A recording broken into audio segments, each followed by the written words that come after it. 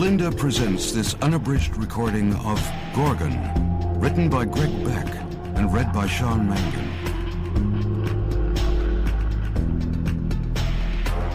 The dedication reads, "To the men and women of the Allied Armed Forces, thank you for being there as both our sword and shield. None shall behold the Gorgos and draw again the breath of life."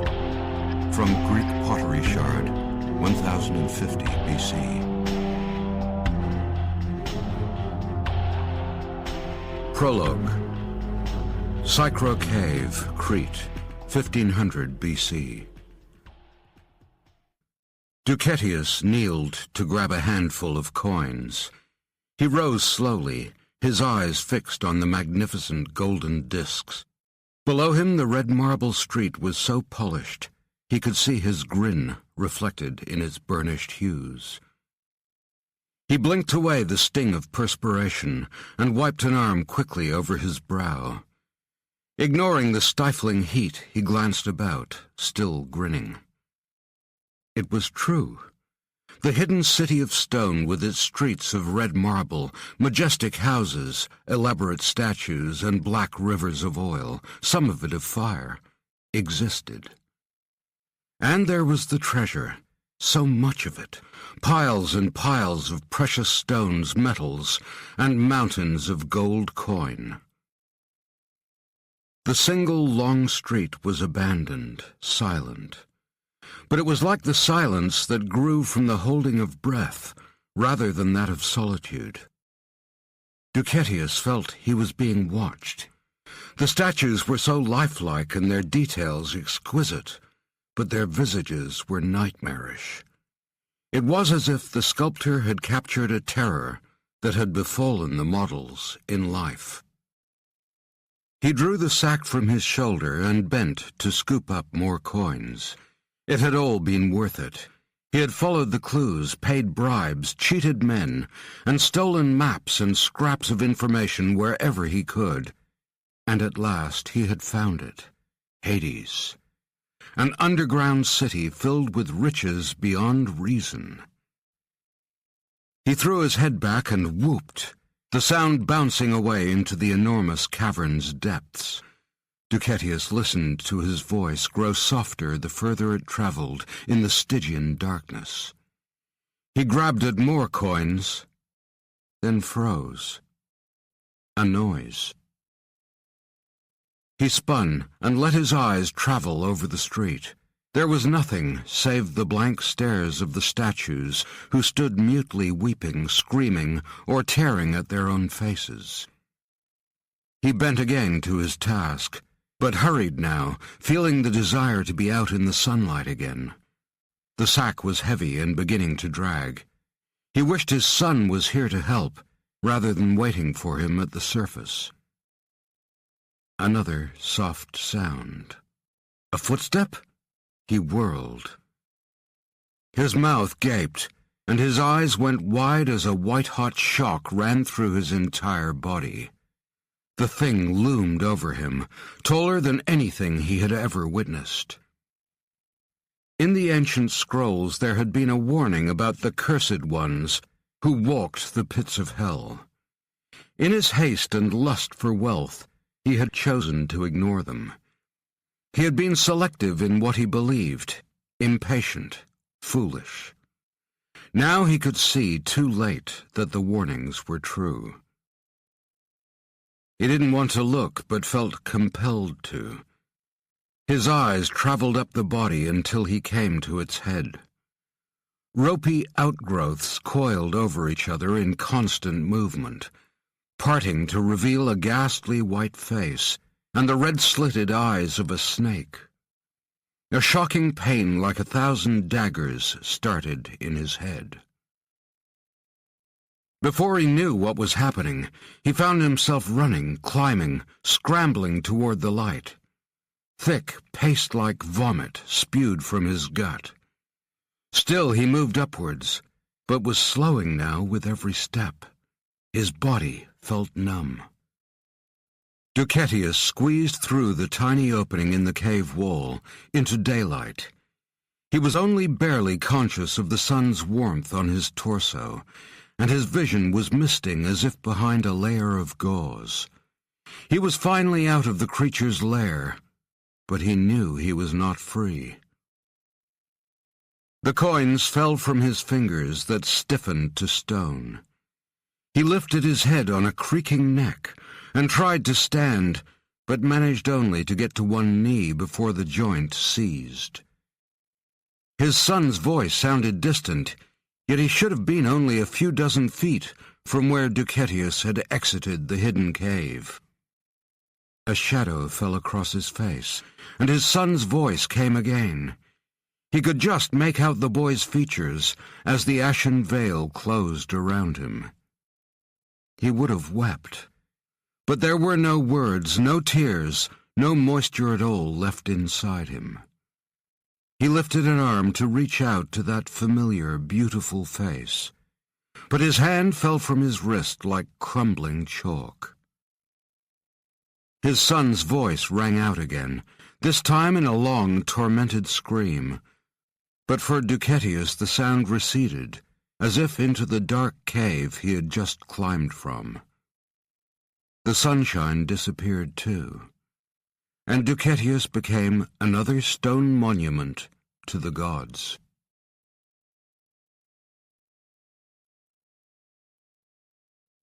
Chapter 1. The Sunken Palace, Istanbul, Turkey. Yesterday. The guide walked slowly ahead of the 40 tourists, turning now and then to glare at an individual who looked like he or she was considering taking a photograph.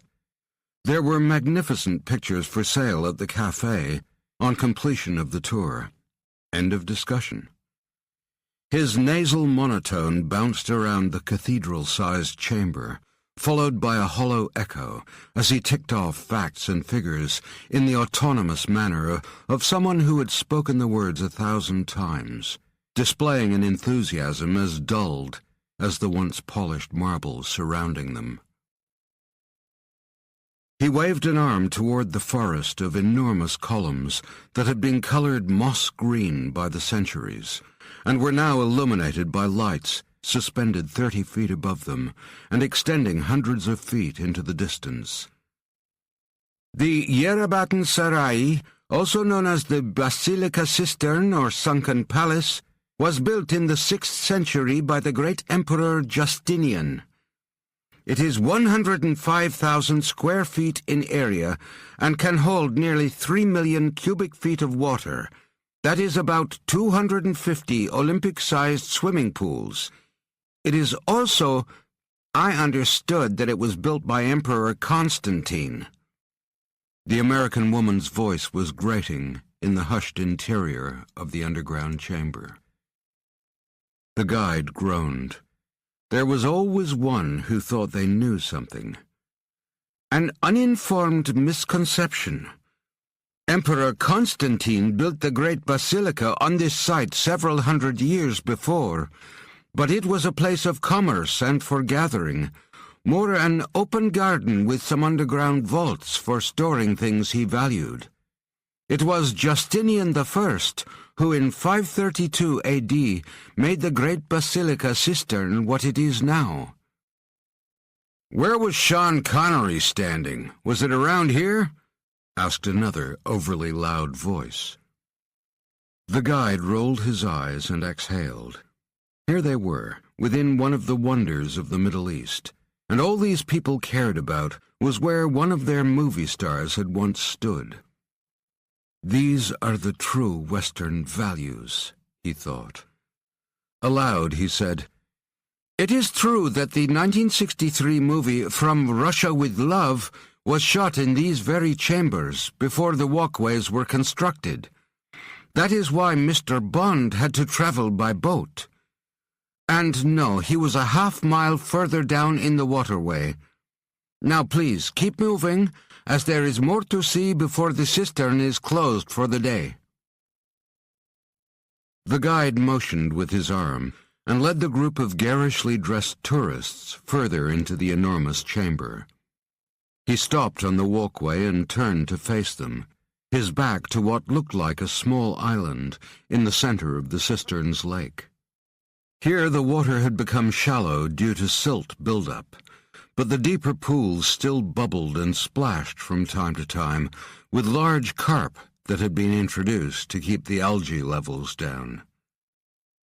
"The Medusa columns," the guide said, and pointed over his shoulder with a flat hand. The group turned as one to stare at the giant heads at the base of the columns. The faces, all showing the unmistakable countenance of the dreaded Gorgon from Greek mythology, were stained green with age, and either lying on their side or upside down.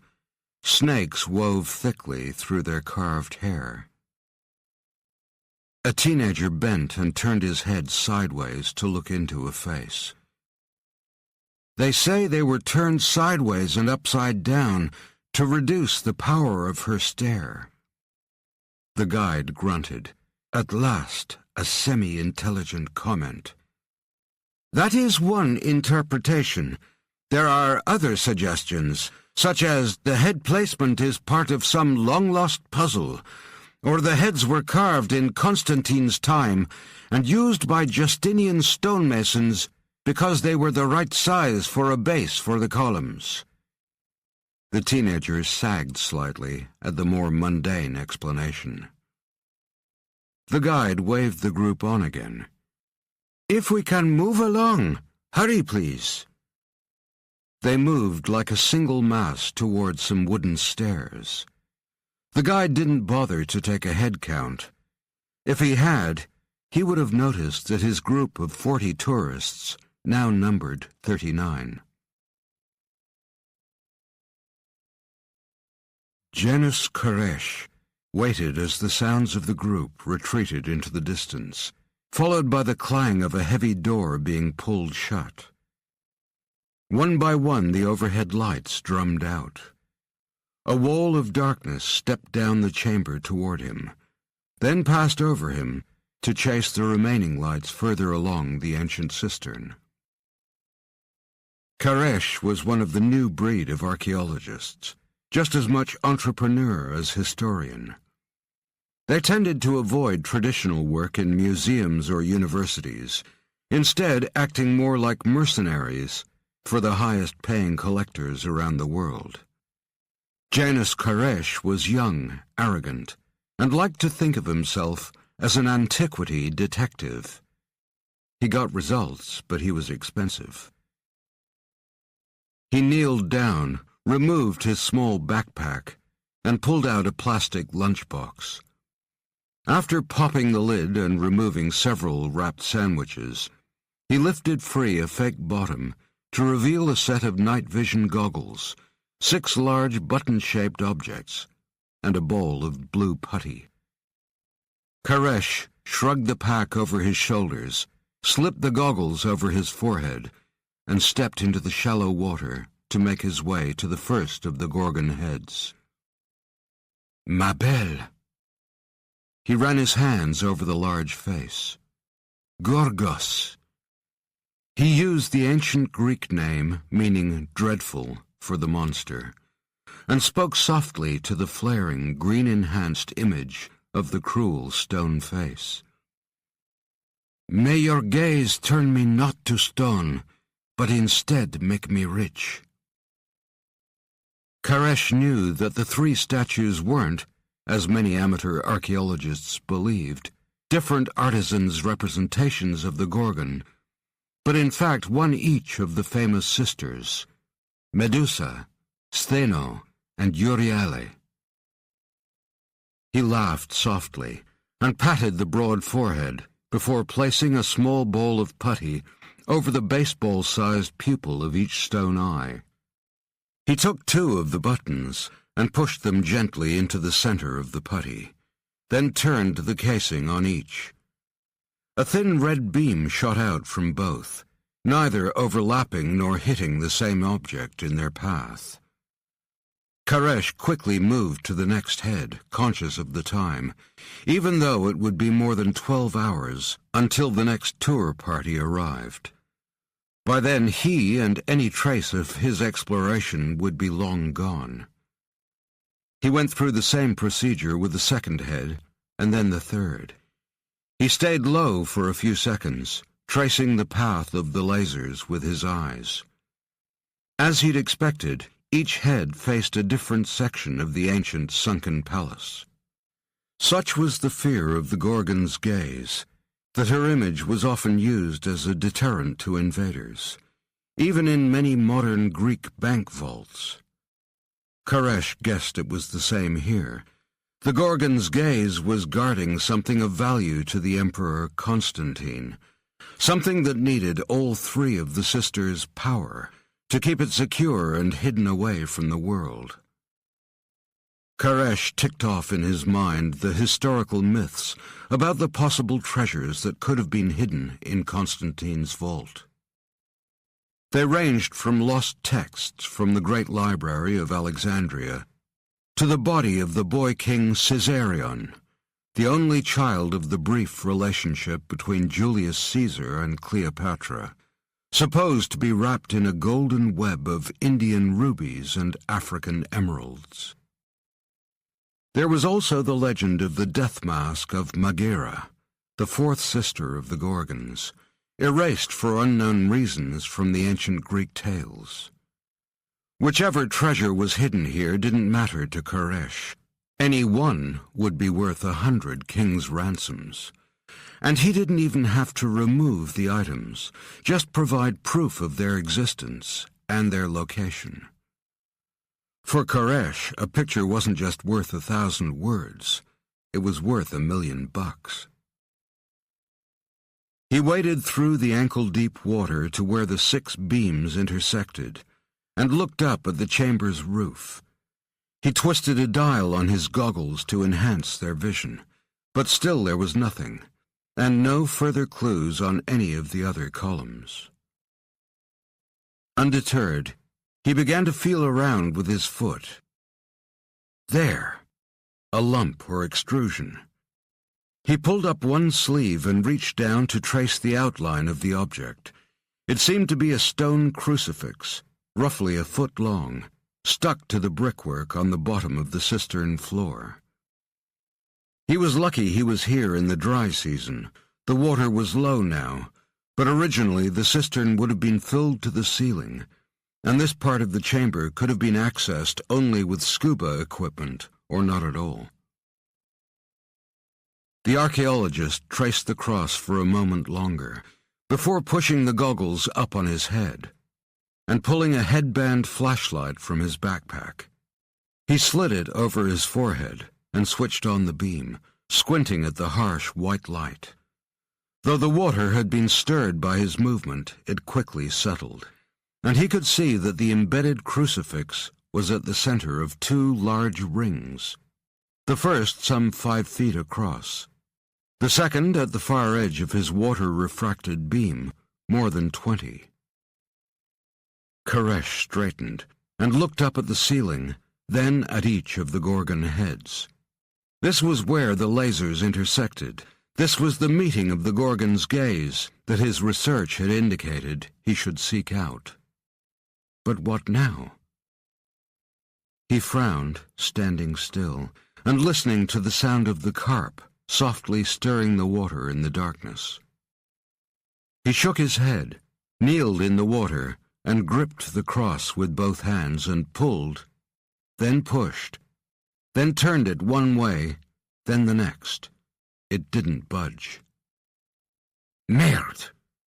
He sucked in a breath, grabbed the long end of the crucifix, and yanked it toward himself, straining his shoulder muscles. The crucifix moved an inch, like the long hand of a clock. Encouraged, he yanked some more, and was rewarded with another inch. Silt swirled up, dislodged from the ancient stone cross. Koresh readied himself again, taking a few seconds to suck in some deep breaths. He yanked, and this time the stone cross grated heavily, before lifting and turning freely like a giant door handle. Almost immediately there was a grinding all around him from the very edges of the cistern walls. Koresh stood as fish darted past him like miniature rockets in the now turbulent water. The grinding noise increased, as though some huge stone machine was starting up under his feet, and he could feel the vibrations in the stonework surrounding him. Dust rained down, and he was contemplating running for the exit when the floor seemed to judder and then drop a few inches. Koresh backed up against one of the columns. The grinding turned to a roar as the water level lumped higher and then started to drop. He quickly removed his backpack and pulled free another large flashlight. As he aimed the beam at the walls and the source of the noise, he saw that huge blocks of stone had slid aside at the waterline, revealing drains now filling with millions of gallons of water rushing to escape. He moved his beam further along the wall. The drain vents seemed to have opened the entire length of the ancient cistern. In what seemed like minutes, the water had gone, leaving stranded carp flopping miserably in muddy puddles. The inner and outer ring carved into the floor around the crucifix were now clearly visible. As Koresh traced them with his eyes, they started to hiss, as if pressure was building beneath them. The archaeologist's mouth opened in a smile as the larger outer circle spun and then dropped, and kept dropping until it disappeared completely. It wasn't a free-fall motion, but more a lowering, as the stone seemed to split and then reassemble itself into spiral steps that dropped deep down into the lower cistern chambers. Koresh stepped forward quickly and stared into the darkness. He coughed. The chamber must have been sealed for many long centuries, and the air smelled of damp, decay, and something that reminded him of fish putrefying at the high tide line on a beach. The archaeologist glanced at his watch, its face large on his slim wrist. He lifted his head to listen. There was a constant dripping and a few gasps from dying fish, but no shouts or sirens, and the chamber's lights remained off. Janus Koresh grinned. "All mine," he said to the dark hole before him. He reached into his backpack for a small hammer and metal spike. This time, if he came to another barrier, he'd go through it. He slid the tools into his belt, took one last look around, and started down the black stone steps into a Stygian darkness.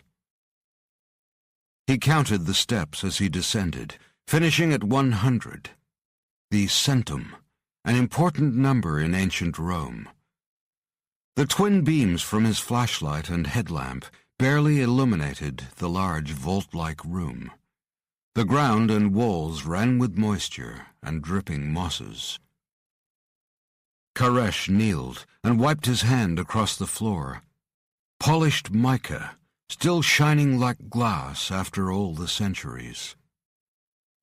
Behind the slime, the walls were covered in beautiful mosaics made from abalone shell, more mica, and semi-precious stone shards, showing images of serpents, faces screwed up in agony, or nighttime scenes with chalk-like figures shielding their eyes. In one, a large figure sat in an ox-drawn cart, with a covering concealing its head. The detail of every mosaic was exquisite, and even now, centuries later, the faces seemed to take on life in the light of his beam. Every few panels showed a large, staring face, like a ghastly death mask, its eyes orbs of metal. Lifting his light, Koresh saw the metal was silver, and he knew that it would once have been polished to a mirror-like sheen. Viewers of the panels would have seen themselves reflected back in all the silver eyes. He held out his arms. "All shall bathe in the gaze of the Gorgos." He grinned and threw his head back, then frowned. He lifted his flashlight to the vaulted roof. In trompe-l'œil style, which created an almost 3D effect, the magnificent painted ceiling depicted a noonday sun, soft clouds, and birds flying across a blue sky. Someone had gone to great trouble to ensure this room would forever seem bathed in perpetual sunlight. Koresh lowered his light toward an ornate doorway. He immediately recognized the design, a Roman triumphal arch, used to signify victory over an enemy, or even over death. A wall had been erected across the arch, sealing it. He placed a hand on the brickwork, typical Roman fire-hardened clay. Strong, but the mortar would be weakened by nearly a millennium of moisture. He wedged the sharp metal spike between two bricks and struck it with the hammer. The hammer clanged and bounced back, causing minimal damage to the wall, but jarring his shoulder. "Fuck you too," he said, and replaced the spike. This time he swung hard, and the bricks separated. It took him another 10 minutes to remove the first brick, but from there most came out like old teeth from loose gums. He kicked at the last few blocks, which crumbled inwards. Janus Koresh flicked sweat from his face, placed a hand over his mouth and nose, and stepped inside. Oof! It stank. Of something unidentifiable. The space was small, no more than 20 feet around, and plain by Roman standards. It seemed to be a fortified storeroom, which he had expected for something Emperor Constantine had wanted to keep hidden away. There was a single object in the center of the room, a huge urn of age-darkened bronze, as tall as he was. It reminded him of the pots whalers used in the 1800s for rendering whale blubber down to oil. He walked slowly around it, flicking his light up and down its sides. It stood on 3 ornate clawed feet, its sides adorned with horrible faces, crowned with what looked like writhing snakes. There was writing on the vessel and on the walls nearby. A strange script he didn't recognize, even though he spoke and understood a dozen languages. He rapped against it with a knuckle. The sound was deep and hollow. "Bonjour, beautiful. Anybody home?" He smiled and was about to step back when he froze. What was that? A sound? He put his ear to the urn, listening, waiting. Nothing. He snorted softly and shook his head. "Let's get this done." He ran a hand along the top to feel a manhole-sized lid held in place by huge clasps and chains. Koresh had seen many Roman chests and many ornate locks in his time, but this was a first, probably purpose-built. The signs were good. It was a significant strongbox with plenty of locks and a lot of chains. And to someone like him, that meant whatever was inside was of enormous value. Payday, he thought, as he placed the metal spike against one of the bronze clasps. He tapped it once with the hammer for alignment, then raised the hammer high and swung down hard. The first lock broke away.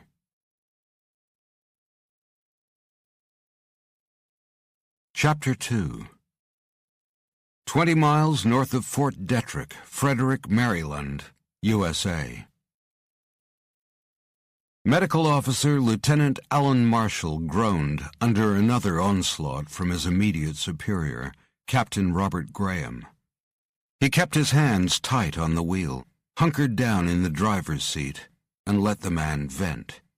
He knew Graham was a man under pressure, and besides, the guy had a temper like Satan himself. Graham headed up the Alpha Soldier Research Unit at Fort Detrick's Medical Command installation. Its goal to create physically and mentally superior soldiers for the U.S. military. Graham had had only one real success in nearly 5 years. Alex Hunter, their first subject trialed on the experimental Arcadian treatment. Hunter was brought to them following a catastrophic battlefield trauma, more dead than alive. The treatment wasn't expected to do more than deliver some cerebral stimulation for enhanced cognizance and muscular mobility. After all, the man was little more than a vegetable. But Alex Hunter had recovered, with massively increased strength and abilities. No one had ever seen anything like him, and they'd let him simply walk away. Neither Marshall nor Graham had realized at the time that Hunter was a biochemical fluke, an aberration. Since then, countless Arcadian test subjects had been mutilated and destroyed, often by their own hands. Graham's recent batch had proved to be little more than brutal automatons, with a metabolism that cannibalized their own morphology. They melted down as their internal core temperatures burned through their flesh and sanity. Marshall had to hand it to Graham for persistence. He never gave up.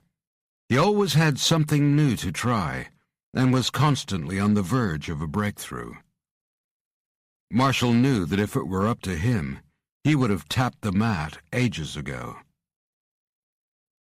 He sucked in a deep breath and looked at the dashboard clock.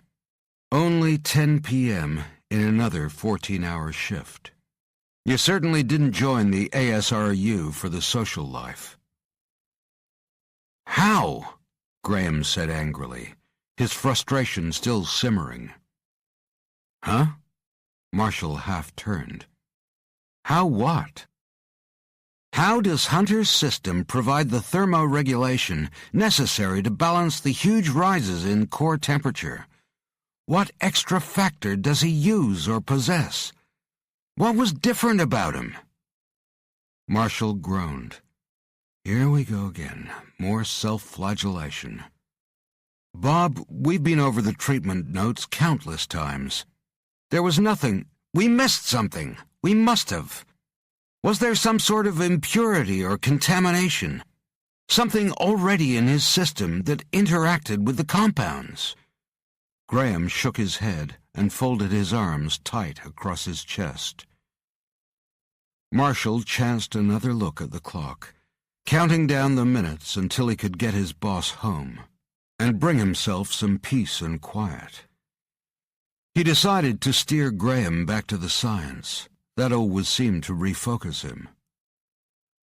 Well, we know that the human body's thermal output is primarily generated in the liver, brain, and heart, and also in the contraction of skeletal muscles.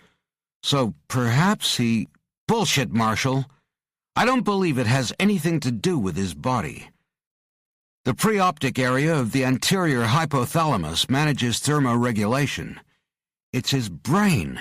It's always been his goddamn unique, beautiful fucking brain.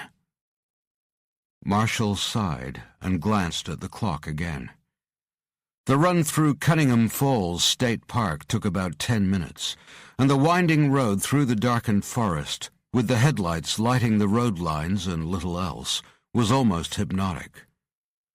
At least Graham's belly aching served to keep Marshall awake, even if it did make the drive seem to go on forever.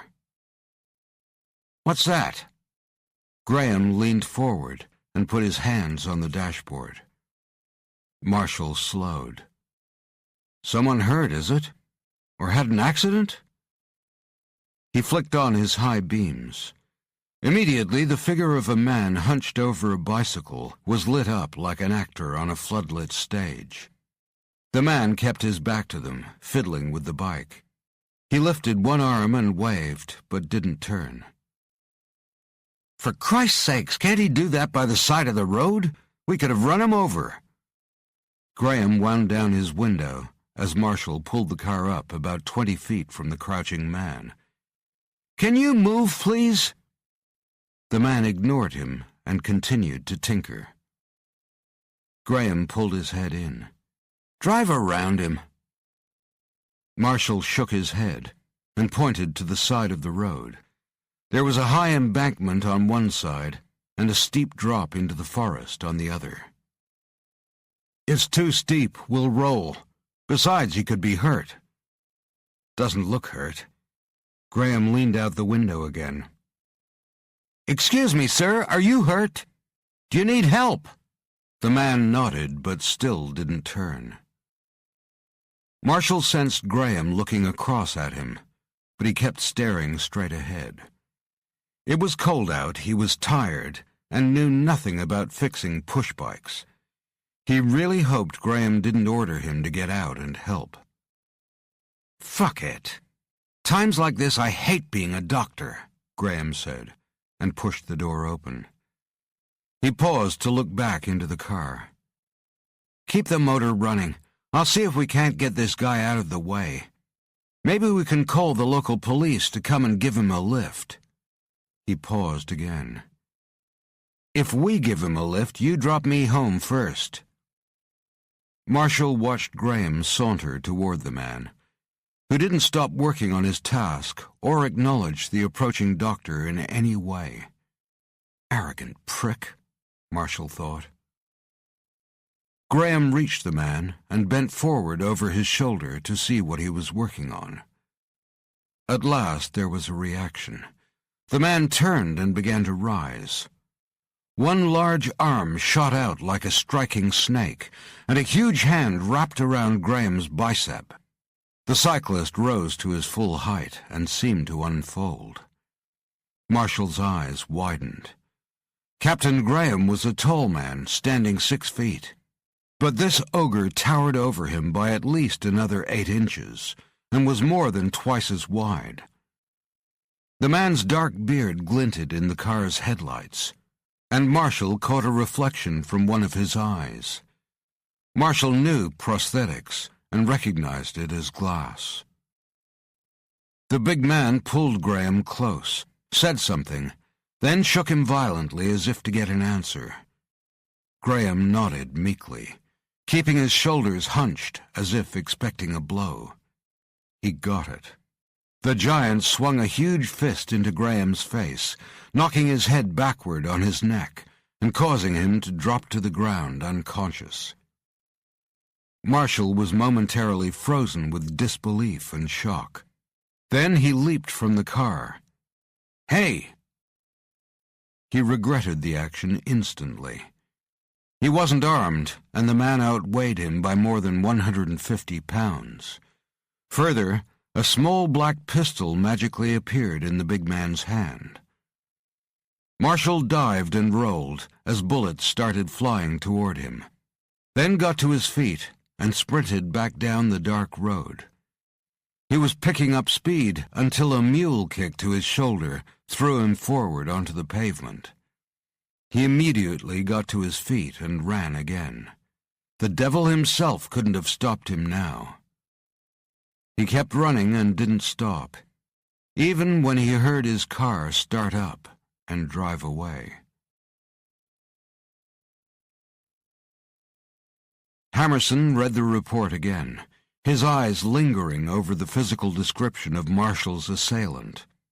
Large frame, bearded, possible glass or synthetic eye. He had no doubt it was Uli Borshov, one of Russia's most effective assassins, and the man who had originally put Alex Hunter into a coma. He shook his head in disbelief, his lips pulled back, teeth clamped together in fury, and slammed the report down on his desk. How the hell did that big bastard get into my front yard? He rubbed his forehead hard, breathing deep. And how does someone the size of a grizzly bear stay under the radar? Seated beside him at the desk was an enormous man in black military fatigues. He shrugged and stood up smoothly, accompanied by the small whine of electronics. He's good, we knew that. The guy's ex-Spetsnaz and a psychopath. If anyone can get inside our tent and stay invisible, he can. Hammerson leaned back in his chair and assessed First Lieutenant Samuel Reed. The big hawk soldier's arms and shoulders bulged, and the knuckles of his hands, where he gripped the seat arms, were raised and calloused, testament to years of brutal action. The big man looked fit, the benefit of the extensive upper-body physical work needed to compensate for his legs being useless. A recent mission had ended with Sam shattering his L1 and L2 spinal plates, and worse, severing the cord.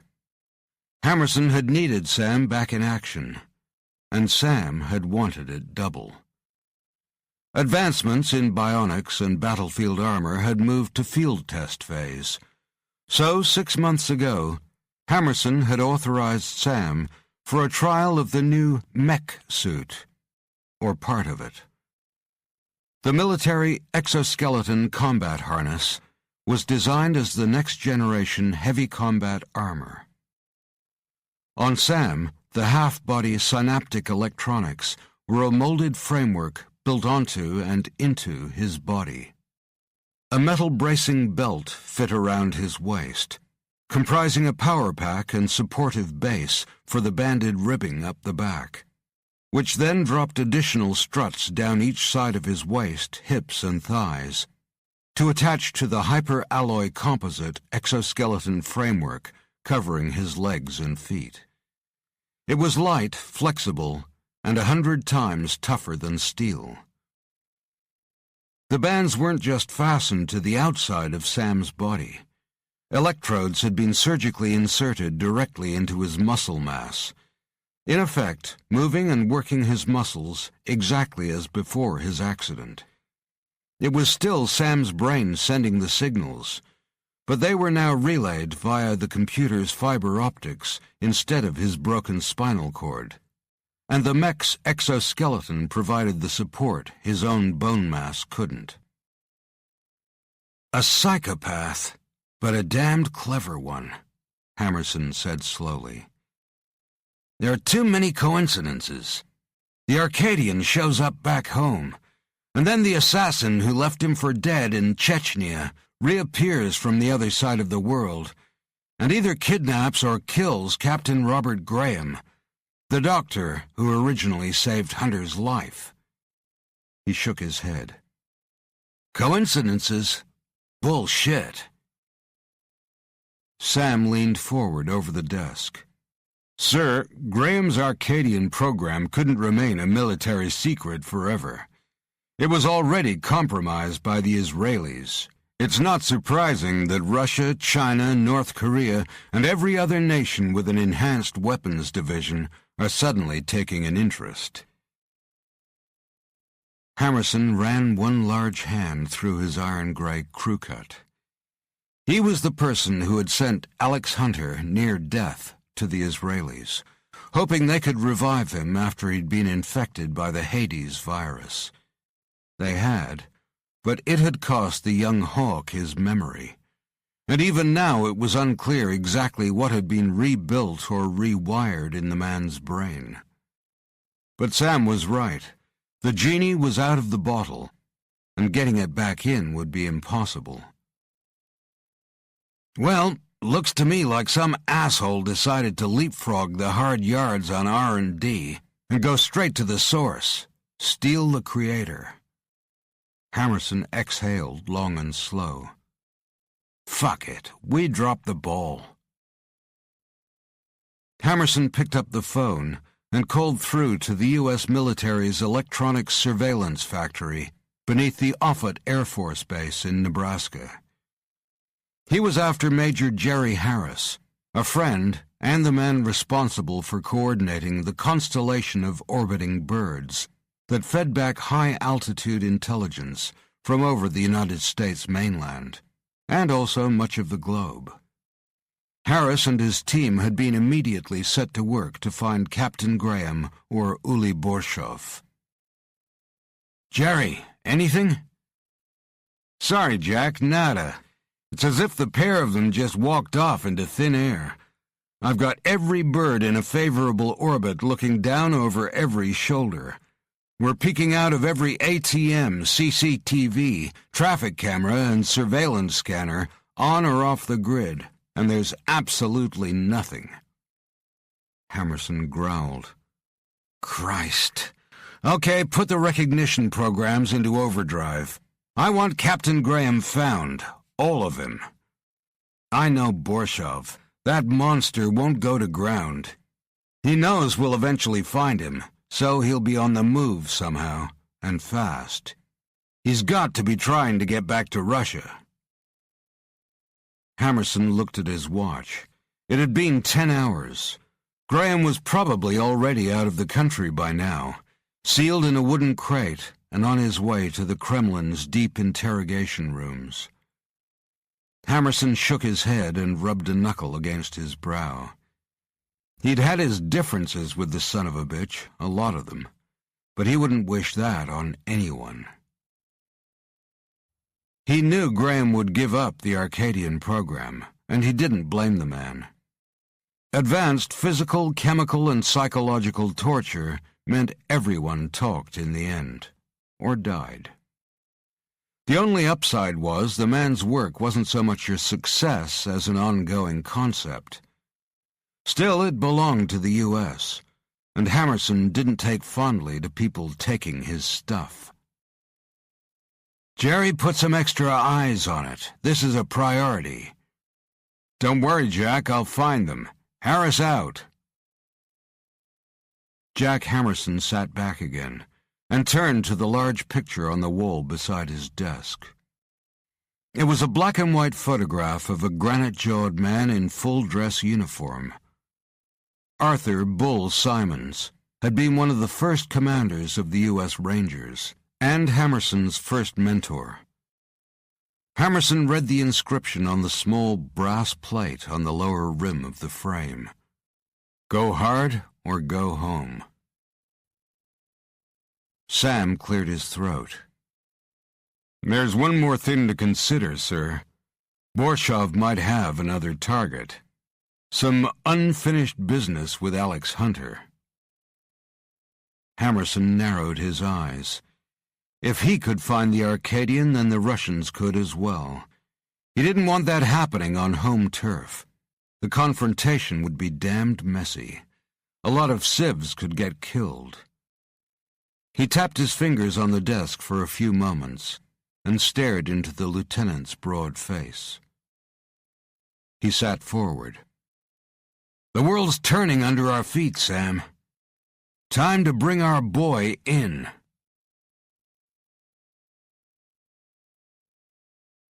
Chapter 3. Terrorism and hostages. They were trigger words that immediately called in Kamel Baikal. That morning, 40 tourists and a guide had entered the sunken palace, and none had returned. The site manager had then entered and also failed to return. A single scream had stopped any other management or security personnel from going after him. The police had been next, and they had also vanished. It was as if the caves were consuming people, and not even throwing back their bones. After a frustrating hour with no contact from the police officers, another squad was sent in, with the same results. No return, no contact. Once again, the cave had eaten them. The severity of the incident was escalated immediately. Now it was Kamel Baikal's turn. Baikal was an Atsubei, or commander of the Special Forces Command. The Turkish military was NATO's largest armed force after the United States, and included two fully functional special forces groups. The first, the Askeri Commandos, numbered over 30,000 soldiers, and were used in frontline insertions and higher-grade operational activities. The second group were the Elite Special Forces Command, or SFC. This group, Baikal's group, comprised the most professional soldiers, the best of the best, drawn from the ranks of the Turkish Army, Navy, Air Force, and Gendarmerie. And counter-terrorism was one of their specialties. The big man stood with his arms folded in the darkened truck, listening to the agitated police commissaire give his report of the situation. Baikal's unblinking eyes were a bottomless black under his bushy eyebrows, and a brush-thick mustache jutted from his upper lip. His large bulk filled the interior of the mobile command center. When the police chief had finished, Baikal saluted and turned away, thinking over the information. Turkey had 12 active entities on its significant terrorist list that sought either to destabilize the region through a political process or, more crudely, to blow as many Turkish people as they could into atoms, every chance they got.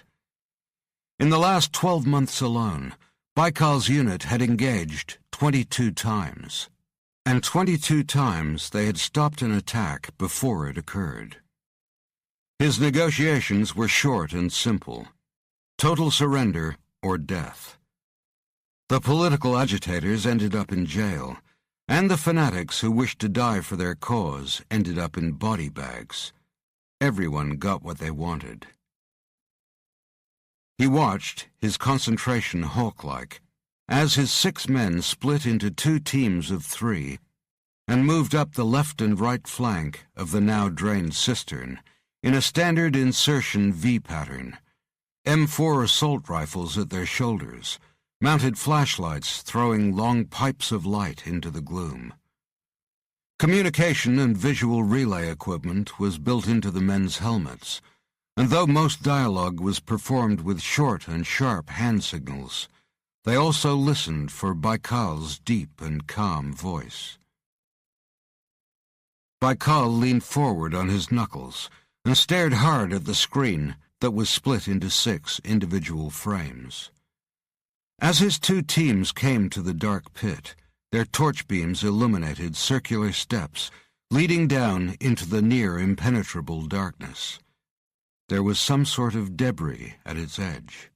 "Hold it there." Baikal squinted at the objects on the screen. "What's that?" A soldier advanced and zoomed the focus on his small camera, and the object increased and clarified. He spoke briefly back to his commander. "Broken statue." Baikal grunted. There shouldn't be that sort of debris on the chamber floor, but it may have been submerged. After all, there should have been millions of gallons of water in the cistern, and no access to some secret lower chamber. "Proceed," he ordered. There was complete silence as the men darted forward, the images on screen sweeping back and forth, the barrels of their guns up and visible. The soldiers fanned out around the pit, swung around the area briefly, then looked over the pit's edge. "No bodies," reported the insertion team leader. For Kamel Baikal, that wasn't good news. Nearly 50 people had entered the cisterns, and if there were no bodies, warm or cold, that meant they must have been taken down into the hole in the ground. They had no information on what was down there, what the terrain was like, or why the hostages had been taken there, or, for that matter, where the opening had even come from. It also meant a blind firefight with terrorists was probably unavoidable, which in turn increased the likelihood of civilian deaths. "Break formation," Baikal ordered. "Mizrak team to lead in. Checkage teams 1 and 2, in after 10 seconds. Checkage 3, hold at rim of pit. Acknowledge. The instructions were repeated back immediately, and the first trio entered the dark hole, followed exactly 10 seconds later by 2 members of the second team, leaving the remaining man down on one knee at the edge of the circular pit. Baikal watched Checkage 3's camera image as it moved from the inky blackness of the pit to the surrounding chamber, then back down to the pit's depths. Already the other team's lights were being swallowed by a darkness blacker than Hades. Baikal's eyes moved to the other 5 image feeds that showed what his men were encountering as they descended into the pit. They traveled downwards for approximately 100 steps until they came to the damp floor of a large vault-like room.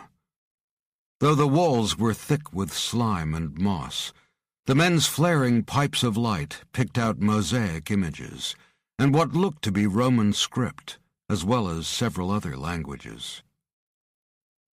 The Mizrak team leader signaled his men to spread out. The 5 images moved slowly forward, each soldier's light beam cautiously sweeping left and right. As the men came to the end of the circular room, Baikal could see arched stone doorways, leading off into more velvet-thick darkness. For a fleeting moment he imagined the Colosseum of ancient Rome, where slaves huddled in the center of the arena, waiting for savage beasts to spring upon them from arched doorways just like these. The men were drawn to one central doorway, larger than the rest, which looked as if it had once been bricked up. Bricks lay scattered before it, evidently roughly chipped and pulled out of position.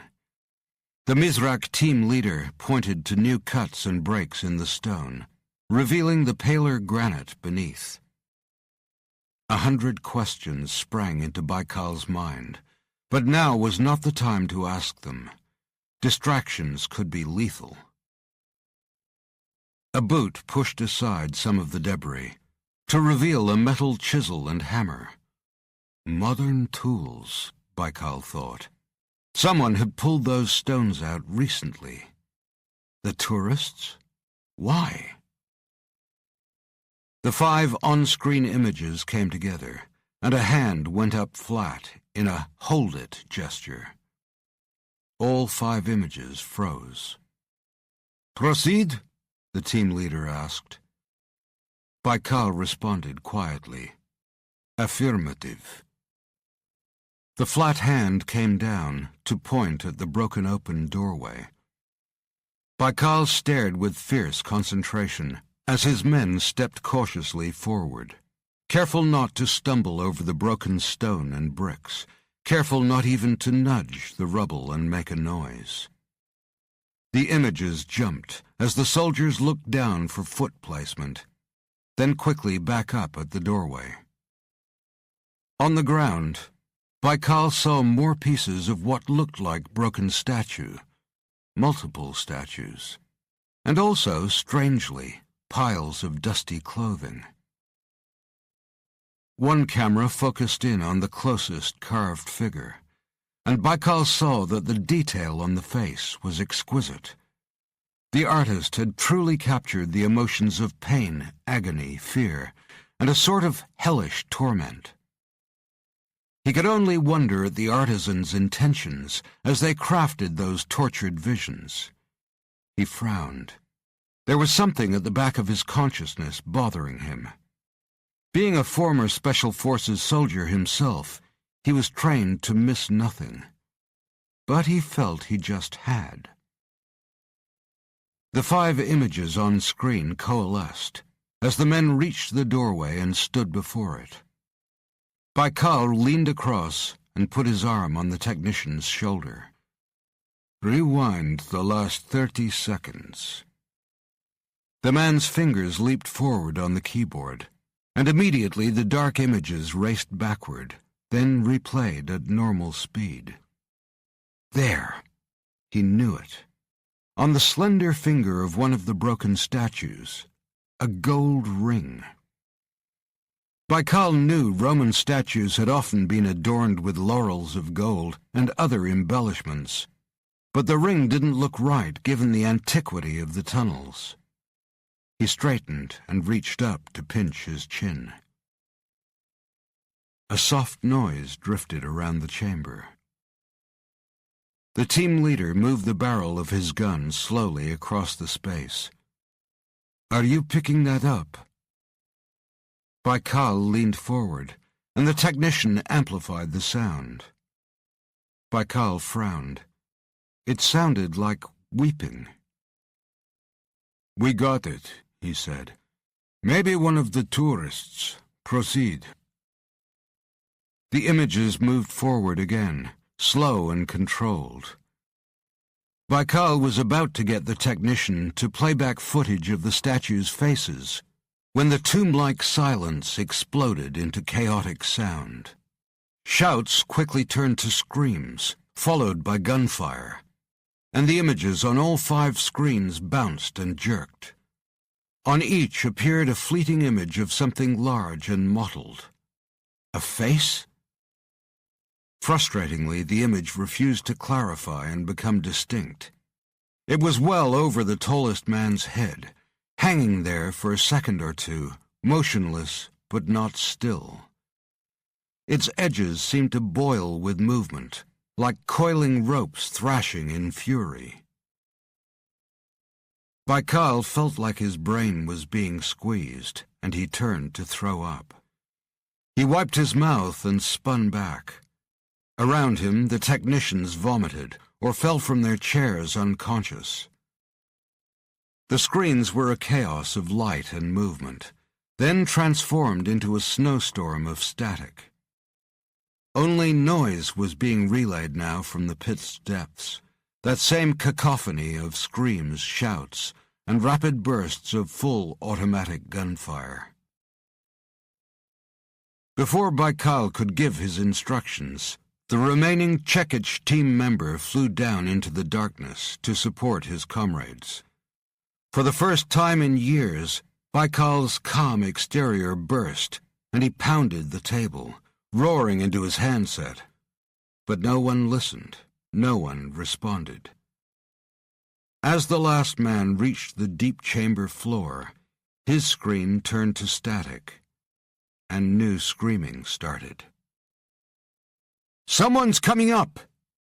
The shout immediately quietened the frantic movement and chatter of the command center. An unmanned drone used for bomb disposal had been sent into the cisterns. Its tractor wheels had easily navigated the sludge and small pools of water, and it was perched at the top of the pit, its single eye on the end of a crane-like structure that reached out and down, scanning for the slightest movement on the dark circular stairs. For hours there had been nothing.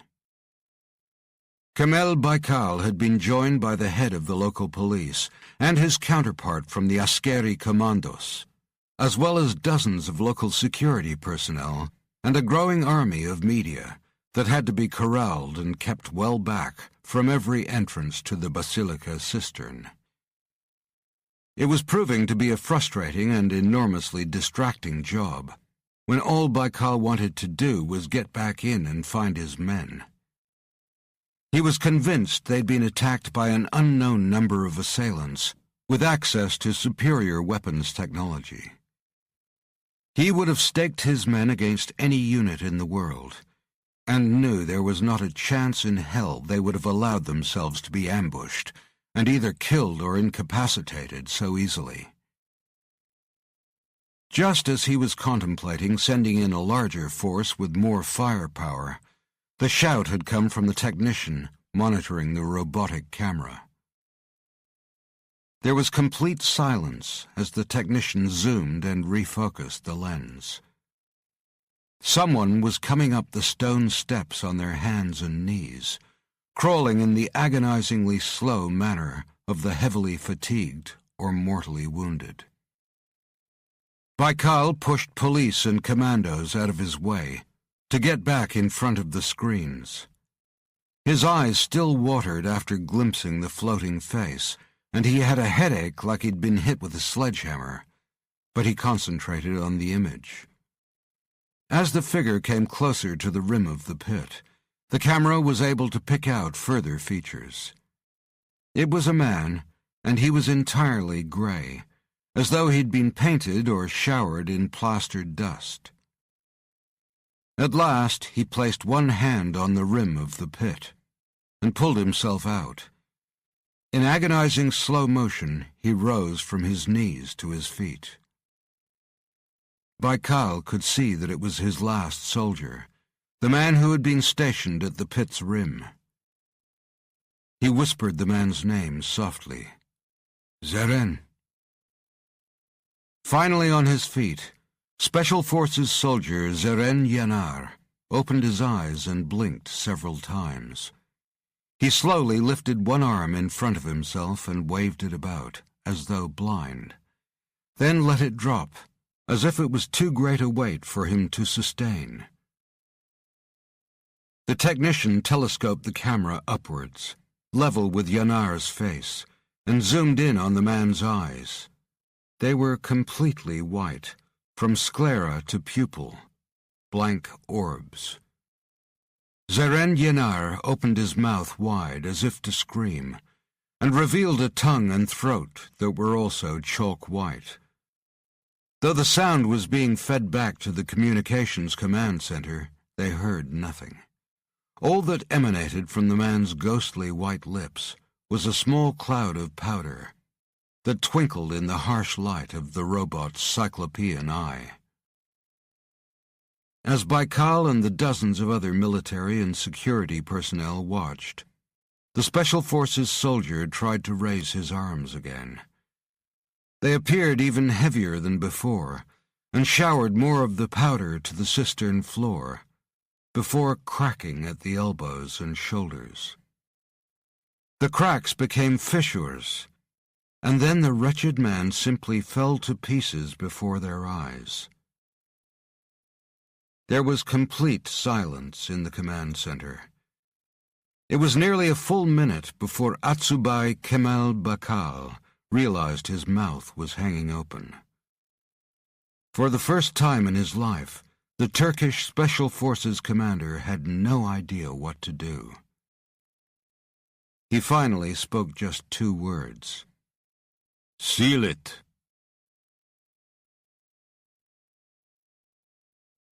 Chapter 4. Allendale Woods, 12 miles southwest of Boston, Massachusetts, USA. Within the overgrown thicket, the grass moved. A manhole-sized door lifted an inch. From the darkness, unblinking eyes followed the woman as she ambled slowly through the parkland. Allendale Woods was 86 acres of oaks, maples, pines, and peppermint trees. There were also deep ponds and cattail marshes fed by underground springs.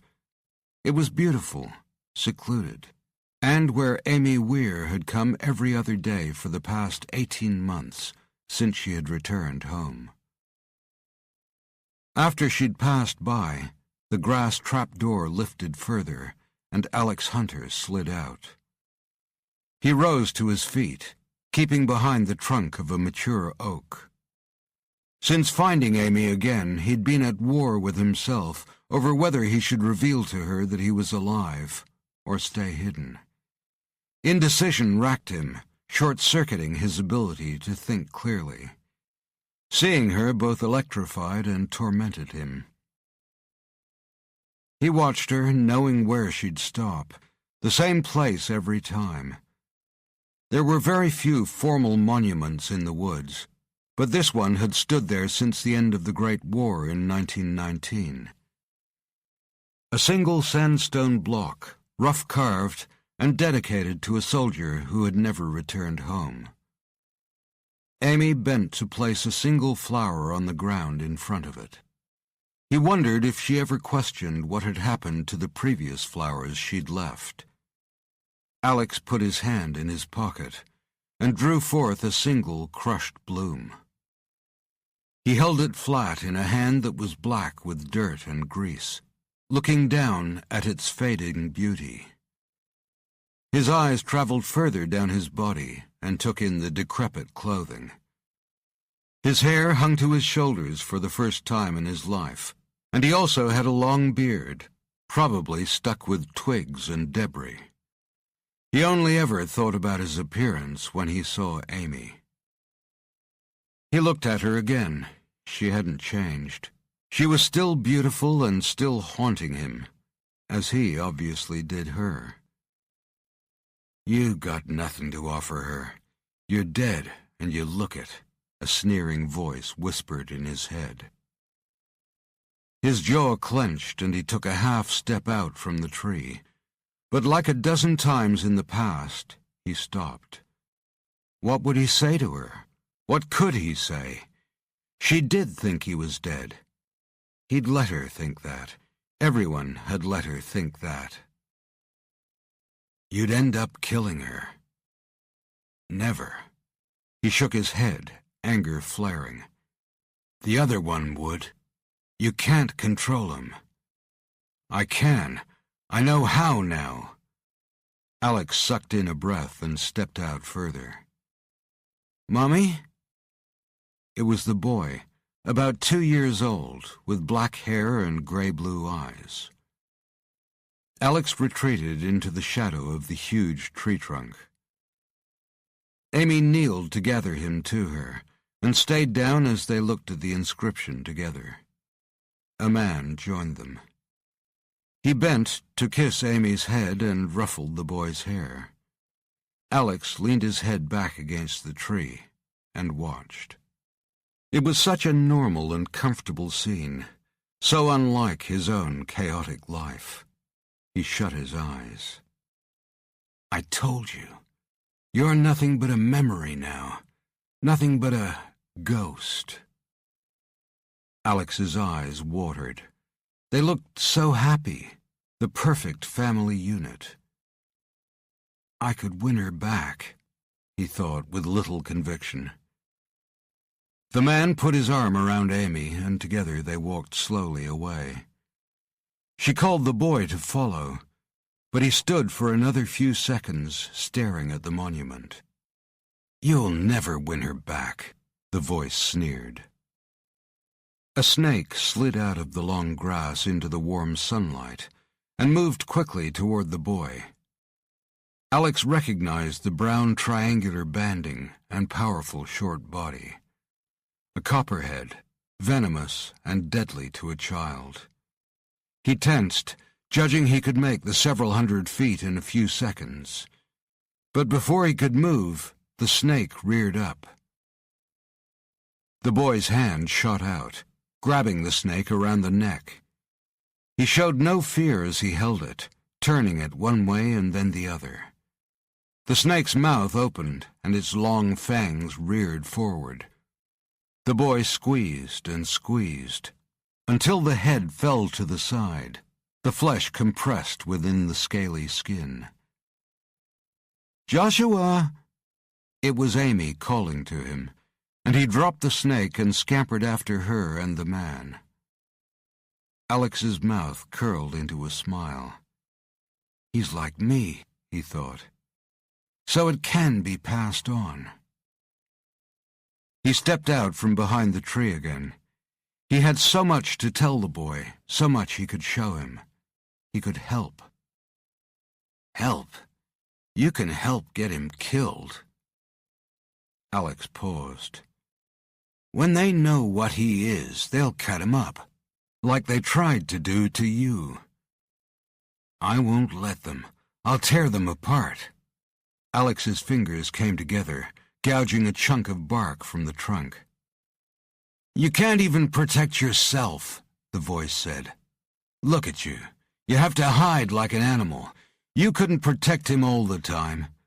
Once they know, they'll snatch him up, and he'll end up in 100 pieces. An experiment. A lump of tissue under a microscope. That would be your legacy. What would Amy say if you brought that to her door?" A disdainful laugh. "You know what she'd say. don't you?" He closed his eyes and ground his teeth, knowing that everything the voice said was true. Amy lifted the boy and placed him on her hip. He looked back to where the snake's body lay, then up to the tree. He stared, seeming to see through its trunk, and Alex knew the boy saw him.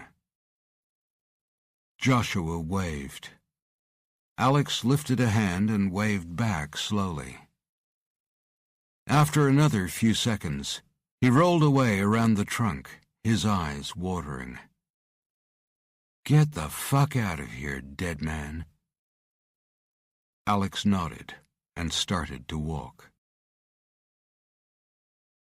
He jacked a car and drove without a plan, cap pulled down to hide his face from the many cameras he knew were watching.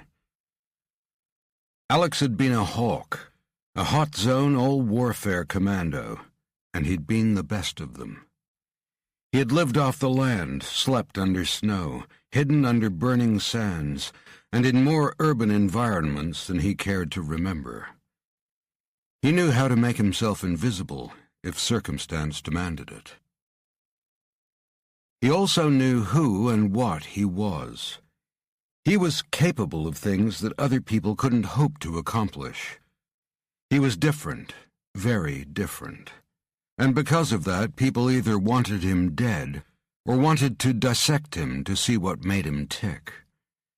His own military science division had tried to take him down. Then the Israelis. The memory of Adira Senesh, the Mossad agent who had saved his life and nursed him back to health, made him frown. She had turned out to be no better than any of them. Trust was the one thing he missed, and without it he felt truly lost and alone. His memory had slowly returned, but there were still some gaps. When he pushed hard to see into those dark places, he got tattered images of freezing caves and loathsome jungles inhabited by creatures that should only exist in nightmares.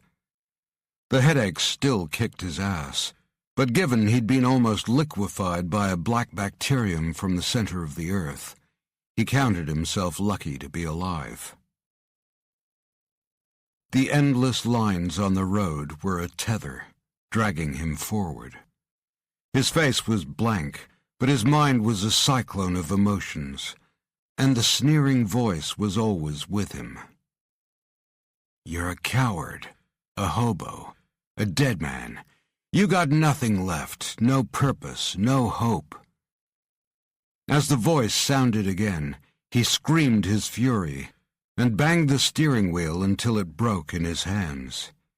He held the single remaining spoke and put his foot down, his fury matching the machine's speed, until the engine popped and spluttered, then died. As the car rolled to a stop, he blinked, conscious that he didn't know where he was. It was dark and after midnight. He looked at the shop fronts.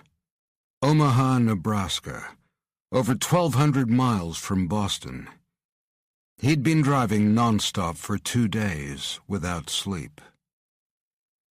He pushed open the door, grabbed his duffel bag, and started to walk, keeping his head down. He had to believe he'd done the right thing, that he'd saved Joshua. By fleeing, he'd made him safe. What makes you think they're not watching the kid now, waiting to scoop him up? Alex shook his head and kept moving. You certainly can't help him now, huh, tough guy? He placed a fist to his forehead and pressed hard. Leave me alone. His voice echoed down the dark streets. He was on the outskirts of town, in an industrial area. He'd been walking as if in a trance. The place was run down, with graffiti all around. There would be no cars worth stealing here. I just need to rest, he thought, as his mind churned. He only heard the men as they hurried to catch up to him. "Hey, Jesus! Creeping Jesus! What's in the bag?" one of them called. Alex kept his head down and kept moving, his fatigued mind trying to make plans where none existed. The three men jogged to come abreast of him and watched him for a while, eyes sharp and hungry. They exuded a sense of menace, like a pack of savage dogs preparing to circle their prey. To them, Alex would have seemed a drifter with his long hair and beard. The duffel bag over his shoulder and dirty longshoreman's jacket completed the image of a traveler who'd been down on his luck. Alex allowed his eyes to flick over them. Two solid, one whip thin, all dressed in the uniform of the disaffected, dirty jeans and hooded tops. One of the tops lumped slightly at the belly, the unmistakable impression of a handgun. He had to assume they were all carrying something, but it didn't matter. "Hey, asshole, I asked you a question. What's in the fucking bag?" Alex kept staring straight ahead, but he heard the footsteps quicken. They were close. A cigarette butt bounced off his shoulder. "Hey, creeping Jesus! Give to the poor!" The man laughed cruelly. "Give every fucking thing you've got to the poor." The laugh came again, confident and closer. They were fanning out behind him, moving into a simple attack position. Alex automatically assessed their assault pattern and picked up speed, quickly scanning the street. There was no one else around. Good. More yelling, and an empty bottle exploded against his shoulder. His hands curled into fists, and he ground his teeth. Parasites. He hated them, these ticks on civilization that burrowed in and then corrupted it from the inside out. So many good and decent people had died, family, friends, comrades, so these men could replace them. Life's transaction was all wrong. They were nearly on him now, their footsteps rapid, almost dancing in anticipation. They hooted and catcalled with the exhilaration of the hunt. They didn't really care about what was in his bag or pockets. They wanted to rain hell down on someone, and tonight he'd been chosen. "Stop or we'll fucking stop you!" So be it, Alex thought, and quickly shifted sideways into a small alley. It stank of urine and was almost pitch black and tomb quiet. The men sprinted after him, screaming their annoyance, thinking he was attempting to flee. "You son of a bitch! We're gonna want some skin now!" They careened around the corner and skidded to a stop. Alex hadn't run deeper into the gloom to hide among the mounds of soggy newspapers and rotting garbage. Instead, he stood with his back to them, hands down at his sides, as immobile as a dark block of stone. His body was relaxed, ready, but his mind burned. His pent-up fury was like a tidal wave smashing against a rock wall, the pressure building. He felt the trio's soft footsteps on the wet asphalt as they approached. They slowed, wary. He closed his eyes. He heard and sensed everything, their breathing becoming quicker as excitement accelerated into nervousness. There was a slight ruffle of clothing, then the click of a hammer being drawn back on a small-caliber revolver. He automatically identified the weapon from the sound. A .22 snub-nosed Smith & Wesson J-frame. A toy. A snigger as the men's confidence returned, and then an almost imperceptible movement of air behind his head. "Kill them all," the voice whispered deep inside his brain. "Let me." He spun and grabbed the man's gun hand just as it was coming up behind his ear. He bent the hand around and back on itself, forcing the gun under the shooter's chin, crushing both his finger and the trigger at the same time. The bullet entered his skull, and probably ricocheted around a few times in the cranium, not able to escape, and turning an already addled brain to mush. The man's face retained a look of surprise, even as life's spark left him. Alex released his body, but before it had fallen to the ground, he turned and swung his closed fist back-handed like a sledgehammer into the face of another attacker, who was holding up a greasy blade. The blow came so fast and hard, the man's skull crumpled like an old soda can. Alex flung the body into the wall behind him. The third attacker dropped the metal bar he held and turned to run. He didn't get half a dozen paces before Alex had him by the collar and was flinging him to the slick ground. It was the whip-thin one, scrabbling backward, babbling now. "I didn't know! Sorry, man! I didn't know!" Alex lifted him again and slammed him into the wall. The thin hands tore at his captor's grip, but he might as well have tried to break steel chains. Alex brought his face in close. "You have no idea what's really out there." "I didn't know! Please, don't!" The eyes that had been aggressive and confident were now wide with terror. The predator had become prey. He clawed at Alex's hands and then at his bearded face, babbling and sobbing. "Who the fuck are you?" Alex felt nothing for the man. No, that wasn't true. He did feel something. He felt good. He drew his fist back. Chapter 5. Special Forces Mobile Command Center, Istanbul. Kamel Baikal's frustration showed in the volcanic glare he turned on the team of local police, who were tasked with monitoring the image feeds from the cisterns. He had requested a 24-hour watch on the cameras placed in both the inner and outer chambers of the deep tunnels. But sometime during the night one of the image feeds had gone dead, and no one had noticed for several hours. Whoever was supposed to have been watching wasn't. Baikal noticed a young policeman's eyes darting back and forth, refusing to meet his own. "You," he thought. He leaned his large frame toward the young man, his mustache a black shelf of bristles and fury. At last the young man's eyes slid up to his, and he dry swallowed. "I just stepped out for—" "Go." The policeman's mouth snapped shut.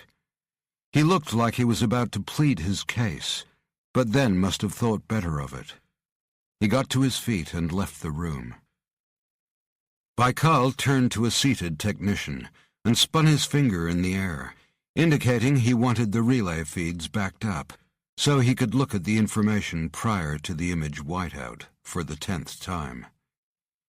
He folded his arms, but one hand crept up to pull at his mustache. There was always something, a tiny speck that might seem insignificant, but gave a clue as to what had taken place, he thought. Concentration drew his brow into deep clefts on his forehead as he viewed the footage. Like all the other times, the cameras showed nothing. All was quiet, dark, no motion. However, the mobile unit still stationed over the pit had picked up some sound. Initially a sighing or low weeping. Then a soft padding, like slow, heavy footsteps, followed by a noise like ragged breathing, as if someone or something large was moving around in that pitch black of the pit. Baikal waited while the technician tried once again to focus in on the pit's depths, but just as a slow-moving lump began to take shape, the camera's lens clouded, as though steam had risen in front of its electronic eye. And then the image changed to static. The breathing turned to a soft hiss, a sob, and then something indistinct. If a language, it was impenetrable. Karetsin! Baikal's curse bounced around the small room. He stood straighter, feeling an angry tension from his feet to his furrowed brow. His fist came down on the bench top. Again! The technician rewound the recording. The answers were there, they had to be. Baikal had had the place locked down. No one had gone in or out, and his guards were stationed at all known entrances. But he knew that for every entrance that was on a map, there could be a secret passage into the enormous 1,500-year-old tunnel system that hadn't been used for centuries. Again, the recording played. Again, nothing. Baikal dragged his fingers through his hair. He couldn't afford to sit on his hands any longer. His request for orders from his superiors had placed him in an operational suspended animation. But enough was enough. He needed information. He needed to know what happened to his men, the tourists, and the first police teams. There was a knot in his stomach that tightened every minute he delayed. For all he knew, there was a terrorist cell down there, releasing some strange gas or plague into the cisterns, which would slowly seep out to infect the whole of Istanbul. He couldn't send in another team. Not after seeing Zeren Yanar literally crumbling to pieces before his eyes. Kamel Baikal had risen through the ranks of the elite special forces to become an Atsubei, and though age had ground down his stamina, his spirit remained as strong as ever. He wouldn't ask a man to do anything he wasn't prepared to do himself. He picked up a phone. "I'm going in." Nobody spoke as Baikal kneeled beside Yanar's remains. He held a long, heavy flashlight up at shoulder level, and with his other hand reached out to touch the man's shoulder. He hesitated. Even though he and his team wore fully sealed Level 1 biohazard suits made of toughened PVC, he had no idea if what he was seeing was the result of biological, chemical, or radiological assault on the young man's system. He shrugged and placed his gloved fingers on the body anyway. His first impression was of coldness, and a density more like concrete than flesh. There was no blood, just a dry and powdery residue, and chalk-like debris close to where Yanar's body and head had separated. He rolled the detached head toward him. Yanar's face was literally frozen, in a mix of agony and surprise. Baikal remembered the statue with the gold ring on its finger in the lower chambers. He had a growing suspicion about what might have happened to the missing tourists. He half-turned to one of the men standing close behind him. "Bag it. Him. All of it." He got slowly to his feet, wiping his hand on the biohazard suit's trousers.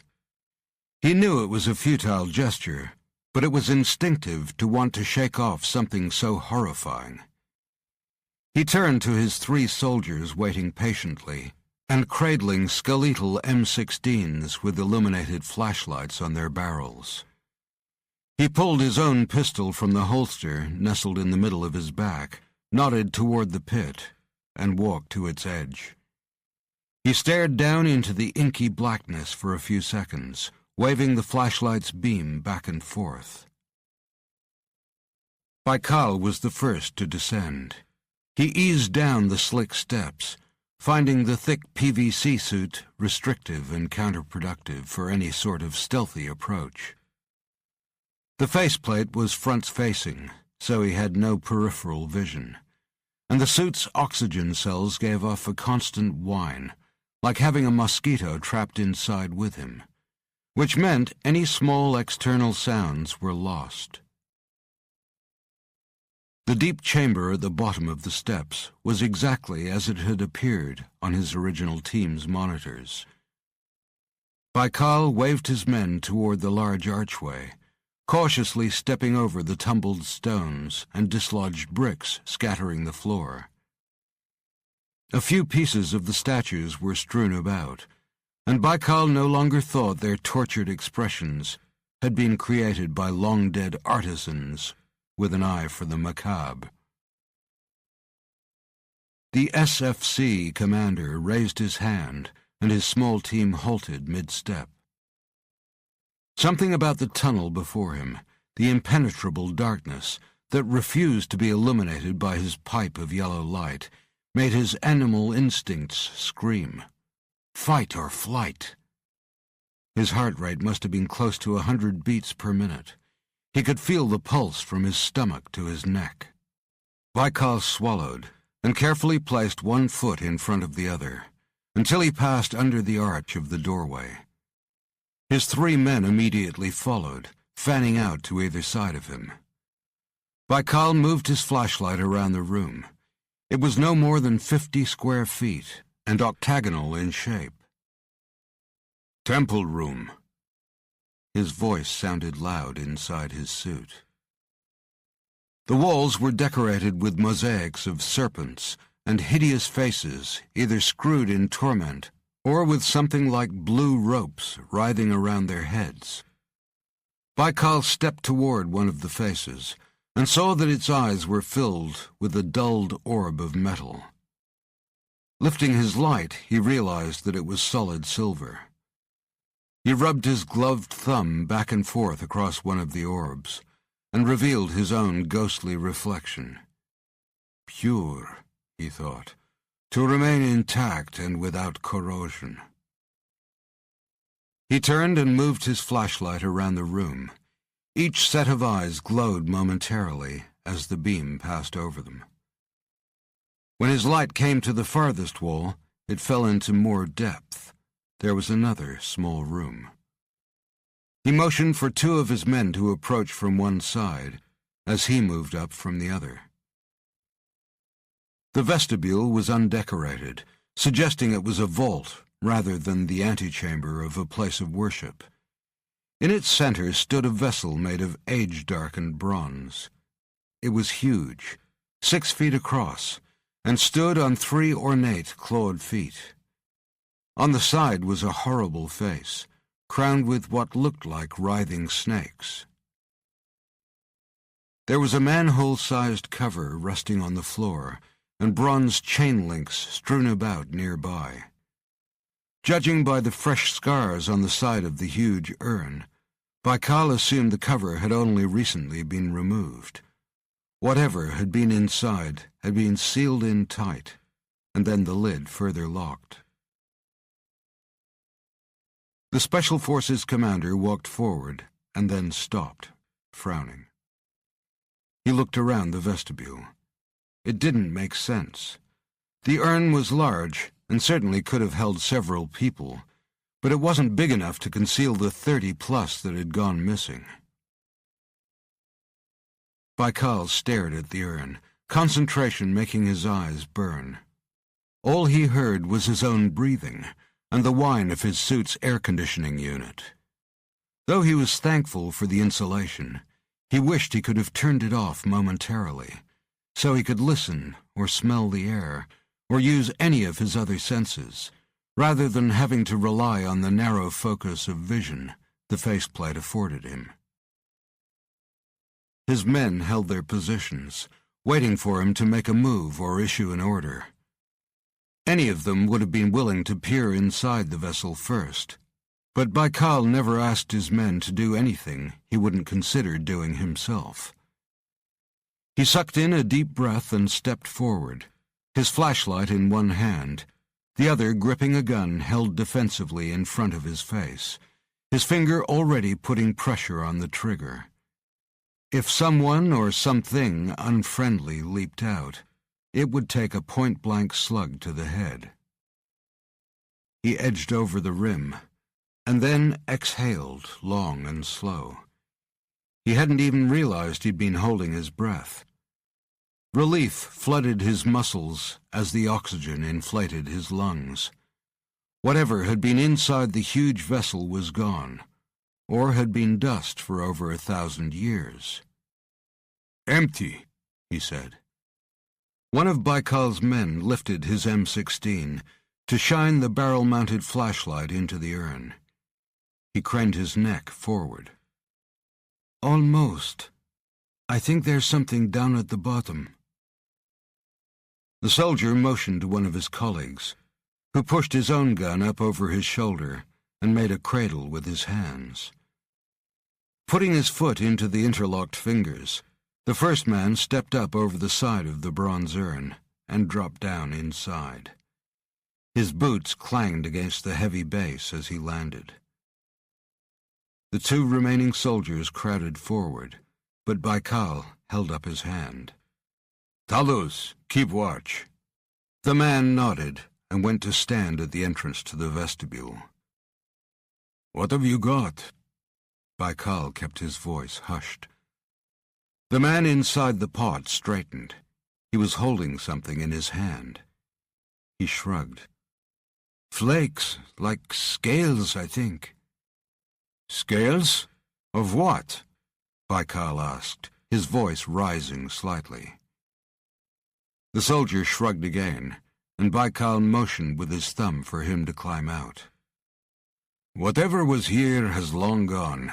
Let's get back topside." The soldier went to drop the material to the floor, but Baikal stopped him. "Bring it with us. I want to take Yanar's remains too. We still need to find out what the hell killed him." He looked around. "And everyone else that came down here." "Sir!" It was Talus, still in the doorway. He waved Baikal over. "You've got to see this." Baikal followed him out of the chamber, and around the corner. Behind a mound of debris and shattered wall tiles, there was another exit, or at least a huge hole smashed through the wall. Talus crouched beside it. "Looks like someone found another way out." Baikal got down beside him and ran his hand around the edge of the hole. New stone. He shook his head. "No, not another exit. It looks like someone made their own exit." By the look of the gouges and smashed and pulverized debris, something had literally torn a hole through the wall at great speed. Baikal cursed. "Whatever was trapped in here has got out, and it's now somewhere in our city." Chapter 6. Jack the Hammer Hammerson sat in his darkened office watching the feed from the Vela satellite.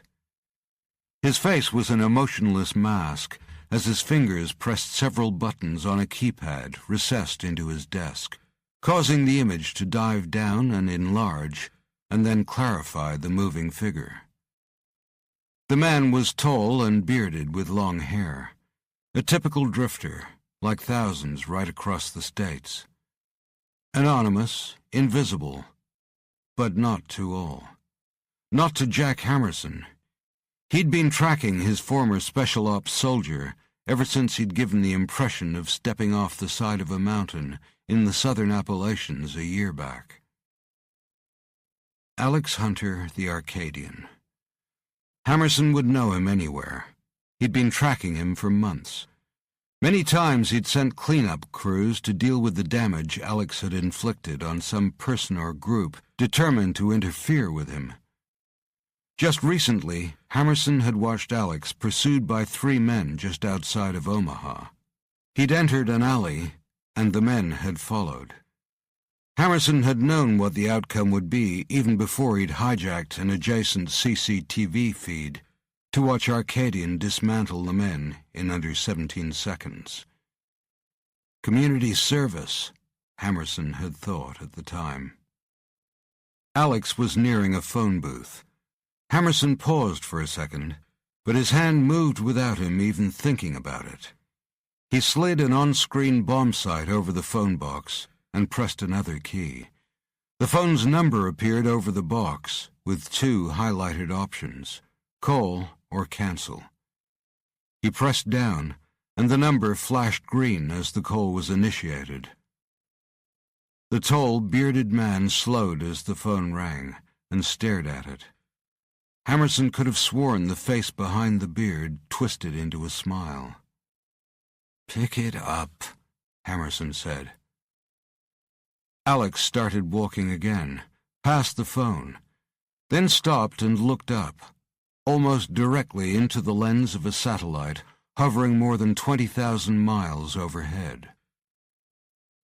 Hammerson waited, looking back into the young man's face. Time seemed to stretch as he remembered the remarkable warrior Captain Alex Hunter had become.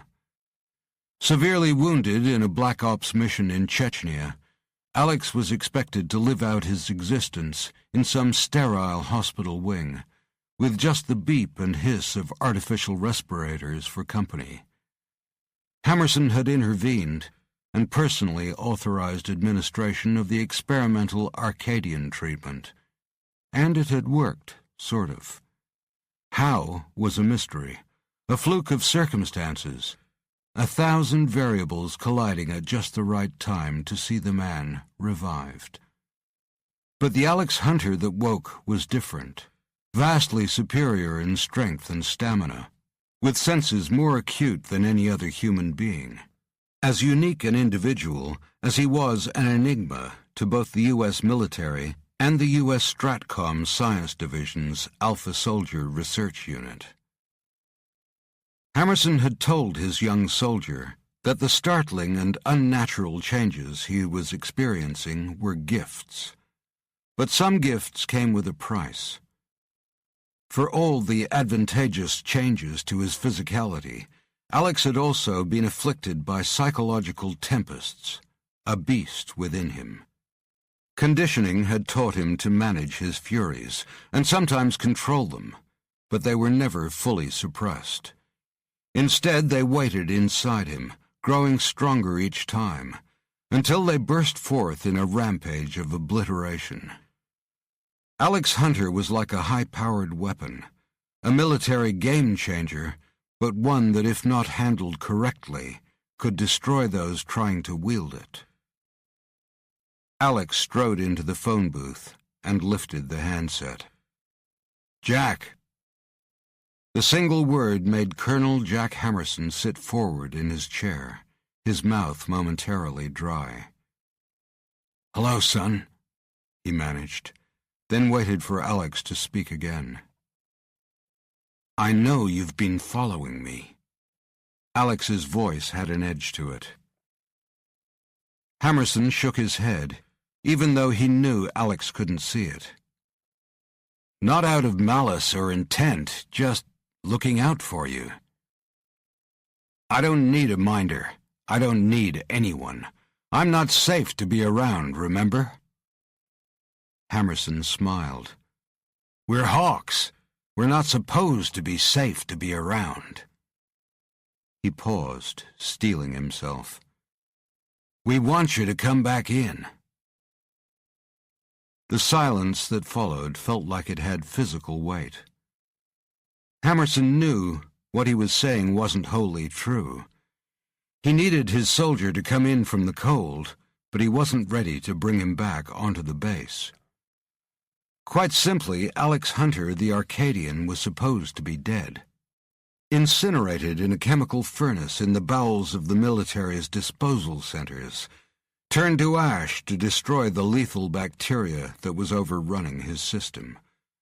And also to throw off some pretty pissed doctors in the medical division who wanted him back to work out why he'd survived the Arcadian treatment when all other subjects had turned into self-destructive psychopaths. Captain Robert Graham had found out about Alex's survival, which was another reason to leave him out in the wilderness. But the game had changed. Graham had gone missing, which gave Hammerson an opportunity. "I'm tired," Alex said, his tone flat and emotionless. "You?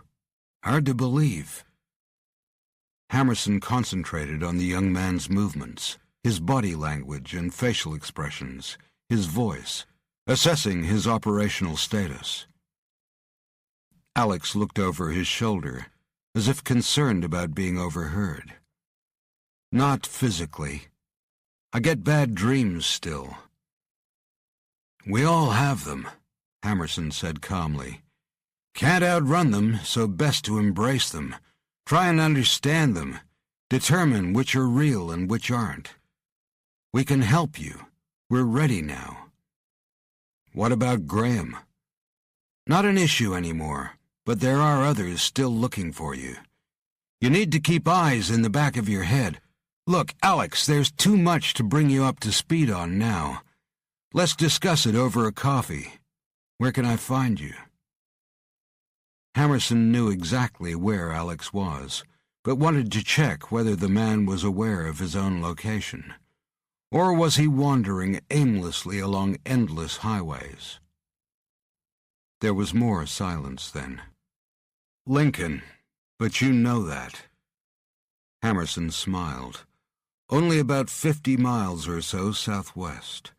He split his screen and called up a street map. Alex spoke again. "I'm close to the Capitol building. I can wait." Hammerson traced some grid lines on the streetscape. "No, there's too much surveillance there. Stay indoors or out of sight. We'll find you. I can be there in a few hours. Do you need anything?" "No, just to talk is fine. I'll grab something to eat." There was a pause. "Come alone, Jack," Alex said. "I only ever bring what I need," Hammerson said, and disconnected. He kept the phone in his hand, then dialed again. "Reed, suit up. You're taking a trip with me to Lincoln, to meet an old friend." Alex reached up to feel his face. He was clean-shaven after carrying a full beard for months. It felt good. He'd rented a room for the shower, then cut away his beard and long hair, and discarded most of his old clothes. He was wearing the last clean shirt he owned. He'd get some new ones later. First, he had more pressing needs. His body craved food, again, a side effect of a blistering metabolism. It was 11:10 in the morning, late for breakfast and early for lunch. He crossed the road to a small red-brick restaurant and sat down in one of the outside tables, close to the wall, sheltered by some potted palms but facing the street. A tall, thin waiter pushed out through the door and stared at Alex with a mix of disdain and concern. "I'm sorry, sir, we're not open yet." Alex pointed with his thumb over his shoulder. "That's okay, I can wait. It says on the wall that you open in 20 minutes. The waiter pursed his lips, obviously contemplating whether he was going to allow Alex to sit there, in or out of business hours. Alex smiled again, trying to appear as harmless as was possible for a large stranger with intense eyes. The waiter rearranged his features to feign sympathy. "There's a nice little cafe down the road that's open right now. Why don't you try there?" He went to pull the menu from Alex's hands, and suddenly Alex was gripping the man's wrist a little too tightly. He wasn't even aware he'd moved. The response was automatic, like someone else was controlling him for that split second. "Let go, please." The waiter's voice rose in pitch. Alex fought an overwhelming urge to bring his fingers together and crush down on flesh and bones. "Please!" The man used his other hand to pry at Alex's fingers. "Please!" Alex blinked, finally hearing him, and let go. "Sorry, just tired. I only want something to eat, coffee to start, and then I'm gone." The waiter held his hand up in front of his face, recoiling from Alex's gaze. Alex smiled again, sat back, and tried to look relaxed. He knew he could be frighteningly intimidating. Hell, his glare made other soldiers take pause. He breathed in and out slowly, easing the anger back into its cage. He didn't want to become some kind of bogeyman that dogs barked at and people crossed the road to avoid. The waiter looked up and down the street. Alex could tell he was wondering whether he was going to need assistance from the local police, exactly the sort of attention that Alex wanted to avoid. He put his hand in his pocket and pulled out a roll of notes, peeled off 2 $100 bills, and laid them on the table. Just a steak, rare, and keep the change. The waiter's eyes darted from the money to Alex, then back to the money. Just a rare one, then I'm gone, Alex said again, and slid the notes across the table. The waiter's lips pursed for a second before pulling up into a smile that didn't reach his eyes. 1 rare steak, very good, sir. Would you like fries and salad? Alex shook his head. Just the steak, and make it a big one, half a cow. The waiter laughed obsequiously and backed away into the dark interior of the restaurant. Alex exhaled, sat back, and rubbed a hand through his hair. He kept the hand up, examining it as he curled it into a fist. The knuckles popped and stood out, raised and calloused. They looked hard enough to break rock, which they could. He dropped his hand, slid down a few inches in his chair, and reflected on his coming meeting. He wanted to trust Colonel Jack Hammerson, and for the most part he felt he could. He had saved Hammerson's life in the Appalachians, and in turn the tough old soldier had had his back more times than Alex could remember. But there was a seed of doubt that urged caution. Before he'd seen Amy and the kid, Alex had wanted to disappear. He'd even wished for death. But seeing them had changed everything. They made him want to live again. But as long as he suffered these uncontrollable rages, he was a danger to them. He couldn't protect them if he was far away, but he couldn't guarantee he wouldn't hurt them if he was close. There had to be an answer. If Hammerson wanted something from him, then he would need to trade for it. The waiter put a coffee down, and Alex drained it in one. Next came the steak. He looked at it and nodded. Nice. The thick and bloody slab of meat hung over the sides of the plate. Alex ate slowly, savoring every bite. As he chewed, he watched the surrounding area. Half a mile down the road, Antelope Park's manicured lawns and memorial displays were just visible. The nearest monument was 2 huge slabs of black polished marble, each 7 feet tall, containing hundreds of names of local soldiers lost in Vietnam. Further in, a ghostly platoon of statues, nearly 20 of them, in rain ponchos and helmets, marched eternally as a tribute to those who died in the Korean War. Alex stared at the frozen marchers. He too had served and fallen, but he'd woken and come back, whether he liked it or not. The day would come when he stayed down, but unlike these men, he would be remembered by few. Alex sensed the approach of the van before it glided into the end of the street.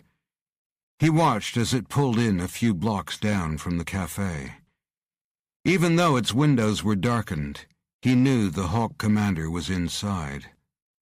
He also knew he hadn't come alone. Alex eased back behind the plants. The van's front door opened, and a solidly built older man stepped out onto the sidewalk. He rolled his sleeves down, placed his hands on his hips, and turned slowly to scan the street from all angles. Colonel Jack Hammerson. He put a hand over his eyes as though to shield them from the sun. His thumb was curled, and Alex knew he held a scope. He turned slowly, stopping at the cafe building. Even though he doubted Hammerson would spot him, Alex backed further in behind a thick palm. The van's side door slid back, and the vehicle tilted sideways and down, as one of the largest men Alex had ever seen, all shoulders and arms and slightly older than himself, stepped down. Something about the way the man moved was odd, but Alex immediately knew him. First Lieutenant Sam Reed, Uncle Sam. The name came back to him easily. He couldn't make out any unusual bulges or indentations on either man that might have indicated weaponry. But given what he knew of the Hawks, that didn't mean they weren't armed with something that could deliver unconsciousness or death instantaneously. Alex shook his head. Now I'm being paranoid, he thought. If Hammerson wanted me dead, I wouldn't be breathing. He sucked in a deep breath and stood. Time to join the party. Hammerson stood at ease, his hands behind his back, as Alex approached. But Alex heard his soft aside to his companion. Heads up. Sam Reed moved to stand at Hammerson's shoulder. Alex could feel their apprehension, but no fear. He stopped about 6 feet from them and looked from Jack Hammerson to the large hawk behind him. Sam Reed. Immediately, the large man's face broke into a grin, and he seemed about to step forward and shake Alex's hand. Stand fast, Reed. Hammerson's eyes were like lasers. Alex returned the unwavering gaze. You said you'd come alone. I said I'd bring what I need. Sam's my left arm now. And besides, I couldn't have kept him away if I tried. You still have friends, you know, Alex. People who want to see you, who believe in you, and want you to return to us. Hammerson kept his eyes on Alex's face as he spoke, no doubt searching for anything that might indicate instability. Alex conducted his own examination, reading the older warrior for signs of nerves, discomfort, a drip of perspiration on the forehead, a slight elevation in breathing, heart rate, or body temperature, anything that might indicate deception. Not sure what you want or expect, Jack. You handed me over to the Israelis, remember? They tried to kill me. Hammerson's eyes were unwavering. I did, and they took a huge risk taking you in. But they panicked when you ran. Bottom line, they saved you when we couldn't. You were infected with a lethal necrotizing bacteria. I couldn't do anything for you here, so gave you into their care. You survived, intact. Everyone else that got infected wasn't so lucky. Intact? Alex shook his head. That's right. Hammerson took a step forward. I know you lost a lot, and your memory's been fragmented. But I'm here to tell you that we're your friends. We can help you rebuild. Adira said the U.S. Medical Division wanted to cut me up. Adira Sanesh is gone, Hammerson cut in. She caused some pain to all of us. But she's home now, safe and sound. Forget her. My own people wanted to pull me to pieces to see what makes me tick, Alex finished. He still had nightmares about being tied down in a sterile white lab on cold stainless steel. I'll never let that happen, son. Circumstances have changed. One reason we're here today. I swear, you can trust us. Alex looked up. And can you trust me? I think so, Hammerson said. That's why you wore body armor. Hammerson half smiled as he tapped the plating under his shirt. Hope for the best, plan for the worst. The three men stood in silence, the seconds stretching. Sam broke the quiet. "It's good to see you again, boss." The big hawk took a few steps forward, and Alex looked down at his legs, his eyes narrowing slightly.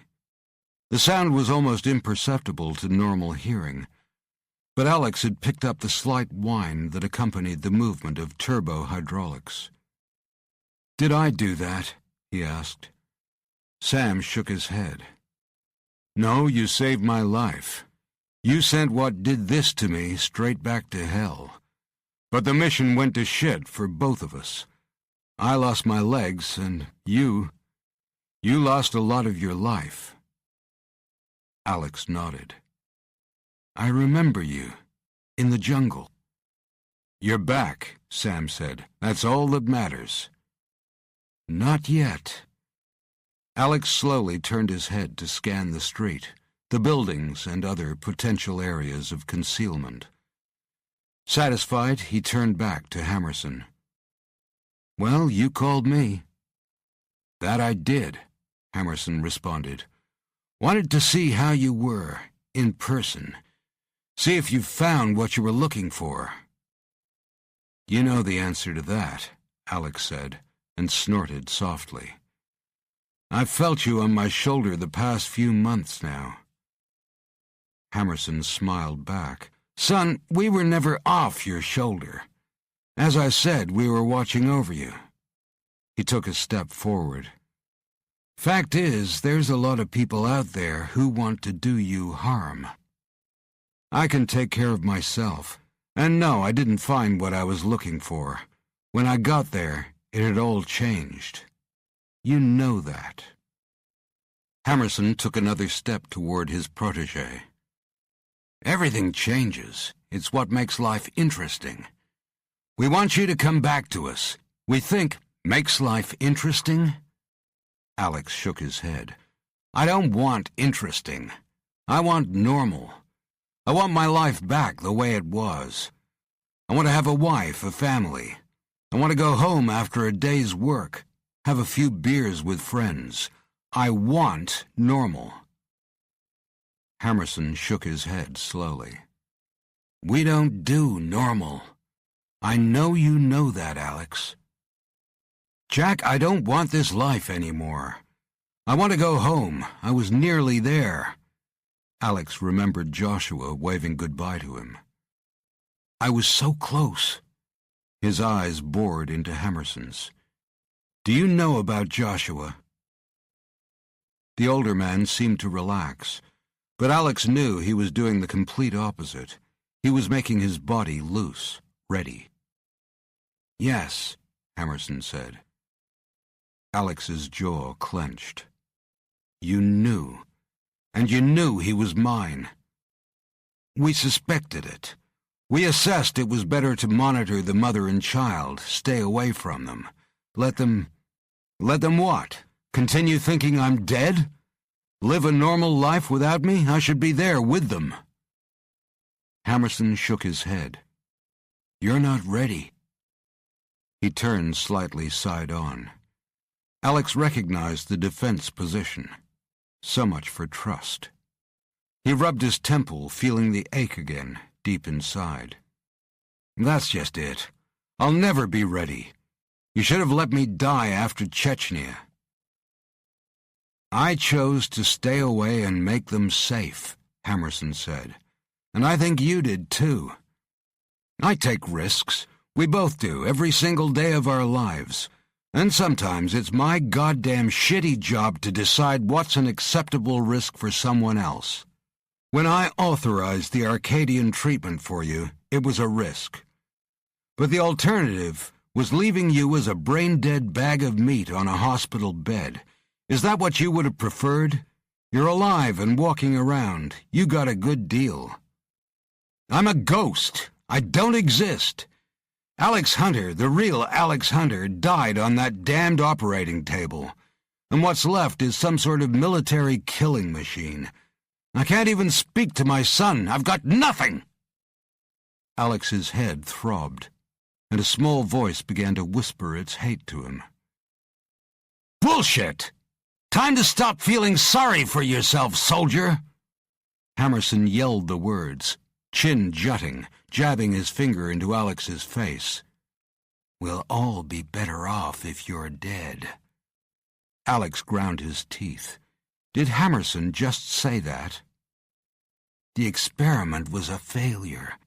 Time to clean the books, wipe out you and your abomination offspring. Alex shook his head. What did you say? Hammerson spoke again, but Alex couldn't hear his words. There was another voice, even louder in his head.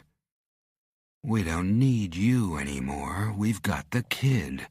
We can cut him up, see what makes him tick. Like hell you will.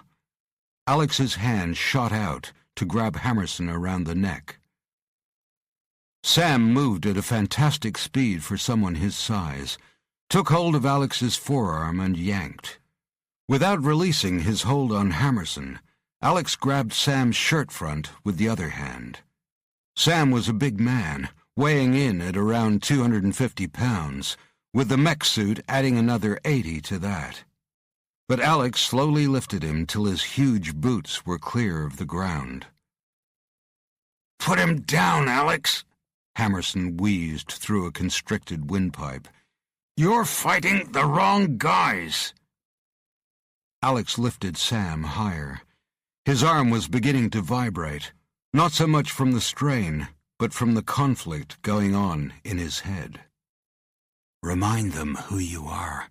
They'll only leave you and the boy alone if you teach them a lesson."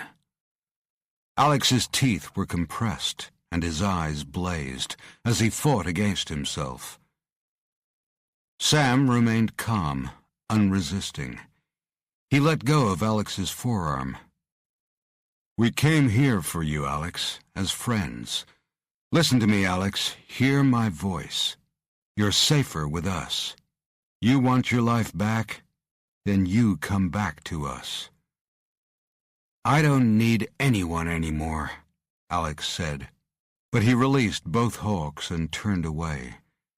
The voice in his head still raged, but he shut it out. Hammerson coughed and rubbed his neck. "So what now? You're just going to carry on drifting around and messing up muggers? There's more to life for you than that."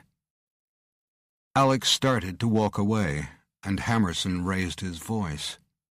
"You never spoke to Amy, did you?" Alex stopped, but kept his back turned. "Why not?" Hammerson asked. "You tracked her down." "She doesn't need me," Alex said. He heard Hammerson step toward him. "You don't know that, son. She still calls me. One guess what we talk about." Alex turned, frowning. "She thinks I'm dead and she's better off that way." "Yeah, maybe her head thinks so, but her heart tells her something different. Intuition, I guess. She always was pretty insightful. I'm betting she looks at that kid and sees you every day." Alex shook his head. "You were right. I'm not ready. Everything's messed up. Inside me is a tornado of chaos and violence. Not good for Amy or the boy." "I can't make promises," Hammerson said. "But I know that you're out of options by yourself. With us, you still have some." He put his hand on Alex's shoulder. "What if I said we could give you back the stability you need? We can bring you back in undercover, and the medical division will work with you on your terms. Marshall's in charge there now." Alex felt like a door opened a crack, and light shone through. "Graham's gone?" Hammerson nodded, but didn't expand on the subject. "You have my word that we're here to help fill in some of those blanks." Alex raised his head and gazed at the trees in Antelope Park. "Anything's better than the half-life I'm leading now," he thought. "There's something else," Hammerson said. Uli Borshov's on our turf. Could be fixing to pay you a visit. Borshov. The name conjured up an image of a giant of a man, freezing caves and monstrous brutality. Alex remembered a gun barrel pointed at his face, the blast, and then blackness. You want me to kill him? No, if we can find him, we'll do that ourselves. He's snatched Captain Graham, which can't be a coincidence. If he's after you too, there's no telling who he'll try and get to. With Borshov, no one is safe. No one. Alex's shoulders slumped. Amy. Joshua. Hammerson nodded. We're watching them, but... Alex stared into the distance, thinking. He knew he was being manipulated, but if there was a chance of curing the rages he suffered from, the price was negligible. He might even get to live a more normal life and make it safer for those around him he cared about. He looked at Hammerson, and the older soldier's craggy face curved into a grin. Amy and Joshua are safe. Don't worry about them. But we've all got some scores to settle with that big bastard, and we've got some leads. Let's grab a coffee and we can catch you up on a few things. Borshov the Beast. After another few seconds, Alex returned the smile. Coffee sounds good. I know a place. I'm a regular.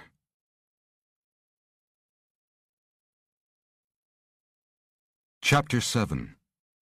Izmit, Turkey, 60 miles east of Istanbul. Arf, arf, arf, arf, arf, arf. Zaida screwed up a weathered eye and tried to shut the sound of the dog's continued barking from her mind. It was hard enough trying to make sense of what was on the television when the reception made everything look like it was covered in radioactive snow. She looked across to Yarny, her husband, and then to the new antenna that was still a pile of metal poles, loops of wire, and bags of screws stacked near the door. Arf, arf, arf, arf, arf, arf. On and on the noise went, threatening to grind her brain to mush, and her fat husband just sat reading a paper, oblivious to the clamor. Zaida stared at him, hoping her volcanic gaze would set the newsprint on fire. But he continued to sit there, his head nodding slightly, blue cigarette smoke curling up beside his puffy, grizzled face. Her lips moved in a curse, and she groaned to her feet and crossed to the window. Instead of throwing it open, she shouted at the glass, "Shut up, cursed mongrel!" The window seemed to rattle with the ferocity of her words, but Yarny hadn't budged, and of course, the barking didn't stop. She turned back to the window. The sun was setting, and she could just make out the ancient clock tower in the city center. It was old, but just a speck in history compared to her home. She angled her vision so she could just glimpse the ruins of a Roman aqueduct touching one of the hills. Izmit, built on the fertile plain of the inland Sea of Marmara, had been one of the easternmost capitals of the Roman Empire for more than half a century, but was old even back then. Now the city was desperate to modernize, but in the hills where Zaida and Yarny lived, life was still bucolic, insular, and resistant to anything more modern than television and the motor car. Zaida pulled back from the window. She would have enjoyed the view if not for that fucking noisy dog. She spun around at her husband. That bushkin! Barking, barking! All the time with the barking! Yarny's cigarette went from one side of his mouth to the other, and a slit opened in his lips. Must have seen a fox. Zaida stomped over to her husband and grabbed his arm. Well, get out there and shut him up. He's driving me crazy. Yarny jerked his arm away. Piss off, woman. It's cold out there. He continued reading. Zaida swatted her hand up through his paper. If you don't, I will." She waited a few seconds. The only movement was Yarny's eyes slowly taking in the print. "Fine. Then I will shut him up, permanently." She clumped to the door, snatching up the coal shovel on the way. She paused, daring him to stop her, but he lifted the paper higher so that only his gray hair was visible above its pages. Zaida pulled open the door. "Urf, urf, urf, urf, urf, urf." Out on the porch, the sound was even worse. There was just a faint glow on the horizon now, and the yellow luminescence from the windows only bathed the hard ground for little more than 10 feet from the front steps. The dog was chained near the shed. She could see it was at the chain's full length, and oddly, facing toward the house, as if the fox or whatever was upsetting him had made its way inside. "Bushkin, you stop," she commanded. The dog flattened its ears and whined, then continued barking. Zaida made a guttural sound of annoyance that caused her breath to steam in the dark, cold air. She stepped down, gripping the shovel tighter. Either the dog or the fox was about to get a headache to match her own. Yarny curled his toes inside his socks. He drew on his cigarette but got nothing but cold, stale air. He thought about relighting it, but after examining its length, decided instead to flick the butt into the fire. He peered around their small, cluttered room and frowned. "Zaida?" How long had he been sitting there alone? Was his wife still outside? Stupid woman. The barking had stopped ages ago, or at least he thought it had. He shook his head. There was no way Zaida would really hit the dog. She might not like it, but it was the only thing keeping the foxes away from the chickens. Yarny looked toward the curtains. It was dark and cold outside. "She's not that stupid," he thought. He got slowly to his feet and stretched his back, then rolled down his sleeves. His forearms were massively muscled, attesting to a life of hard work. Dinner wouldn't cook itself. He'd see what was keeping her. He pulled his shirt down over a paunch that caused his belt to strain on its very last notch, and lumbered toward the door. He looked briefly at his jacket, but shrugged. He'd only be a few minutes. He left the door ajar and stood on the porch, scanning the dark front yard. There was no sign of his wife. "Zaida! Zaida!" He stepped down into the yard and called again. He stopped to listen. It was unusually silent. There should have at least been the hoot of an owl or the rustle of creatures starting their nighttime forage, not to mention the dog. He squinted at a shape beside the shed. It could be Bushkin lying flat on his side, legs stiff like he was already frozen solid. But it's not that cold, he thought, and then, the old witch really killed him. "Zaida, you can bury the dog," he called out, walking toward the body. Maybe she'd gone to finish off the fox as well, or at least check on her chickens. As he kneeled, he raised his head to yell again. "And you can watch the chickens now! You get Bushkin's job!" He put his hand on the dog. The body was cold and hard. Even his fur was stiff spikes. His white eyes were wide, and his tongue protruded from his open mouth, stretched wide in terror or madness. There was a small sound from behind him, like weeping, he thought. He half turned. "Stupid woman! I said you can watch the—" A figure moved in front of him, and he looked up. A feeling like 1,000 razor blades welled up from his gut. He opened his mouth to scream, but nothing came. A small dot of pain in the center of his head grew to a stuffy inferno that pressed his eyes and ears from the inside. It was as if something was blooming deep inside his brain. His eyes began to cloud over, and he fell beside the dog.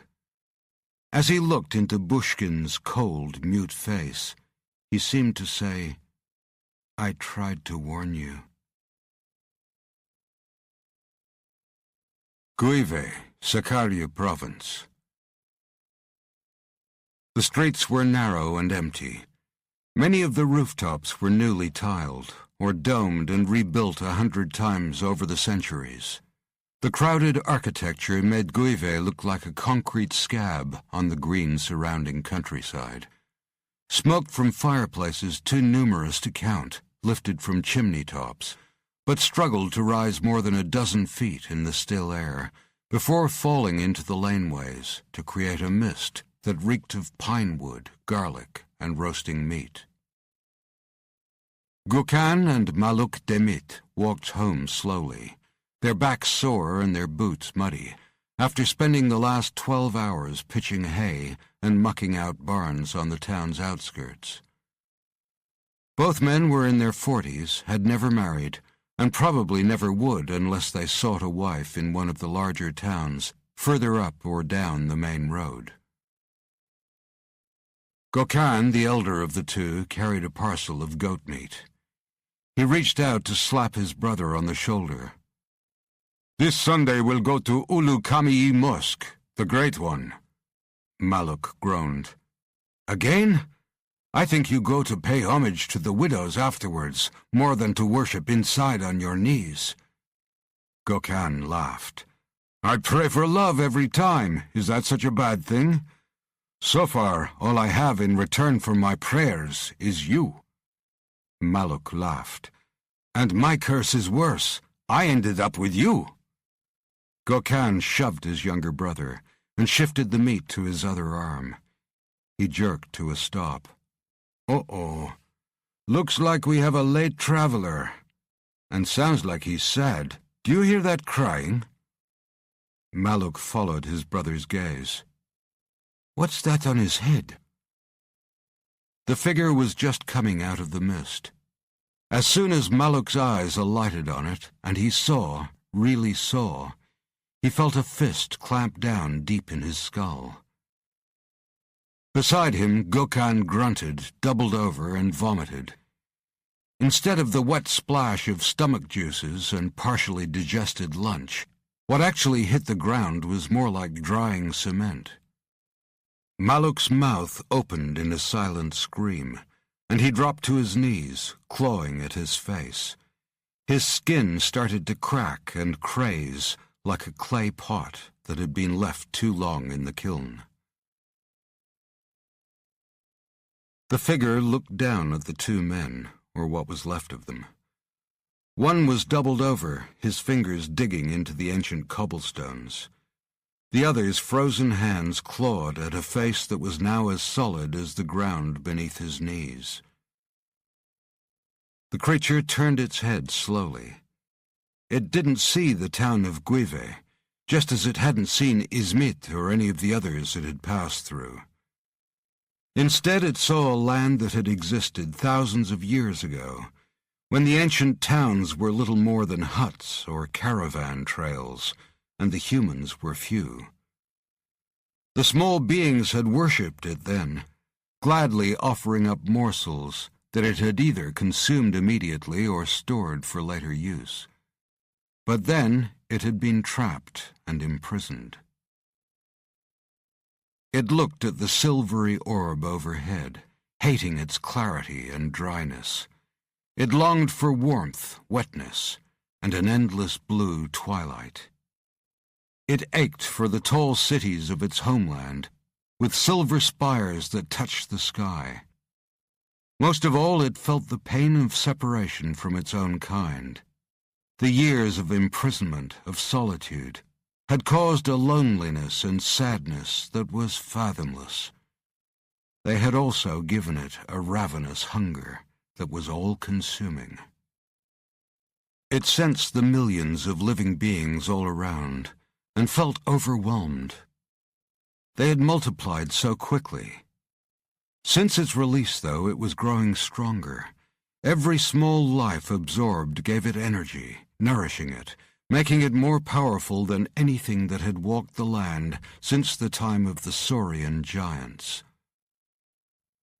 The moon's silvery light was strong enough to cast a weak shadow of the creature on the wall of the laneway. It saw itself, and once again felt the irresistible urge to find its own kind. They still had work to do. It drifted carelessly past the dried husks of the men. The small beings existed only to worship it, or feed it.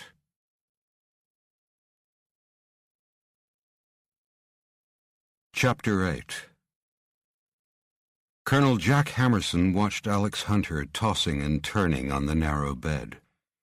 There were no adornments on the walls or surfaces in the billet he'd been assigned.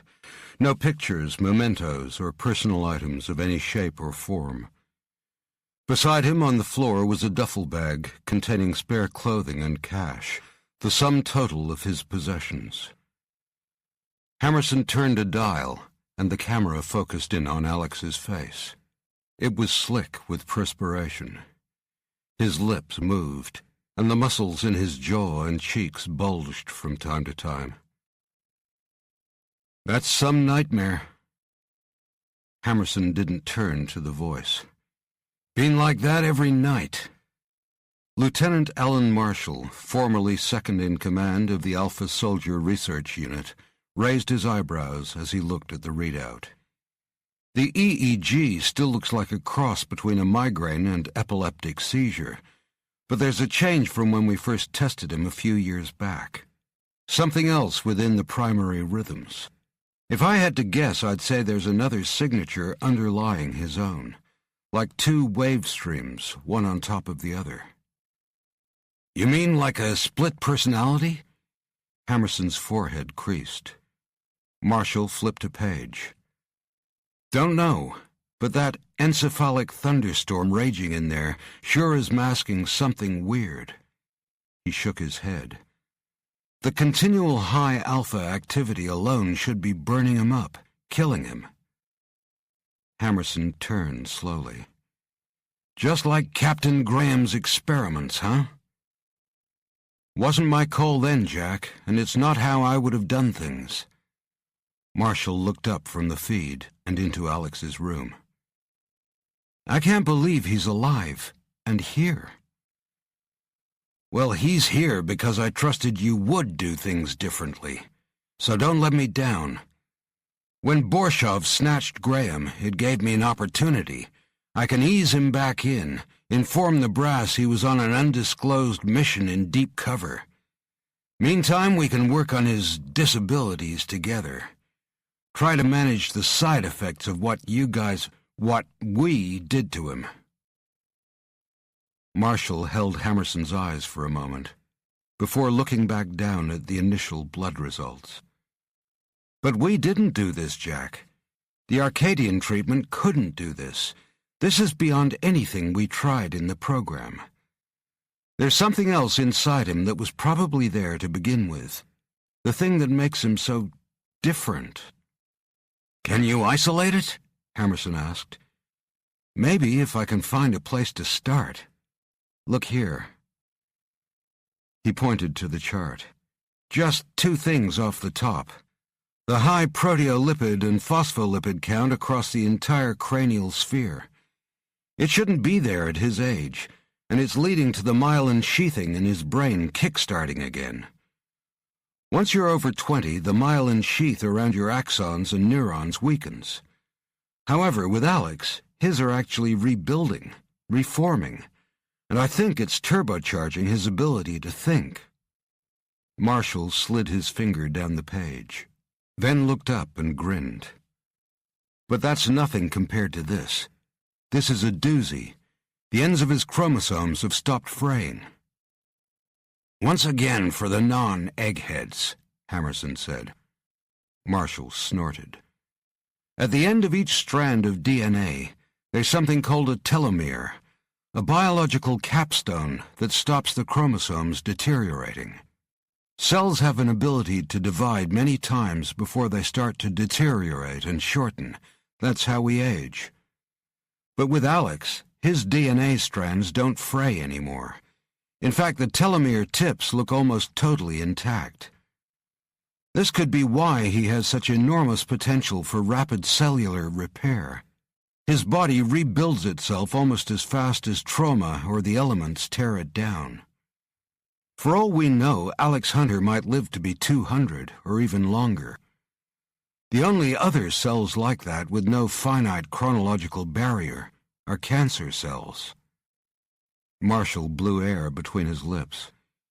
If you asked a scientist, military man, or even a sports coach to design the next generation of human being, you'd probably end up with Alex Hunter. The guy's a freak. And we made him like that. Hammerson sighed. Don't tell him about the potential longevity. He's struggling enough with one lifetime at the moment. He turned to Marshall, his stare intense. Lieutenant, I want Arcadian back in operation. He's done more for his country than most, and if anyone deserves a second or third chance, it's him. With Graham gone, you're in charge. I'm taking a risk bringing you in on this, but he needs help. He'll tear himself or us apart unless we work out how to disengage those psychological cyclones. Can you do it? I can try, Marshall said. We need more than try, Hammerson said evenly. Marshall grimaced. Will he remember me? Do you mean, will he remember how you guys tried to kill him? Or that you sent those biological robots up Black Mountain after him and me?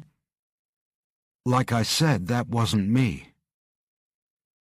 Hammerson stared at the man on the bed again. Who knows? Probably. Maybe that's where his nightmares are coming from.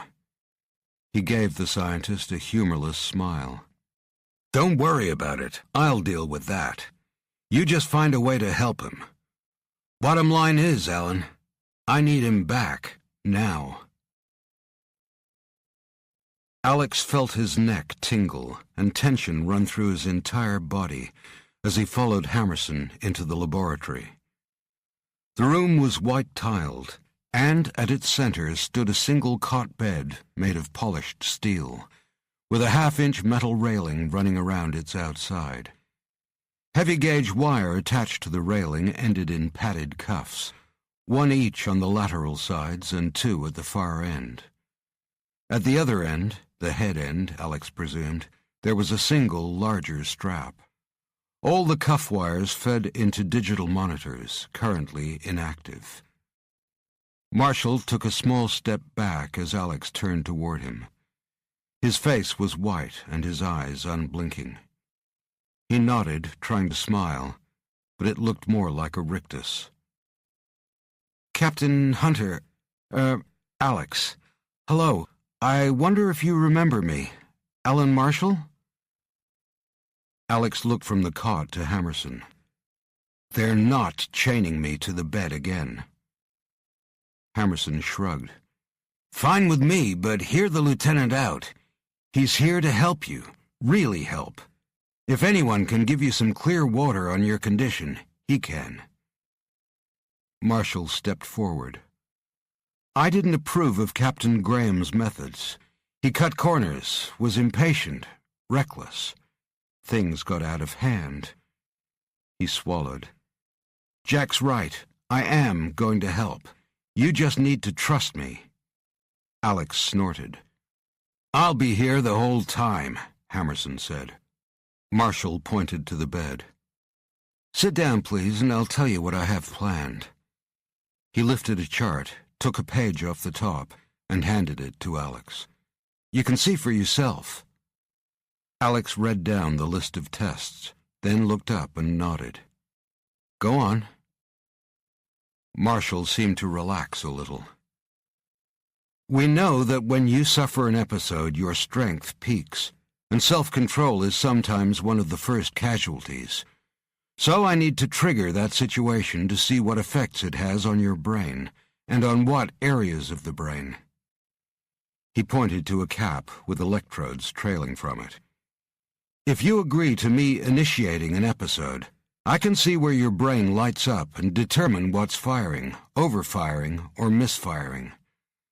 Once I understand the what and where, I can work on mitigating the effects with a management plan, or at least a palliative cure. How does that sound?" Alex shrugged. "Will I be out for the episode?" "Yes." Marshall picked up one of the cuffs. "Hence the restraints. These are for your protection as well as mine. I expect your physical side will kick in while you're under, and you may get violent, which could disrupt the readings or damage the equipment, or us." He placed a hand on the digital reader the cable fed into. "These will give us some data on the correlation between strength and exertion." Hammerson placed a hand on Alex's shoulder. "Like I said, I'll be right here. Any problems, I'll can the tests and drag you out pronto. Okay?" Alex handed the test sheet back to Marshall. "Let's do it." Marshall called in an orderly, a huge man, who strapped Alex to the cot without once meeting his eyes. "No offense, sir," he said, as he attached multiple electrodes to Alex's head and chest. "None taken," Alex responded. Marshall stood to the side, holding a small box. Another orderly stood at ease next to him, his face friendly but alert. When Alex was secured, Marshall looked to Hammerson, who was already in the control room behind the glass wall. "Comfortable?" Marshall asked Alex, before opening the box. Inside there were 2 enormous syringes. Alex raised his eyebrows. Marshall pulled out the first syringe, finger-thick and filled with an amber fluid. "This will put you into a full resting condition, more like being asleep and dreaming than unconscious." He injected Alex's arm as he talked. "It also contains neuropeptides, which will ease the problems you're having with some memory blank spots." He replaced the syringe in the box and lifted the second one, which was filled with a clear fluid. "And this is my own cocktail. It's going to trick your system into thinking it's in a fight-or-flight situation. You'll be getting drowsy shortly, and just as well, as this needs to go directly into your amygdala. It contains the neurotransmitter epinephrine, plus the hormone cortisol in a glucose suspension. The catecholamine hormones will make your body think it's about to fight for its life." Marshall placed his gloved fingers on Alex's neck and turned his head away. He inserted the long needle into the base of the skull, pushing in deep. "This is either going to be a good idea or a very bad one," he said. "Good luck." Alex rolled his head back and nodded. "To both of us." Hammerson watched as Marshall bustled back into the room. He glanced at Alex and the military orderlies through the glass viewing panel, then flicked a switch to open communications between the 2 rooms. "Clear the room," he told the orderlies. The 2 huge men quickly finished their tasks and departed. Marshall half-turned to Hammerson. "We need to move quickly. His body will metabolize the drugs soon. A normal man would be under for 8 to 12 hours. With Alex, if we get an hour, I'll be happy. Got to start the mapping now." He pressed keys and switched on screens in a row of identical monitors, bringing them online. The first monitor displayed a real-time view of Alex's face. Below it, pulse graphs showed his heart rate and other metabolic functions. The next screen showed a 3D image of his brain, detailing all the folds and creases. The next showed a skull-shaped matrix of flashes and luminous threads, like fireworks exploding along miniature electric highways.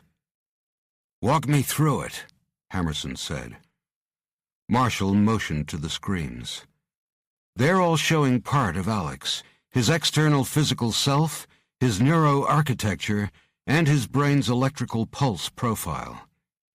He fiddled with one of the screens before continuing.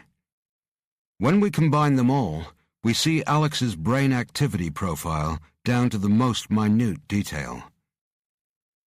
The final screen showed a ghostly image of Alex's face, imposed over the cauliflower shape of the brain, and then within it the neural highways and synapses firing their impulses. Hammerson found it both eerie and fascinating. Marshall keyed some more information, then motioned to the screens. What we're seeing right now is full resting normal, but when the epinephrine and cortisols kick in, we should see something very different.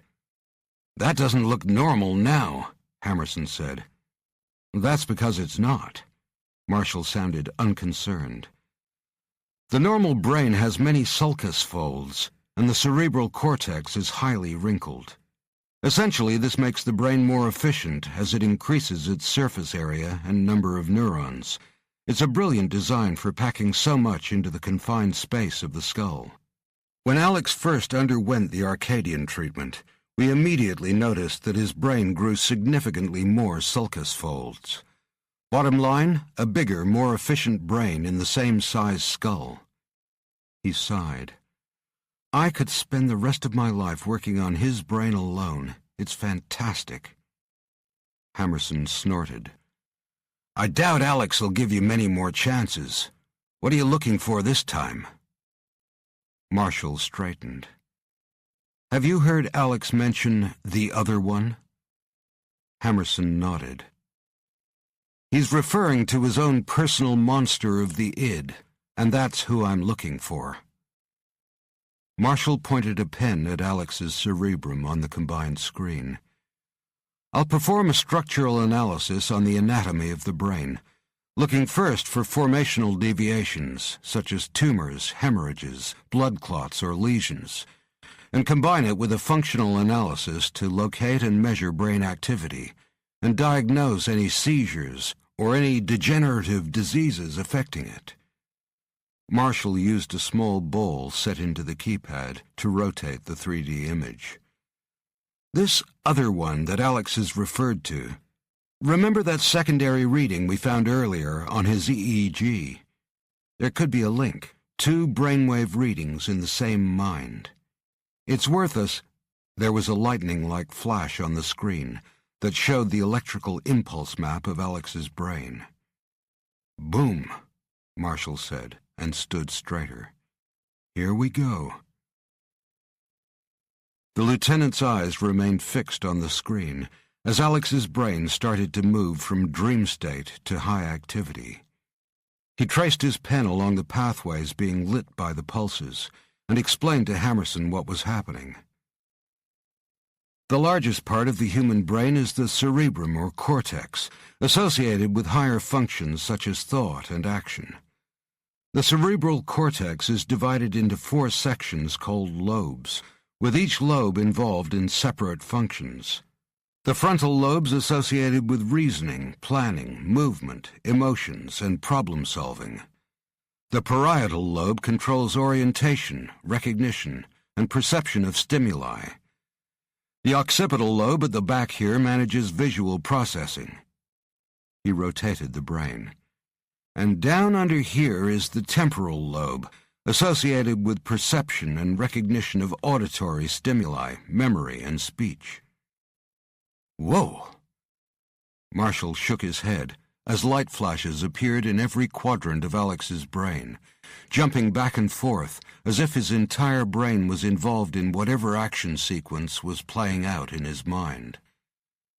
Suddenly, Alex gave a roar that sent Hammerson rushing to the blast-proof window. Alex's teeth were clamped together, and veins stood out like cords on his neck. The graph showing his brainwaves was jumping wildly. "Well, Doc, looks like you've got your episode," Hammerson said. Alex's eyes remained clamped shut, but he opened his mouth wide and emanated a sound of pure fury and pain. His arms came up, pulling on the steel cables, which gave a foot before they stopped the movement. "They're holding," Marshall said, and blew air through compressed lips. He just dragged the equivalent of a small car with each arm.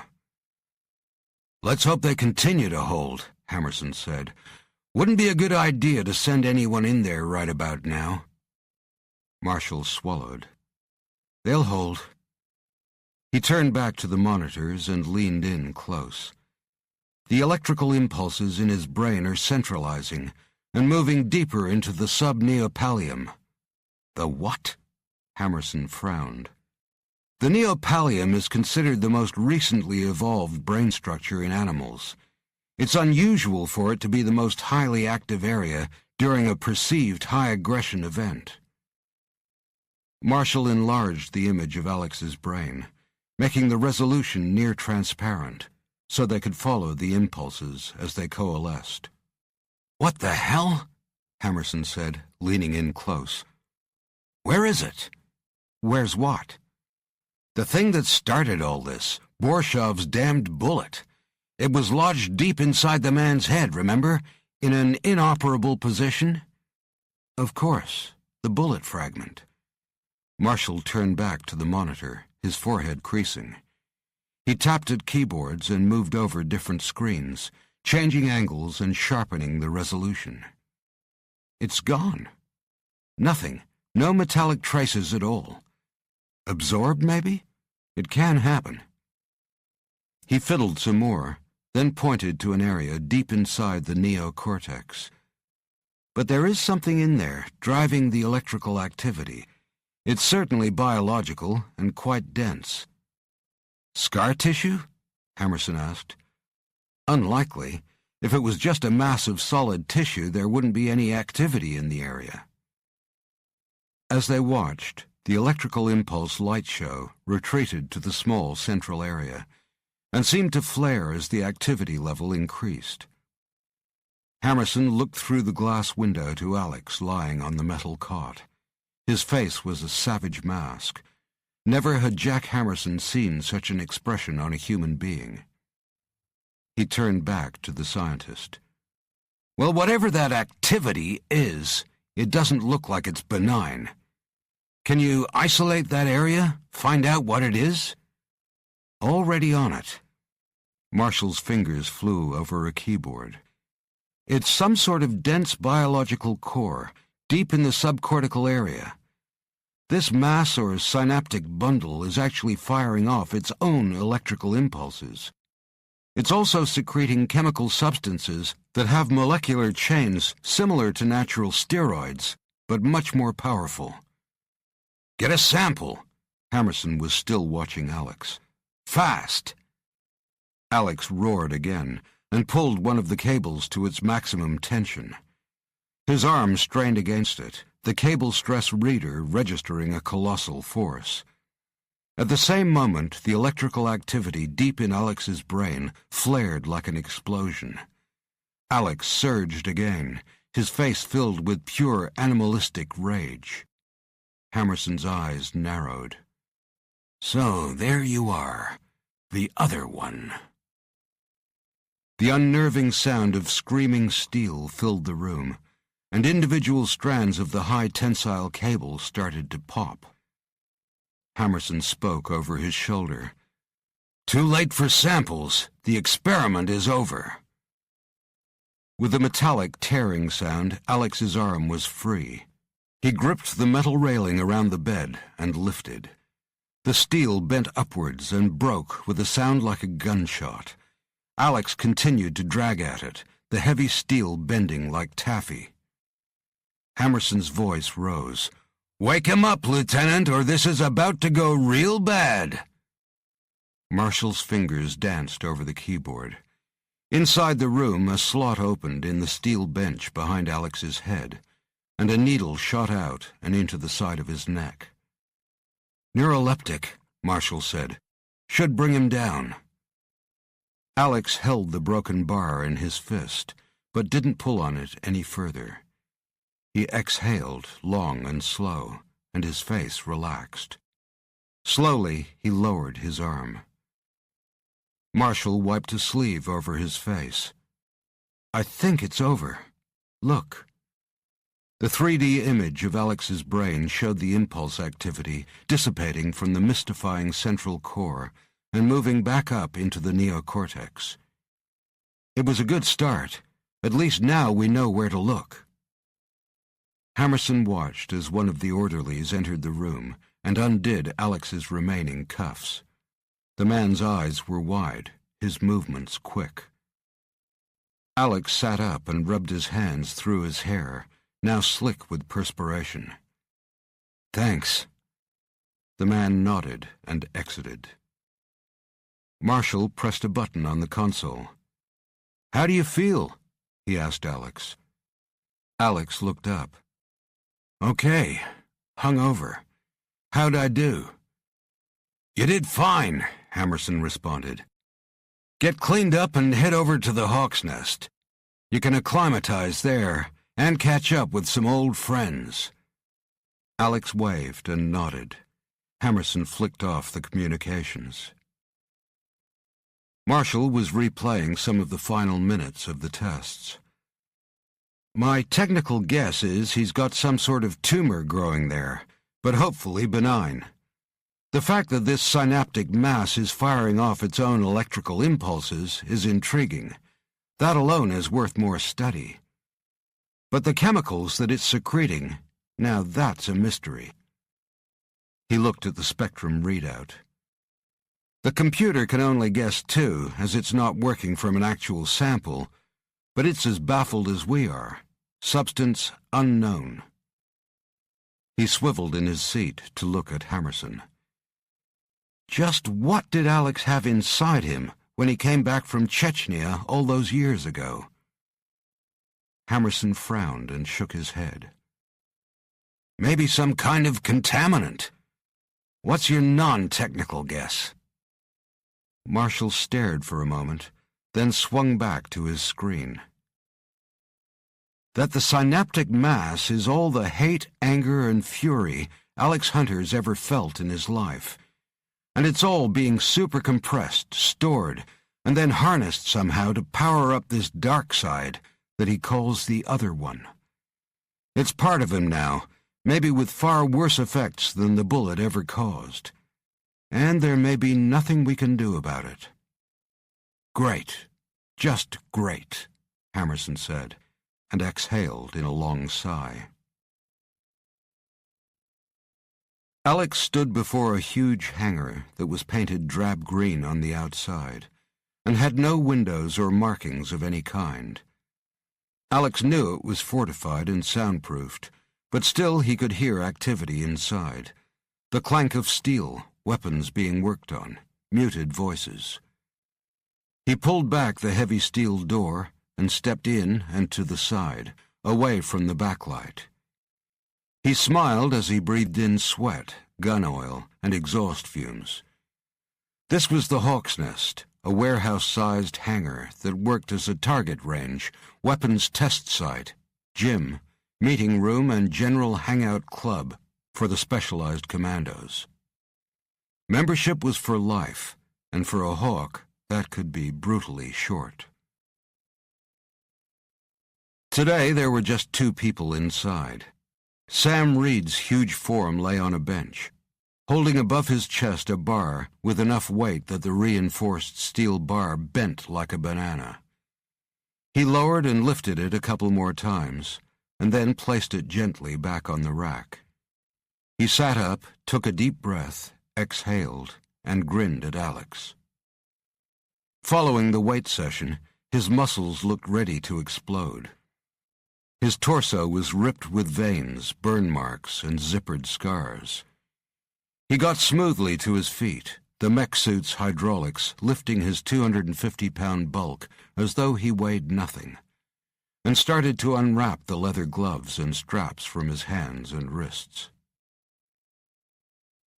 Behind him, a woman had stopped cleaning a stripped-down machine gun to stare at Alex. She snorted and wiped her hands on a rag. She had close-cropped white hair, a brutal scar that pulled her mouth into a sneer, and a face that made her look like she'd been born angry. Her other cheek pulled up into an approximation of a smile, probably. Casey Franks. "Welcome home, boss," she said, followed by the hint of a salute. Alex nodded in return. Franks was one of their best. She was tough and very hard to hurt in the field, let alone kill. The memories came flooding back as he looked at her, the missions they'd shared. He had overseen her initial training. These were his people. "The Hawk's Nest, our fortress of solitude," he said, and breathed deeply. "I missed it." "You're back now, all that matters," Franks said. "You look loose," Sam said, grinning. "What's your secret?" "Get shot in the face, travel to hell and back, and lose everything," Alex replied. Sam grunted. "Yep, and we were along for the ride on a few of those trips to hell. And you haven't lost everything. We're still standing."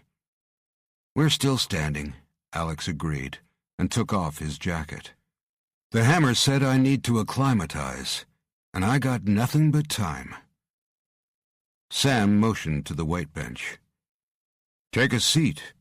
Being a civilian for a while can soften a man up. We might need to get you back in shape." Franks grinned. "Better start him off light. Muscle strains are a bitch." Alex went to the bench. "What have you got on?" Sam walked around behind the bar. $250 each side. With the bar around $520, give or take. Want me to take some off? Alex shook his head and sat down.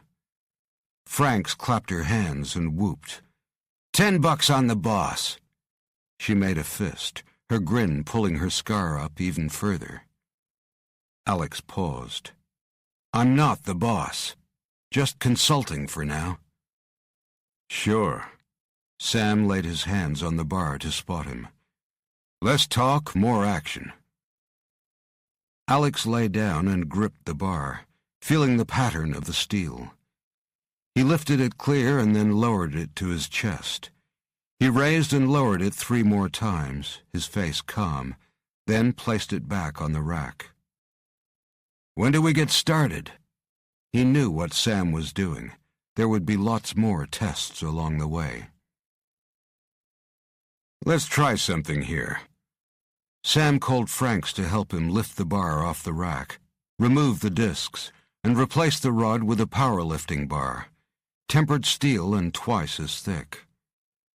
He and Franks replaced the weights, adding even more. They stopped at 800 pounds. Sam grunted, satisfied. You know, back in '97, Big Jim Henderson bench-pressed 713 pounds. Record's never been broken. So let's see what you got. If you've still got it, that is. Alex gripped the bar with one hand and then the other. He lifted it free, lowered it to his chest, and raised it again, and again. Sam stopped spotting him, and instead leaned forward on the bar, adding his own weight, an extra 250 at least, bringing the total to more than 1,000 pounds. Alex stared straight ahead, not seeing the bar or Sam, and raised both without the slightest strain. Franks clapped her hands again. Yeah, our very own weapon of mass destruction. Stand back, children. Children. An image flashed into Alex's mind. A small boy holding a snake in his hand, squeezing until the flesh was crushed. He saw the boy waving to him as his mother carried him away. His child. His child. Alex lowered and raised the bar, again and again, machine-like, picking up speed. The small boy was on a table now, strapped down, with wires attached to his head and body. People looked in at him through a toughened glass window. Inside the room, a white-coated scientist was about to flick a switch. His child, his child, his child. Alex pushed his way to the blast-proof window and drew back his fist. Someone yelled into his ear, so loud it punctured his waking dream. Huh? Alex blinked. He was still on his back. holding the weighted bar up in the air. Sam was crouching beside him, his hand gripping Alex's forearm. "Take it easy, boss. Put them down, slowly." Alex lowered the bar back onto its rack. He sat up and shook his head. "Sorry, must have zoned out for a second there." "More like 5 minutes," Sam said. His face was creased with concern. Franks's wore a dead expression. "It's nothing. I'm working on it." Alex rubbed his face, hard. "I know you are."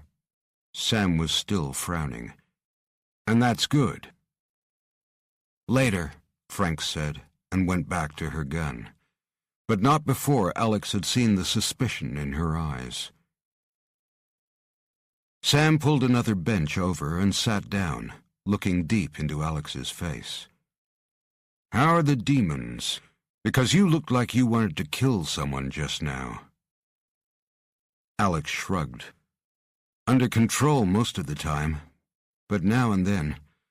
I'm a Jonah, Sam. People die around me. Not sure this is a good idea, coming back in and all." Sam sat back. "They die around me, too, and sometimes I mean them to. That's why we're both here, with the only people who understand what it is we do, and maybe keep up with us." He leaned in closer and punched Alex's knuckles with his own. "Remember, we are you and you are us. Always were, always will be." "We are you and you are us," Alex repeated in his mind. "I can live with that." "I'm okay," he said aloud. "Hope so," Sam said. "No room to zone out in the field." "I said it's under control." Alex stared into Sam's face, and the big hawk held his gaze for a few seconds. Then he stood. "Okay. If you're not worried, then I'm not worried. Let's take a walk around the base, get some air." Alex got to his feet. It felt good to be back, but that feeling of being pushed out of his own mind was happening more often. He hoped Marshall could give him some answers, fast.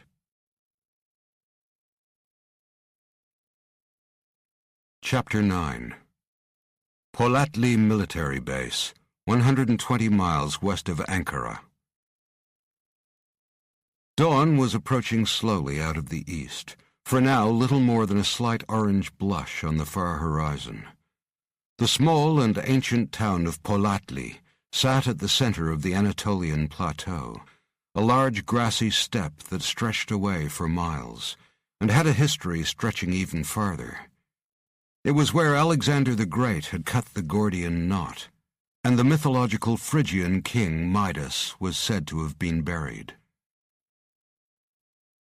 Corporal Mehmet Atalay rubbed his face with one hand and breathed in the cool, dry air. The military base on the outskirts of the town was modest, with only around 80 men and women. But what it lacked in numbers, it made up for in sheer human toughness. These foot soldiers of the Turkish army had a fearsome reputation. Atalay's soldiers were known for never retreating and never showing fear. He was proud of every single one of them. It was in this town in 1922 that the bloody Battle of Sakarya was fought, and the Turkish army halted the advance of the Greek war machine. In 3 weeks, nearly 6,000 troops died, and nearly 20,000 were wounded. Atalay had another reason to feel pride. His own grandfather had given his life in that battle. To him, this land was sacred. It was in his flesh, blood, and bones. There was another reason the base was important.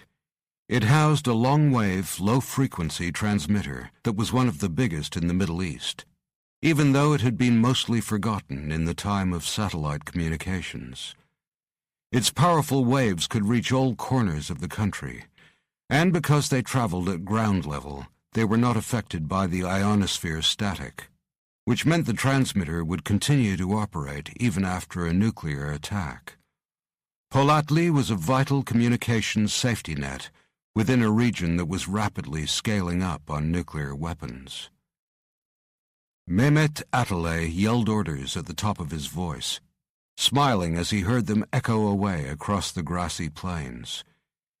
His troops were already up, and by now should be commencing tasks in preparation for the forthcoming exercises on the outer plains, to be undertaken in field kit, full pack, and rations. They would form up and march to the gates shortly, giving him an opportunity to assess them for untidy packs or injuries, or anything else that might present a problem, or simply displeased him. The day would be long and hard, and Atalay would do everything his soldiers did. He'd prefer to fall down dead before he showed them fatigue or pain. The Polatli base was bordered by miles of 9-foot-high storm fencing, and had been for decades. The one nod to modernization was the introduction of tension brake sensors along the perimeter, not so much as a deterrent as early warning of a potential insurgent attack. The fanatics were everywhere these days. 3 terrorists had been shot dead only a month ago, their suicide vests, grenade launchers, and thousands of rounds of ammunition all unused, praise be to God. Atalay had delighted in the encounter. It was what his soldiers needed to sharpen their skills, harden their hearts, and turn them into better warriors. He let his eyes move over the dark plains. For some reason he felt uneasy. Something wasn't right, or he'd forgotten something. The feeling nagged at him. There was no moon, and sunrise was still some hours away. And there was an unusual mist blowing in from the northwest that smelled of nothing. Not the dry grasses of the steppes, nor the wild flowers. It didn't even have the moisture usual for mist. He turned back to his troops and gave them his customary glare. His eyes were so black they could have been pools of oil resting under twin overhangs of bushy brows. The soldiers began to form up, recognizing what their commanding officer wanted even before he ordered it. He was taking out a single platoon of 60 this time, leaving the rest behind. As he lifted a whistle to his lips to blow the short, sharp blast indicating the formal fall-in, the sudden scream of sirens made him pause. A distant, flashing red light immediately answered his unspoken question: a breach in the perimeter fence. Atalay roared his instructions, and soldiers immediately ran in different directions to scan the surveillance equipment and break out large armaments. He then moved the platoon into 3 smaller squads, 20 apiece, and directed them toward the suspected breach. He smiled flatly. If insurgents thought they could sneak onto the base and find the camp asleep, they were about to come face to face with 60 armed soldiers and one very pissed-off commander. Atalay ordered a man to retrieve some flares, then headed out after his squads. He pulled his phone from his pocket, still the fastest means of communication in peacetime, and spoke to his administration center that acted as his command module. Nothing was on ground radar, they reported, and also nothing significant moving in the vicinity of the fence break. Damn this mist, he thought angrily, and roared again for the flares. A soldier came running with a small case and a fat single-barreled gun. He stopped, broke open the stock, loaded a huge pellet into the pipe, and snapped it shut, before handing the gun to his commanding officer. Atalay nodded. Now let us see what we will see. He pointed the gun upwards and pulled the trigger, then immediately handed it to the soldier to reload. Explosive gases thumped the cigar-shaped silver pellet hundreds of feet into the air, where it exploded into a glaring red ball of light dangling on a small parachute. The flare floated to the ground, a miniature sun of heat and light that illuminated the terrain for hundreds of feet in every direction. Attilae grabbed the loaded flare gun again and fired off another round.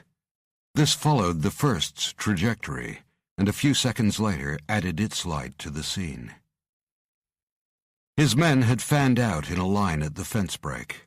The flare had colored the mist a boiling red, and within it, just inside the fence, a figure was visible, tall, large, and wearing something on its head. It stood stock still, but also seemed to be in constant motion, like a film dubbed over itself with all versions playing at once. The storm fencing wire behind it looked torn apart rather than cut. "What in God's name?" Attilae lifted his phone to his ear. "Onbazi, what do you have on ground radar for our position, approximately 500 feet to our direct east?" There was the sound of confusion, then, "I only have you, sir, and the squads. There is nothing else." Attilae swore. "There is something here. I can see it with my own eyes. It tore a hole in our fence. It's too big to not show up on ground radar. Check again." More silence, then, "Nothing. No physical signature at all. Are you sure it's not a shadow, sir?" Attilae swore even louder and hung up. He pointed to his closest squad leader. "Bilak, see to the intruder." The soldier saluted, then waved his men forward. Attilae fired another flare as the squad approached the figure. It remained standing as still as a post, and as Bilak and his men circled it, Attilae could see that it was at least 7 feet tall, and had either a strange helmet on its head or... The new flare descended. In its red light, Attilae saw Bilak stop just a dozen feet in front of the towering figure, raise his gun and yell instructions. There was no response for several seconds. Then the huge head seemed to slowly lift, and though Attilae couldn't be sure due to the swirling mist, crane forward to stare into his man's face.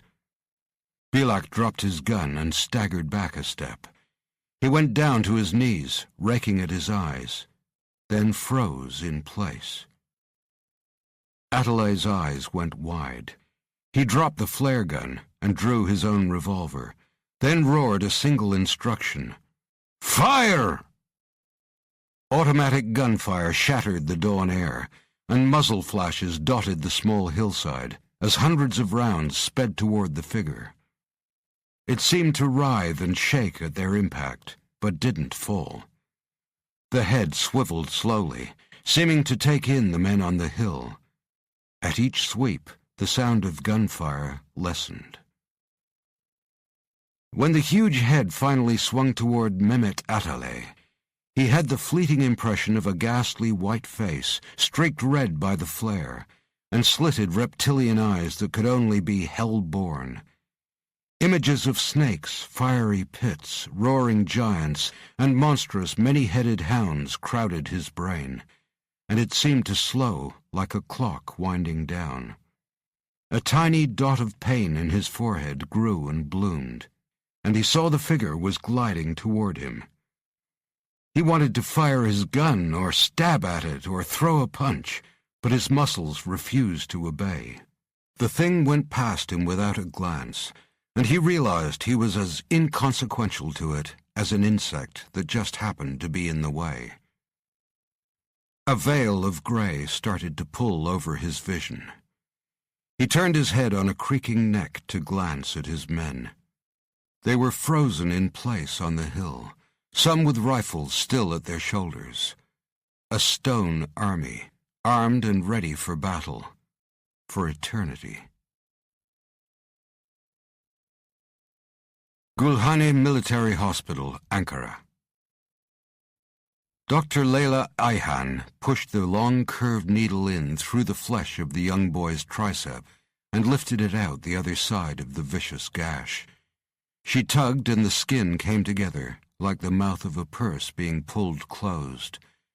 She repeated the zippering stitch a few more times, felt the flesh around the wound, as if testing for ripeness, and then gave it a quick swab of alcohol. She stood back to survey her work. Looks good. And you'll have a nice scar to frighten the girls." She smiled and pulled off her gloves. The boy bobbed his head and grinned back, trying to pull the skin on his arm around to see her work. "Ack!" She batted his hand away from the wound. The pager vibrated on her hip, making her jump. The electronic relic was only ever called by her mother and some select close friends. She lifted the small black box from her belt to read the brief message that scrolled across its miniature screen. "Priority, Baikal. Coming in at loading bay. 5 minutes." She raised an eyebrow as she tapped the box against her chin for a moment. "What are you bringing me that is so important and secretive you have to use the back door of my hospital, Kamel?" She pushed some loose hair back behind her ear, turned to the boy and lifted him off the gurney. "Out," she said with a smile, and pushed him into the arms of his mother, who looked far less impressed by the wound than he was. Layla quickly tidied her combined office and laboratory, sweeping coffee cups and food wrappers into a waste-paper basket. She went to an old wooden cupboard that doubled as a filing cabinet and pulled open the door, quickly checking her face in a small mirror on its inside. Satisfied, she shut the door and was straightening her clothes when there was a knock on the door, and it was immediately being pushed open. Kamel Baikal stared at her for a second or two, his bushy mustache turned up at the corners with the hint of a smile, then gave a little bow.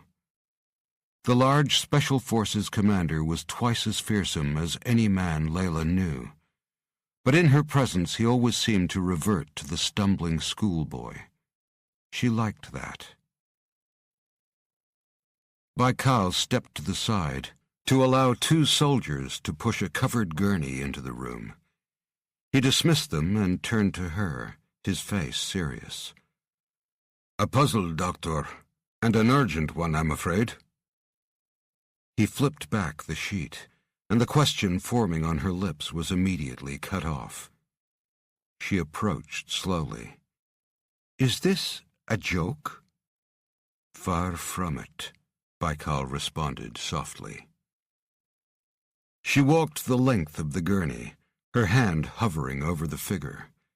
She reached into her pocket to retrieve some rubber gloves, pulled them on, and touched the corpse. It was rock hard.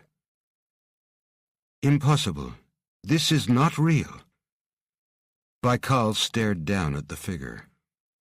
"I agree it is impossible, and I wish it wasn't real. But this was one of my men, and I think there will be others." He looked up, his eyes tormented. "Layla, help us understand it." She pressed the man's cheek. Powder drifted down onto the gurney. She noticed some fragments had broken away, and went to her bench to gather a spare slide and a scalpel. She used the blade to scrape the debris onto the slide, and took it back to her bench, where a large microscope stood waiting. She flicked on a light at its base, and placed her eye over the lens. "Where did this occur?" She adjusted the microscope's resolution, then lifted her head to look once again at the strange remains on the gurney. "How did it occur?" Baikal was leaning against the wall, his arms folded, his face dark with concentration. He blinked at the sound of her voice. "The Basilica cistern. Something happened to him in a newly discovered deep vault. Been sealed for centuries, we think." She peered into the microscope again, using the tip of one finger to fractionally move the slide to examine different aspects of the sample. Cell structures, blood vessels, muscle striation, bone. It's all there. If I hadn't seen this myself, I would never have believed it. Full ossification. Amazing. She stood up and turned to the SFC commander. "When did this happen? I mean, over what period of time? Baikal used his shoulders to push off the wall. Just a few hours ago, and it took only minutes. He blinked, remembering. I saw it happen myself. She raised an eyebrow. Hours ago? She leaned back from the scope. Impossible. Layla moved quickly to the gurney, where she pulled back more of the sheet.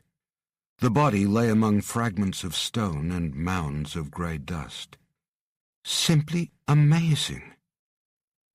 She picked up one of the fragments with her gloved hand and rolled it between thumb and forefinger. Baikal sighed. It's impossible, I know. But trust me, I saw it. He must have become infected or contaminated by something. His eyes widened. In the deepest pit, there was a huge bronze urn. It had just been opened. It was empty when we got there, but we had the feeling there had been something in it. Layla turned to him. You think something came out of it? Baikal shook his head. Came out, taken out, I don't know. Nothing is making sense. But could there have been something contagious in there? Layla wiped a finger along the body's upper arm and lifted it to her face. It's degrading, becoming even more ossified to the point of losing its chemical cohesion, turning into powder. Soon it'll be gone. Baikal grunted. Perhaps to the same place where all the other bodies went. Well, is it contagious? She rubbed her thumb and finger together, and the smooth dust floated away. Contagious? I don't see how. There are no living cells anywhere in the Matrix, neither internally nor externally. There is absolutely nothing living here. It's as sterile as can be. So, no. No vectors, no transferable fluids, no biological residues, nothing. She looked down at the frozen face of the soldier. Whatever caused this, it switched on very quickly, and then just switched off again. She pulled more of the sheet back. What is his clothing made from? Baikal frowned momentarily. Flame-retardant wool. She nodded. But not the belt. That's nylon mesh, right? He nodded.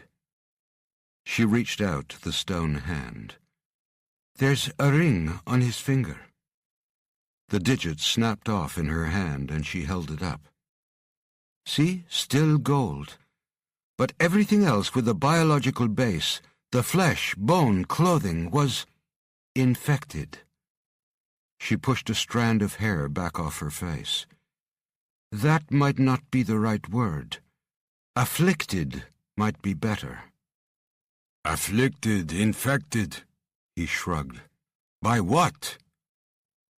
Layla walked to a bookshelf and reached up to select a couple of monstrous tomes that made her strain with the effort. Baikal rushed over to take them from her. She pointed to the table and he set them down. She immediately began to flick through the first volume's thousands of pages. She slowed her search and ran a finger down one of the columns. It is near impossible, she said, and it's certainly rare. But something like this has been documented before, just never on this scale or acting with such aggressive rapidity. Baikal pointed to the gurney. This has happened before? When? She was reading down the page, her brow furrowed in concentration. Well, not exactly like this, but here. She waved him over and started to read. Okay, here we go. There are actually several conditions that can cause flesh to solidify, or ossify as it's termed. She looked at the gurney. Nothing as complete as that. Baikal leaned over her shoulder. Please, tell me everything. Anything might be helpful right now. She saw the worry on his face. It was one of his men lying there, and more were still missing. The odds were they had met the same fate. "Well, there is a disease called scleroderma," she said, "which means hard skin. It's characterized by a thickening of the epidermis. However, the real damage is done under the surface of the skin, where the immune system destroys the small blood vessels through the creation of excessive collagen. The patient ends up with thick and tight leathery skin that feels like it's burning, supposed to be very painful." Baikal's mouth turned down. Yes, his face, it certainly looked painful. But isn't collagen the stuff they inject into Hollywood stars' lips? She laughed, but stopped quickly when she saw his question was genuine. "No, not quite. Eventually the buildup of the leathery, fibrous connective tissue destroys the lungs, heart, gastrointestinal tract, kidneys, muscles, just about everything. Pretty horrible." Baikal motioned to the gurney, his voice a little louder. "But this isn't just the skin becoming leathery. Look at him." I know. Layla quickly flipped through some more pages of the medical tome, running her finger down a dense column of information. "This is more what I was thinking of. Fibrodysplasia ossificans progressiva." She looked up at Baikal. "Stone man syndrome. Maybe, possibly." Baikal leaned closer, trying to see over her shoulder. "Right now, possibly will do. Tell me about it." "It's very, very rare, and was described as early as 2000 BC by the early Greeks, although there are cases documented all over the world. Basically, the body starts to overproduce calcium, which causes unnecessary changes to the skeletal structure, turning the skeleton into a series of bony plates." She frowned as she read down the page. And not only the skeleton, eventually all the organs succumb. You can cut away the affected tissue or bone, but it simply repairs itself, not with connective tissue, but with more bone. She pushed the book nearer so he could see. Baikal read the text aloud.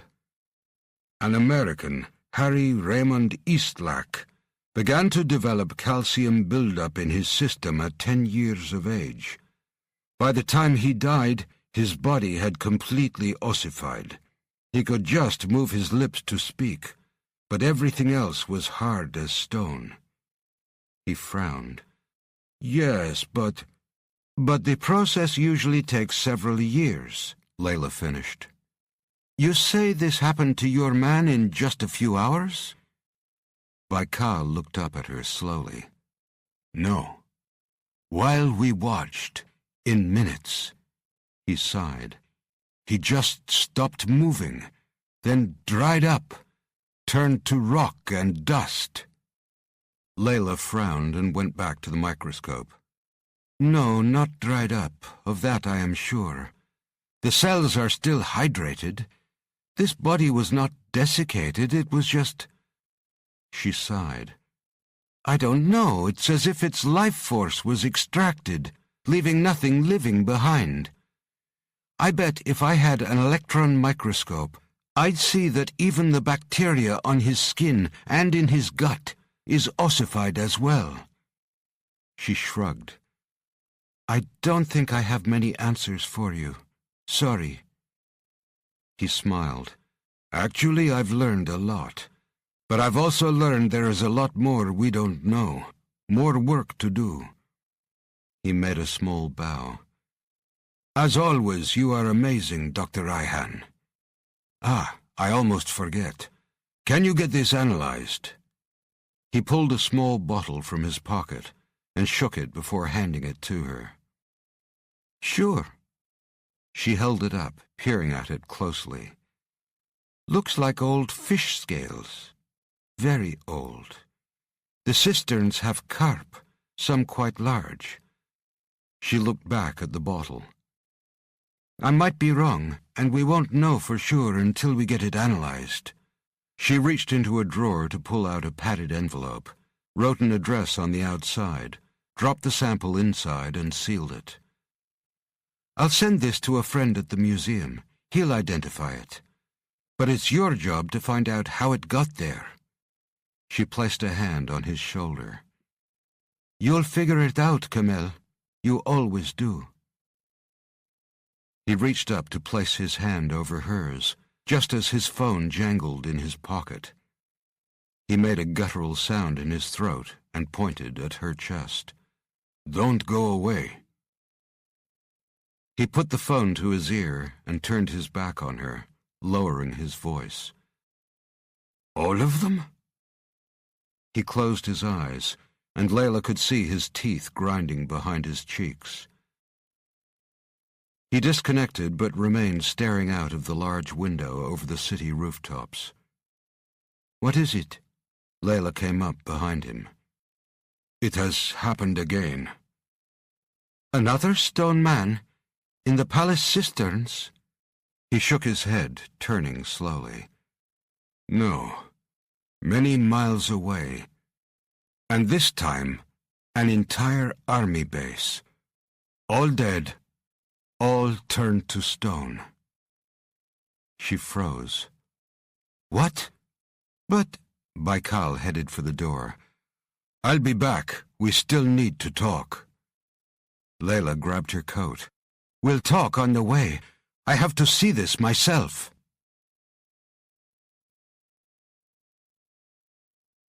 Chapter 10. First Senate Building, Moscow Kremlin Complex. President Vladimir Volkov read the single page of briefing notes. He could have spent an hour in a full briefing with his security chiefs, but he preferred the information summarized and delivered immediately, especially when it was of this nature. Though Russia had some of the most sophisticated electronic surveillance in the world, Volkov found that lowly paid people in all areas of office, in any city on the globe, were quite happy to sell out their country for the right price. Technology was expensive. People were cheap. He dropped the page and looked up, his almost colorless eyes fixing on the general standing rod straight before him. The man was staring straight ahead, but Volkov knew he was aware of the scrutiny. He saw the man's Adam's apple bob as he swallowed, and a small bead of perspiration ran down the side of his face. Volkov laid his hands flat on the desk and spoke slowly. A Turkish Special Forces team disappears while engaging with a force or forces unknown. A platoon of 80 soldiers in Polatli is totally wiped out, without a single enemy body being recovered, again by a force or forces unknown. General Zhirinovsky, your thoughts? The man swallowed again. The Turks either have no idea what caused the deaths and disappearances, or they have succeeded in keeping it a secret. One of Volkov's hands curled into a fist. Is that so? I know of the Turkish Special Forces commandos. Pretty tough guys. And taking out a force of 80 standard military, some with battle experience, also not easy. To do all that without leaving behind a single fallen soldier of your own forces, I'm not sure even we could achieve that kind of surgical precision. He shook his head. No, that requires something special, something we have never seen before. He grinned, his eyes unblinking. Perhaps like a new weapon. Zhirinovsky finally looked at Volkov. You think a testing ground? Possible. We know the Chinese are trialing magnetic pulse devices, and the Americans have new microwave technology. Perhaps someone is experimenting with something else, in the field. Volkov nodded slowly. Yes, my friend, and I can smell it. Something new and fantastic, powerful, unique, and unstoppable. His pale gaze bored into the senior-ranking soldier. "General, listen carefully. I don't care who has it now, but if it is a new weapon, I want to know more." Zhirinovsky saluted and stood to even more erect attention. "Yes, my President, we will find it and obtain it. We will not fail you." Volkov smiled, showing a row of small, sharp teeth. "I know you won't. I want a small force, one that will get in and out quickly and quietly without a trace. I want someone who will not deviate from the mission and will not be stopped." His smile widened, showing even more teeth. "Send Uli Borshov." The massive torpedo-shaped vessel breached the surface near the exact center of the Bering Sea. The Yeltsin's 13,000-ton displacement and 390-foot length made for an impressive sight as the giant metal fish exploded out of the freezing gray water to cut the surface at 20 knots, down from its full attack speed of 35. There would be no turbulence or acoustic signal, as the pressurized fourth-generation nuclear reactor gave the single muscular shaft enormous but near-silent power. The Severodvinsk submarine was one of Russia's new attack-class submersibles, and one of the fastest in the world. Its multi-billion-ruble technologies and array of air, surface, and deep-water armaments made it a conflict theater game-changer. But it also had other non-lethal uses. The submarine's advanced silencing technology made it ideal for close runs inside a country's territorial waters for surveillance or covert pickups of special cargo, like Uli Borshov and his package. The Yeltsin had been ordered to breach the surface once again when it was in international waters and well clear of the Alaskan bay where the assassin had boarded. The captain had cursed. Even though they were near invisible, the American satellites could still pick up their vapor trails, changes to temperature and radiation given out as minuscule emissions. However, their guest was to receive an incoming call from command, and refusal to obey orders would mean the captain's next ship would probably be a fishing trawler. Alone in the conning tower, Borshov lit one of his stinking cigars and exhaled the smoke into the freezing, salty wind, waiting patiently for the call to arrive. The large man towered over and intimidated the crew, and he knew they were as glad as he was that he'd separated himself from them, even briefly. Borshov was descended from the Bogatirs, an ancient race of warriors from the Volga region of central Russia. They were known for their great strength, ferocity, and mercilessness in battle, traits that were in demand for the jobs he was called upon to do. He stretched and stood upright. At 6'8", around 300 pounds and as wide as a doorframe, Borshov didn't enjoy traveling in a submerged coffin. He would have made the entire journey back to Russia topside if given the choice, no matter how bitterly cold it was. He had felt suffocated and compressed within the steel confines of the submarine's metal walls. If ever he were captured, he would kill himself rather than be incarcerated in a small cage for the rest of his life. Borshov hated confined spaces, a little psychological tic he had picked up during a mission below the Antarctic ice, where he had spent days in caves under miles of rock, some so thin that each inch forward had to be fought for, slid under, or squeezed through. Borshov pulled the draw cords on his hood, tightening it around his face to protect his nose and cheeks, and slitted his single good eye against the icy wind. He was tired and had been traveling for many days without sleep.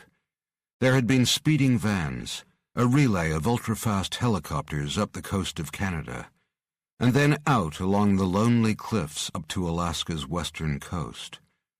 From there, he and his package had been ferried out to the center of the deep, dark, cold Alaskan Bay to be picked up by the Yeltsin. As ordered, Borshov had captured Captain Robert Graham, the American military scientist, and now had him alive and secured in the hold. That should have been the end of his mission and involvement, but when the man was drugged, he had babbled about his work with the Alpha Soldier Research Unit at Fort Detrick's Medical Command installation.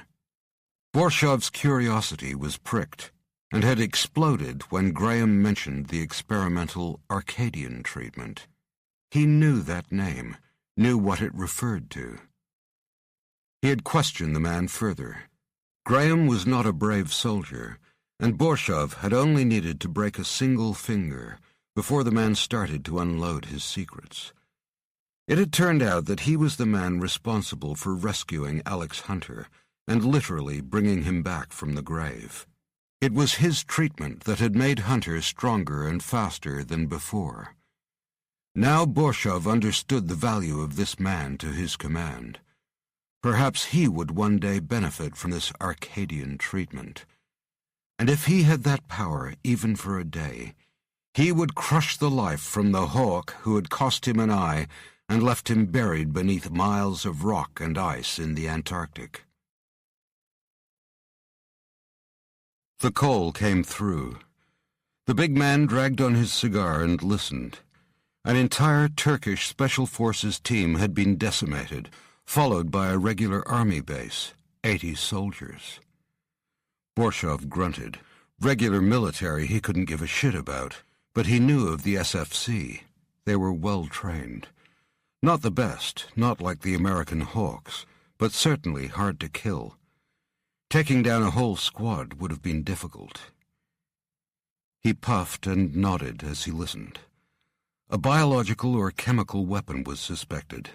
The few bodies that had been retrieved had been taken away for analysis, and details of the killer or killers had been suppressed. Borshov was intrigued. Turkey had been involved in several political skirmishes. Their relationship with Israel was fraying due to a surge of Islamic political power in their own country, and there was trouble with Greece over ownership of the disputed Aegean Sea. In addition, there were ongoing tensions with China over its occupation of East Turkestan. But these battles were fought in closed-door meetings by old men in suits. They were not likely to generate a military response, or even an incisive covert attack. Someone or something else was in play. Borshov blew more smoke, his mind plotting scenarios.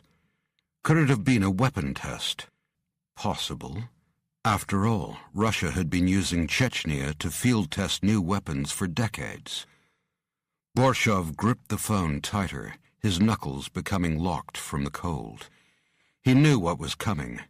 If there was a formidable new weapon in existence, especially one so close to the motherland, Russia wanted it. Borshov flicked the damp stub of his cigar into the thrashing water and concentrated on the instructions issued by the dispassionate senior official. Captain Graham would be handed over to the security division, Borshov's role as minder over. He would be met on the water by an Mi-26 transport helicopter, a massive long-range machine that could travel 1,000 miles without refueling. He would be dropped in Poronaisk on the Russian east coast for further travel by jet and then truck across the continent to Turkey. A team of his choice, fully equipped, would be waiting for him at the border. They must be in Istanbul within 48 hours. Retrieve or destroy the weapon. The official's voice was mechanical, almost artificial. Borshov grunted. Classification: Vse действия vlasti. Other priorities subsumed. Borshov grunted again. All actions authorized. The line went dead. All actions authorized. Borshov smiled. Good. He headed back down into the steel coffin to retrieve his things. Borshov and his team crossed the Black Sea around 2 in the morning, coming ashore at Kumkoy. The weather was cool, but compared to where Borshov had just come from, it was paradise. He had stripped down to a t-shirt, his huge arms bulging from the sleeves and covered in homemade tattoos that were gang badges earned in prison farms during his youth. Black, grizzled hair bushed up at his collar from both his chest and back, and a protruding gut told more of an interest in powerlifting than of overeating. He stretched his back and inhaled the Turkish air. A covered truck met them, and Borshov stood aside and allowed his team to climb into the rear. As he took his own seat, he looked them over. Each of the 6 men he had selected were brutal-looking, icy-eyed, and gave up little in conversation, even to each other. They were his hand-picked Spetsnaz, the most efficient marksmen, electronics experts, explosives, unarmed combat specialists, and lethal assassins in the whole of Russia. If not for Borshov, these men would be roaming the underworld as muscle for crime gangs, or jailed for their psychopathic tendencies. Borshov was larger and more formidable than any of them. A boxer in a former life and a criminal who developed a talent for killing, he'd come to the attention of the Russian security apparatus. He had risen in the ranks of the Spetsnaz, and eventually been withdrawn from standard duty to undertake international off-the-book missions. Quite simply, Borshov got the job done, if sometimes messily. The truck eased to a halt to avoid the loud hiss of its pneumatic brakes. Each man jumped down into central Istanbul's pre-dawn light, holding a duffel bag of equipment. More would be waiting for them at the apartment, everything they could possibly need for sleeping rough or carrying out an armed assault on a fortified building. Borshov retreated into the shadows as a delivery van whizzed past. It was still a few hours before the city's population would rise, and the more invisible they were, the more efficient and potentially less bloody their mission would be. He already knew they were only a few blocks back from the basilica's deep cisterns. The streets were modern and paved, and decades-old multi-story apartment blocks dominated the landscape. The new entrance to the cisterns was an unassuming flat-roofed building. It could easily be missed except for the police cordon and floodlights. Borshov knew there were dozens of other, less well-known entrances, all less heavily fortified. He'd also been informed that a low-ranking police officer who had been operating one of the surveillance cameras would speak to them, at a price. At the safe house, Borshov and his team went straight to work, setting up satellite technology and computer equipment. His first task was to question their informant, and he called up the man's image, address, and background data. "This man, he is here," he briefed 2 of his men, pointing to a split-screen image that showed a young, smiling face, street map, and number. "Bring him to me." The agents looked at the data, then spun and disappeared into the darkness. The big Russian looked at his watch. Just a few more things to prepare before his guest arrived. He hummed as he went about his tasks. Well-placed informants, especially those in police or security bodies, were highly regarded for their access to sensitive, high-value data. They were paid handsomely, and sometimes remained on foreign payrolls for decades. However, they could also procrastinate, be expensive, and worse, be time-wasters if they thought it might drive up their price during negotiations. Borshov didn't care about the money. It wasn't his. But time, that was a commodity that was far more valuable to him. Borshov had his orders, all actions authorized. There would be no wasting of time on this mission. He'd make that very clear up front.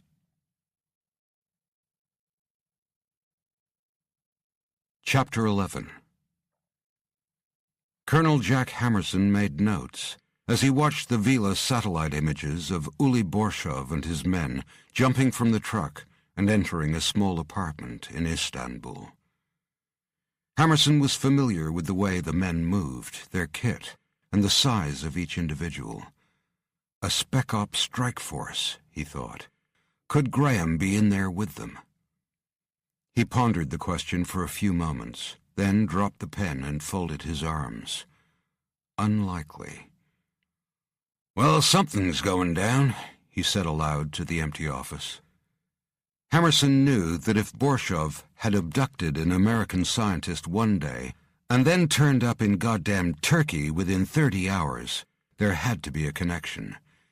The guy had been under a rock for 2 years, and now he was all over the place.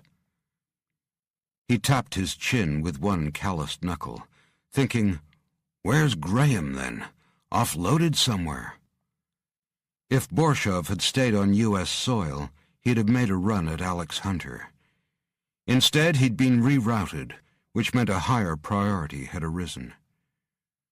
Hammerson reached across to a pile of string-tied folders on the corner of his desk and sorted through them until he found the one he was looking for. An entire Turkish SFC squad had recently been reclassified as inactive, code for taken out. Seeing it had happened within their own borders, he hadn't given it too much attention. This time he read further, until he found the location, just a few blocks from where Borshov was dug in now. In this game there was no such thing as coincidence. He read the intel about the blackout cordon around the Basilica cistern, and bodies being removed in contamination bags. He also read about the strange, indecipherable script within the newly discovered caverns. The intel report was detailed, but Hammerson also had another information source. Muse, the trillion-dollar military universal search engine that was a lot more technologically accurate and invasive. He dropped the folder. He needed to take it down another layer. He reached for the phone and dialed through to Jerry Harris. "Jerry, it's Jack.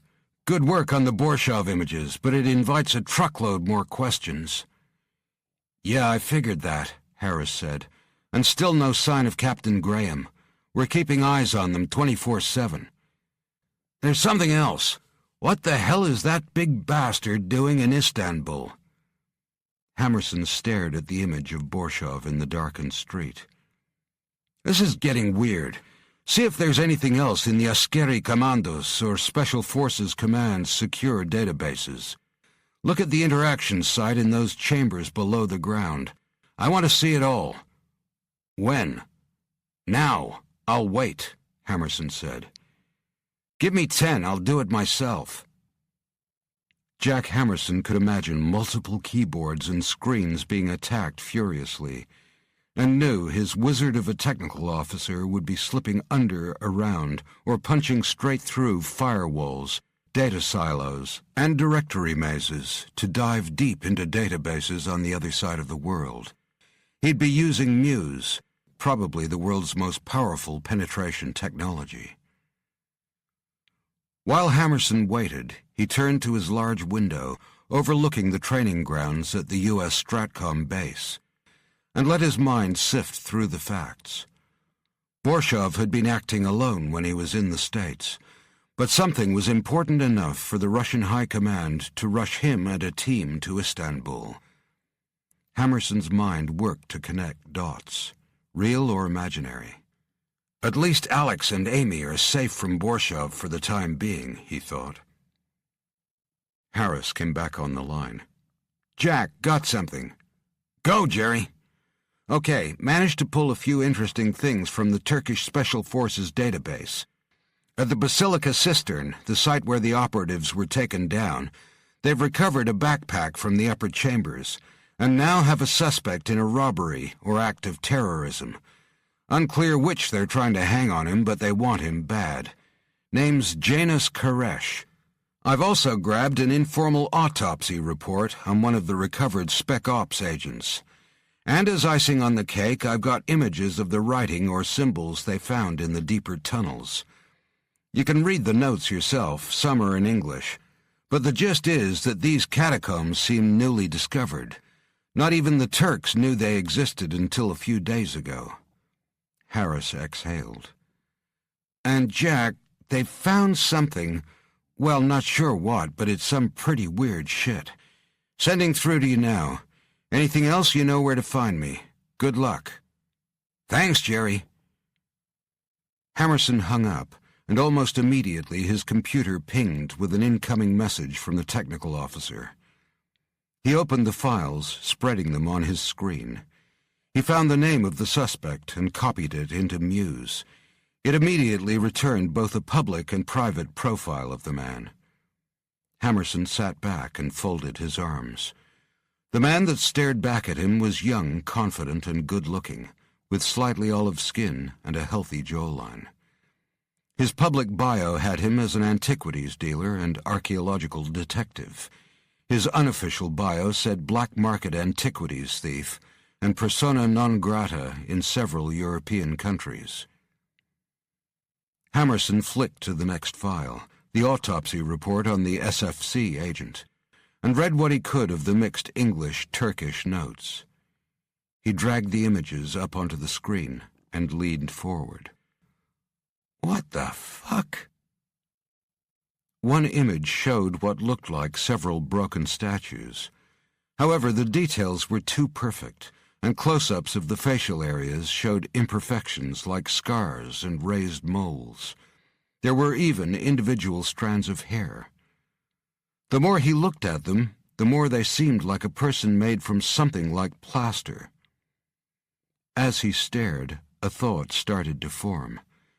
He grabbed the image of the statue onto the screen and rotated it slightly. Then he moved Janus Koresh's image next to it, increasing the size so it matched the other image. He sat back. You gotta be shitting me.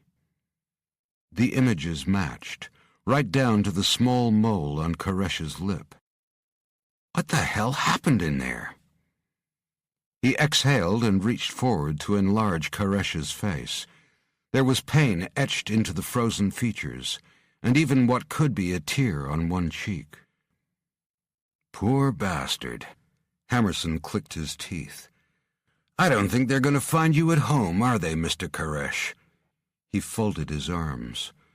What did you discover down there? Hammerson continued to stare at the image. He knew down in their own R&D labs they were working on pulse weapons to pulverize bones, or microwave devices that could cook internal organs hard but leave the outer skin intact. But this defied belief. He quickly read through the attached data. The man had been super-calcified, turned to stone. Source, initiator, method, promotion, all unknown. The next few pictures were a montage of the strange writing newly scratched into the cavern walls. It was indecipherable to him, but a mystery to the Turkish experts as well. Notes beside the images offered suggestions. Zoroastrian, Sumerian, Proto-Greek. Nonsense? Hammerson steepled his fingers and spoke to the screen.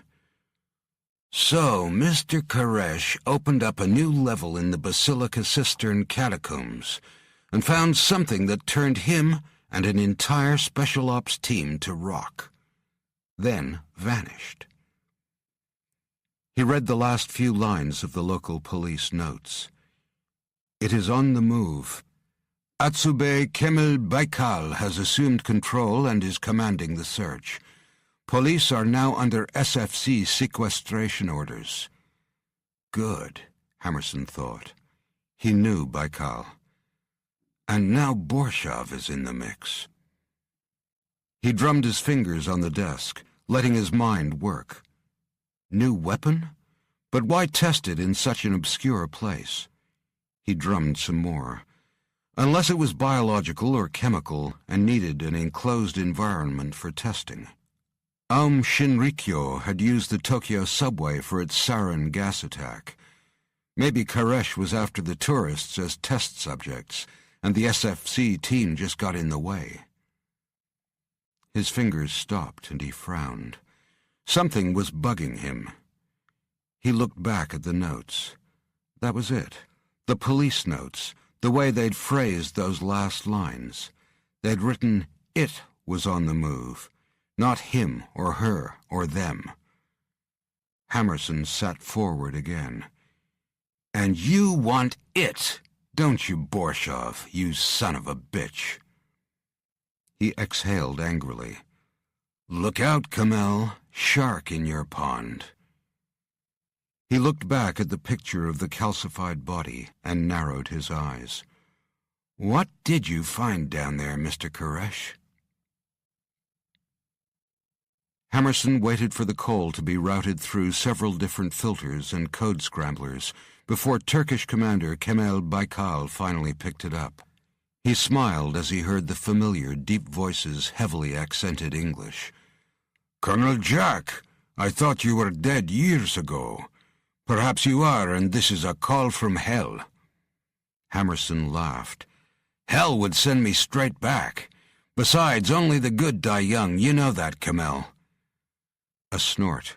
"Perhaps that is why I, too, am still here." There was a pause. "So, long time without speaking, and then you call me out of the air. What is it that brings us to your attention, Colonel Jack?" Hammerson gripped the phone and glanced at the frozen images of the corpses on his computer screen. "You have a problem, Kamel, a bigger one than you realize. We know about the deaths of your soldiers and the inscription in the cisterns. And we know a Russian Spetsnaz squad has moved into your neighborhood. There's a gathering storm, and it's forming up around you, my friend." There was a grunt on the line. "I cannot discuss this." Then a sigh. "Spetsnaz? Here?" "I won't ask how you know all this, but the investigation is ongoing. We have good leads, and we are sure we will make an arrest soon." "Janus Koresh? Forget it. He's dead. They're all dead." "No formal identification of the bodies has been—" "No. Look at the faces, Kamel."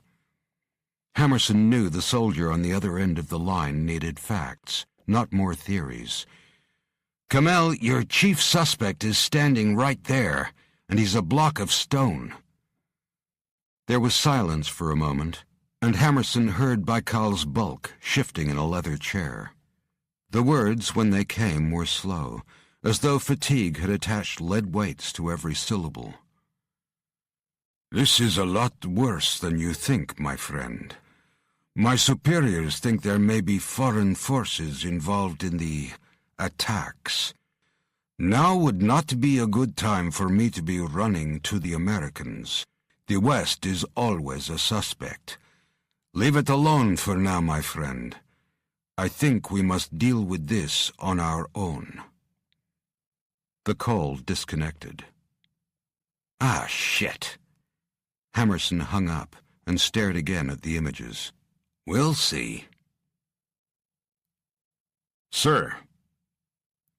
Hammerson turned to the hulking man standing at attention in the doorway and waved him in. "At ease."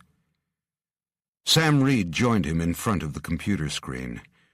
Hammerson hoped that one day the military's regeneration work would give Sam back his own mobility. But for now he could do anything he could before, with the additional bonus of being able to run at 50 miles per hour and kick a hole in a metal door. "Mech framework okay?" Hammerson asked. "I forget it's there most times," Sam grinned. "Unless I try and jump for something and end up 10 feet in the air." Hammerson nodded. "Good, because we got work to do." "Still no sign of Graham?" Sam asked.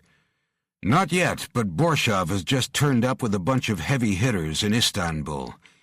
His time of arrival and the place coincides with a local spec ops team mysteriously being taken out. Might be a new weapon, and might be Uli Borshov has dropped in to acquire it." Hammerson sat back. We need to know what's going on, firsthand. Sam pressed his large knuckles down on the desk and frowned. Borshov the Beast is in Turkey? Hammerson pulled up the Vila images of the Russian assassin in the Istanbul street. Even though it was dark, the bearded face and his size was unmistakable.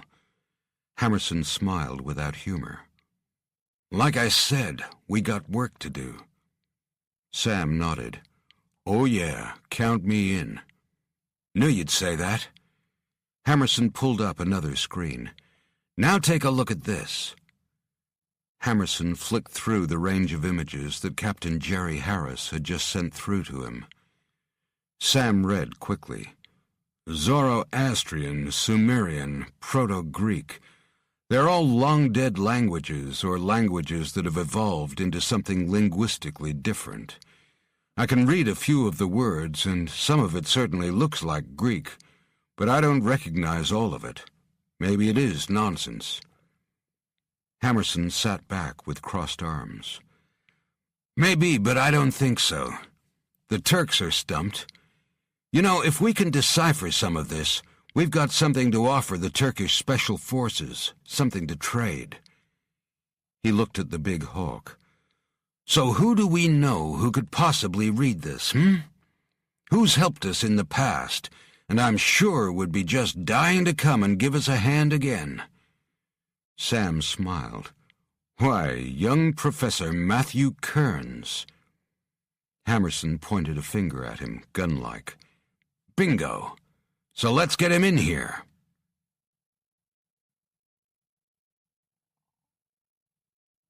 Chapter 12. The front door opened and the Turkish policeman was let in, looking confident and brash. Borshov hung back in the shadows of the darkened room and examined him. Young, handsome, shiny wedding ring. Perhaps he'd been passed over for an expected promotion, or had a new wife who liked gifts that were a little beyond his policeman's wage. A little extra spending money might be welcome. Borshov moved out of the shadows, and the young man stepped back, his face immediately losing its grin. The giant Russian stuck out one enormous hand. English? The man nodded warily, ignoring the Russian's hand. English, a little. He held his finger and thumb about an inch apart. Borshov nodded. Good, we must hurry. Please sit and make comfortable. He motioned to one of two heavy wooden chairs his men were bringing into the room. Tea? Coffee? He asked the policeman and raised his eyebrows. Yes, coffee. The man sat down with legs splayed, confidence returning to his young, athletic frame. He grinned. This, He sniffed as he searched for the right words. This secret information is gold for you, yes? Borshov shrugged, then laughed darkly. He held up a thick wad of Turkish notes. Gold for us, and maybe gold for you, da? The policeman allowed his turned-down lips to express his disappointment at the sum of money.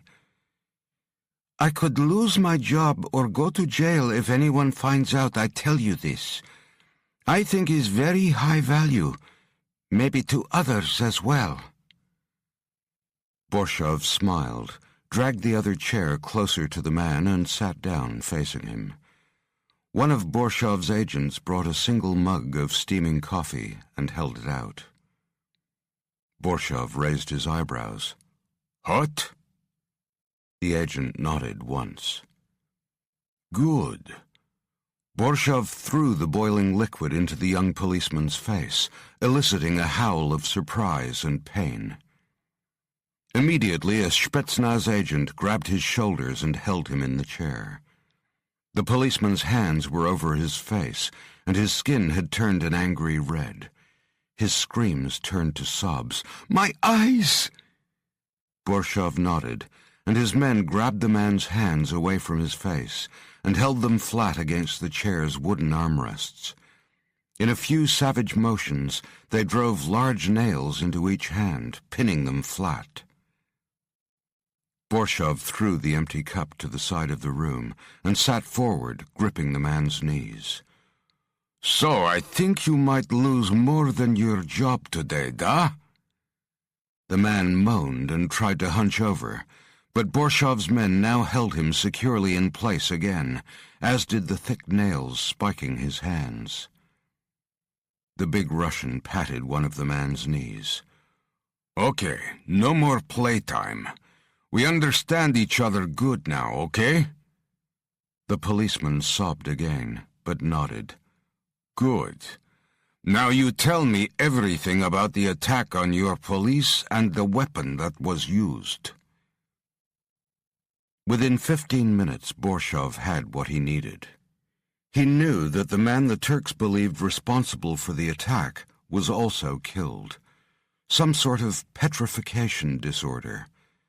Whether it was caused by a radiation, biological, or chemical weapon was still unknown. He stood in the front doorway, watching the dark street. Muffled screams still emanated from inside, but he knew anything else that dribbled from the man's mouth would be less reliable, and more a result of the madness caused by pain. He puffed on a cigar and blew a plume of smoke out into the dark. The man responsible, Janus Karesh, an antiquities thief, had gone down there looking for something. Borshov grunted. "Found more than you bargained for, da?" His laugh sounded like two metal plates grating against each other. He dropped the cigar and ground it out. He would contact his command and find out more about this man and what he was looking for deep down in a 2,000-year-old drain. Matt Kearns tried to concentrate, but he couldn't help staring at Sam. His head turned from the hulking hawk to the computer screen, back to Sam, and then back to the screen, as if he couldn't quite make his mind up what to do next. He cleared his throat. "You look well." Jack Hammerson smirked. Sam just nodded. "You're standing by yourself," Matt went on. "And I heard you—" Sam half smiled. "The wonders of science, Professor." He motioned to the screen. "We got work to do." "Okay." Matt swiveled back to the computer and the images.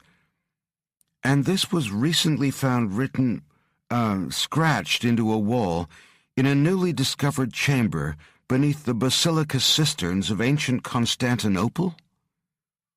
Matt rubbed his temples as he frowned at the computer screen. "You know, this new antechamber could be 2,000 years old, or even older." Hammerson remained silent, watching the languages professor examine the data. He knew the young man hadn't wanted to come, but he'd personally pulled the guy out of a pretty sticky situation in the Appalachians last fall. Kearns owed him. Normally, Hammerson kept those kinds of debts on ice, but he needed the man's expertise, and he needed it now. The professor pushed his long hair back from his face and shook his head as he read the Turkish notes. Nope, not Zoroastrian. It doesn't have this tight, curling form, and its glyphs are more like Egyptian." He half turned to Hammerson. "Way too sophisticated for Sumerian, either. Who wrote these notes? Some grad student?" He shrugged. "However, I can see a lot of similarities to Proto-Greek.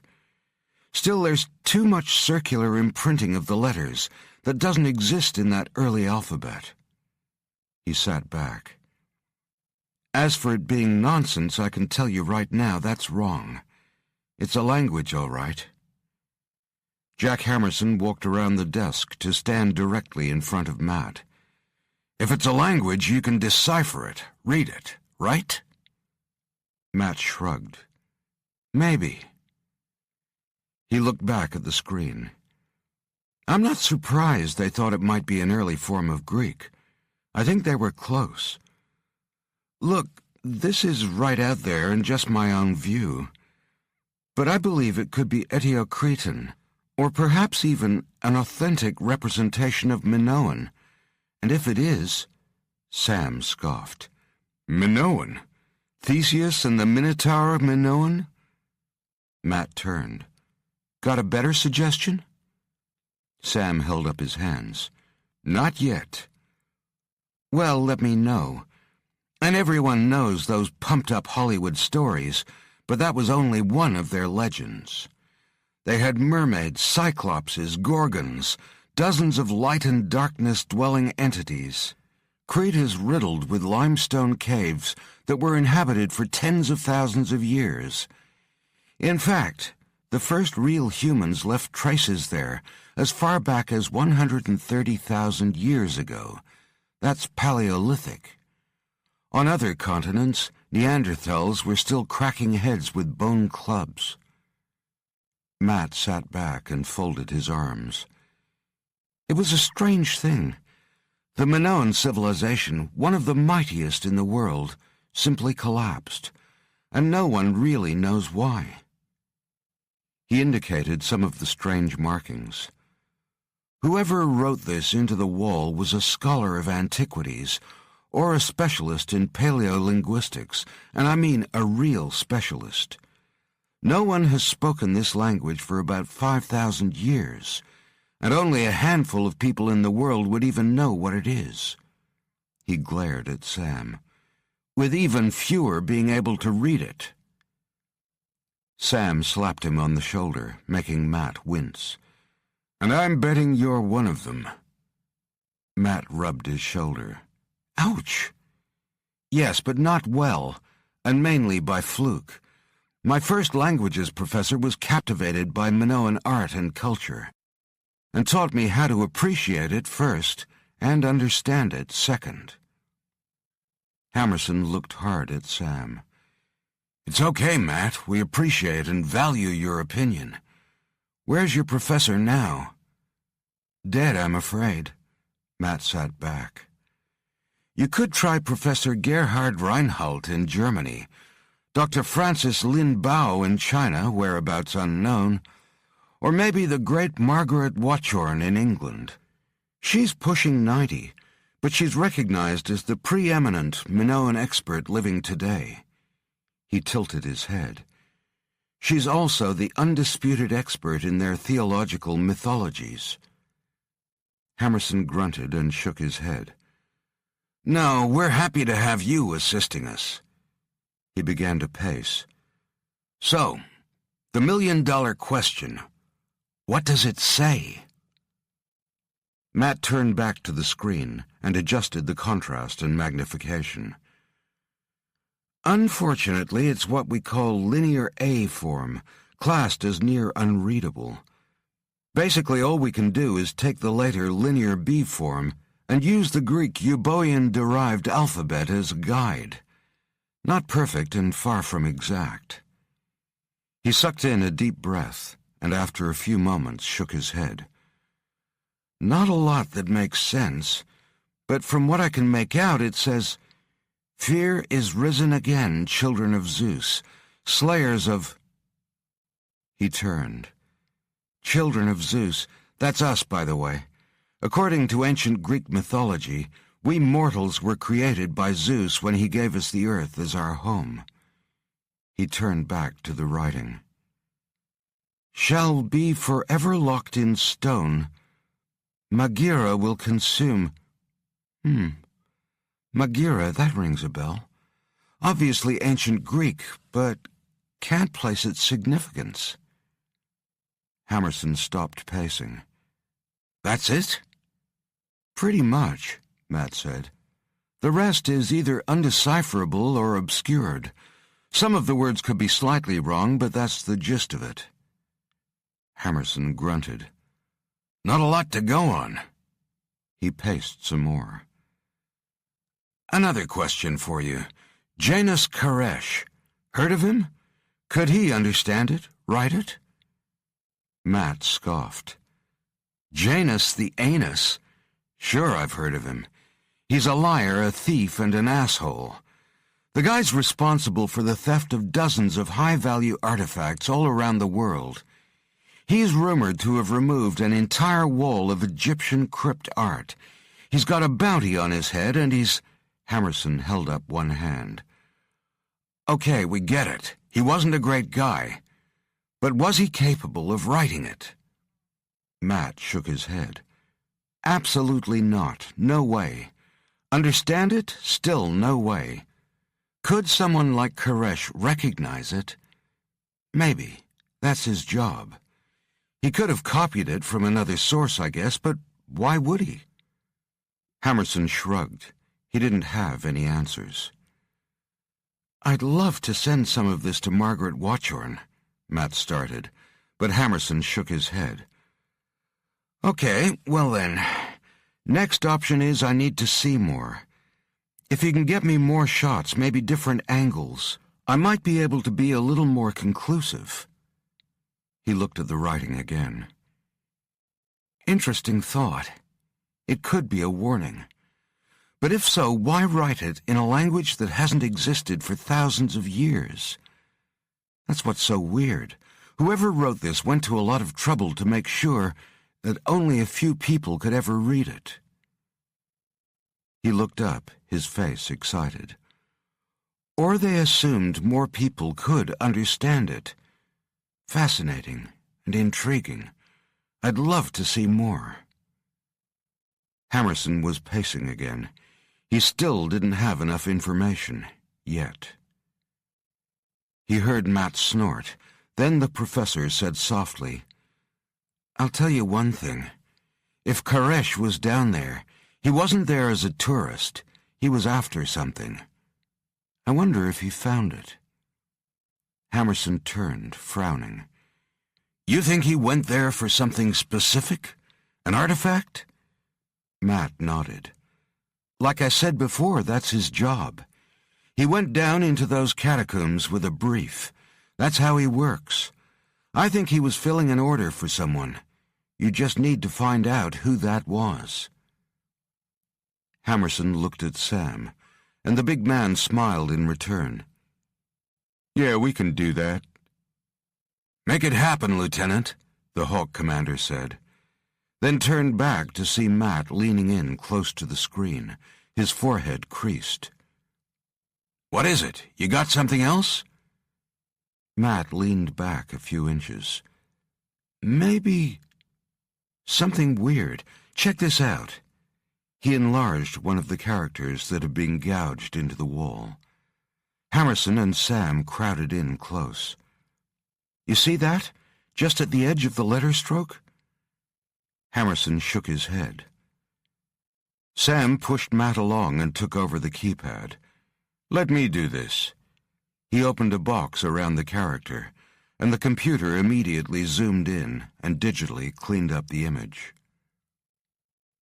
Jack Hammerson leaned forward and squinted. There looked to be a few quarter-sized chips or flakes stuck into one of the grooves in the stone. What is that? A fingernail? Matt shook his head. That's what I thought at first. Call me crazy, but I think a hand of sorts made these marks. Jesus, what sort of hand could make those gouges? In solid stone, Sam said, tidying up the resolution even more. The objects came into sharper focus. Hammerson frowned at him. You're showing me how you do that before you get out of here, Reed. He stared at the image.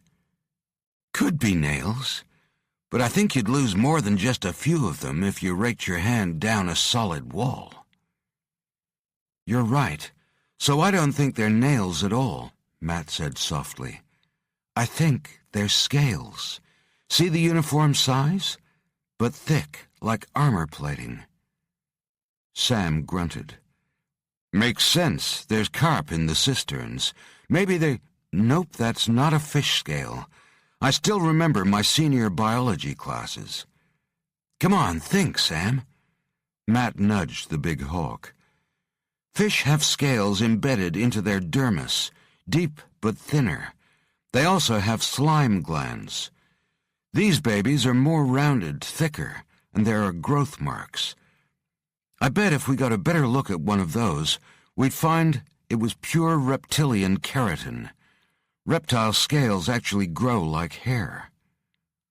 What sort of reptile? Sam frowned, and folded his huge arms across his chest. Matt snorted and swung around in his chair. Well, I'm not talking alligators in the sewers. I'm betting this is a reptile that knows Minoan, and according to where these scales are located, stands about 7 feet tall. Hammerson clapped his hands together. Good work, Matt. Good information.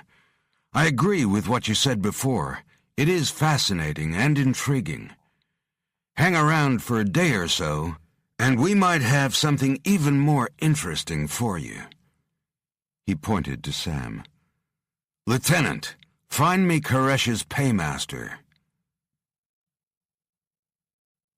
City of Usak, Interior Aegean region, Turkey. The Usak Rug Bazaar was one of the largest in the country, with buyers coming from neighboring provinces to select the best, which they would sell internationally at greatly inflated prices. Before dawn, hundreds of sellers crossed the Lydian Silandiras Bridge over the Banaz stream to compete for space in the bazaar and for the buyers' attention.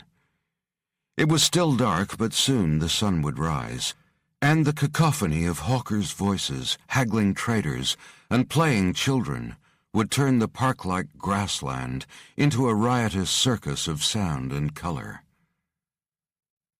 Halim watched his mother and grandmother unroll a pair of enormous rugs, their best. Pressure was on all of them to sell their wares early and then be off home. There was death about, a grotesque illness sweeping the countryside. The whispers hinted that the army had collected the bodies of the afflicted, and whole families, whole towns had been wiped out. The newspapers had urged people to stay indoors. A jinn, his grandmother had whispered knowingly. Other old women had picked up the word and made the sign of the evil eye over their faces, so the devil would not see them this day. Halim's mother held his shoulders tight and stared into his face as she laid down the law to him. He was to stay close to her or his grandmother. Halim hummed and drew on the ground with a stick, watching his mother smooth the rug's edges, and then work with a fine pick to adjust any thread that dared to lift its head above its brothers. He knew why she paid the rug such fussy attention. It took many months to weave, dye, and then dry, but a single sale could deliver enough money to keep the family comfortable for the next half-year. Bored, Halim said he was going to have to pee, and headed off to the tree line. Once out of sight, he changed course, and instead made for the bridge. His mother would scold him if she knew, and his father would more than likely thrash him for disobeying her.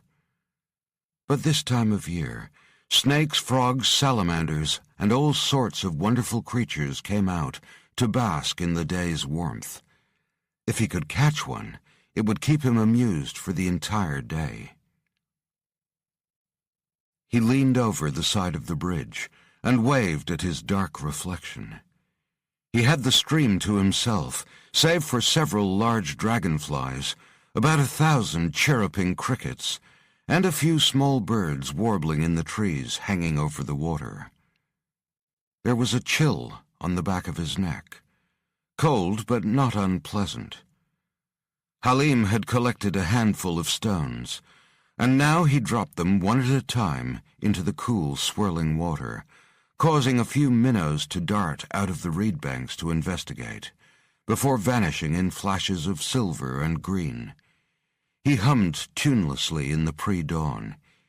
He knew if they didn't make a sale early, they would be there all day and long into the warm evening, before Grandfather came with the truck to carry the three of them back home for a late supper.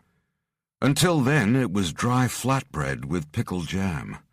Luckily, he liked pickle jam. As he watched the water, chin on his hand, the air misted and became cooler, like smoke lazily drifting across the stream's surface to dull its sparkle. He looked skyward, expecting to see clouds pulling across the sky, which would be a tragedy for his mother and all the rug sellers. 364 days a year they prayed for rain. But on the day the rugs were unfurled in all their brilliant dyed glory, they prayed for it to be dry. Today there were no clouds, just the same thin mist drifting in from the east. He squinted. It seemed thickest down the road, as if his grandfather's truck was backing up, blowing exhaust fumes. But there was no truck, no noises, and even the birds and crickets had grown quiet. Halim angled his head, his face creasing as he concentrated.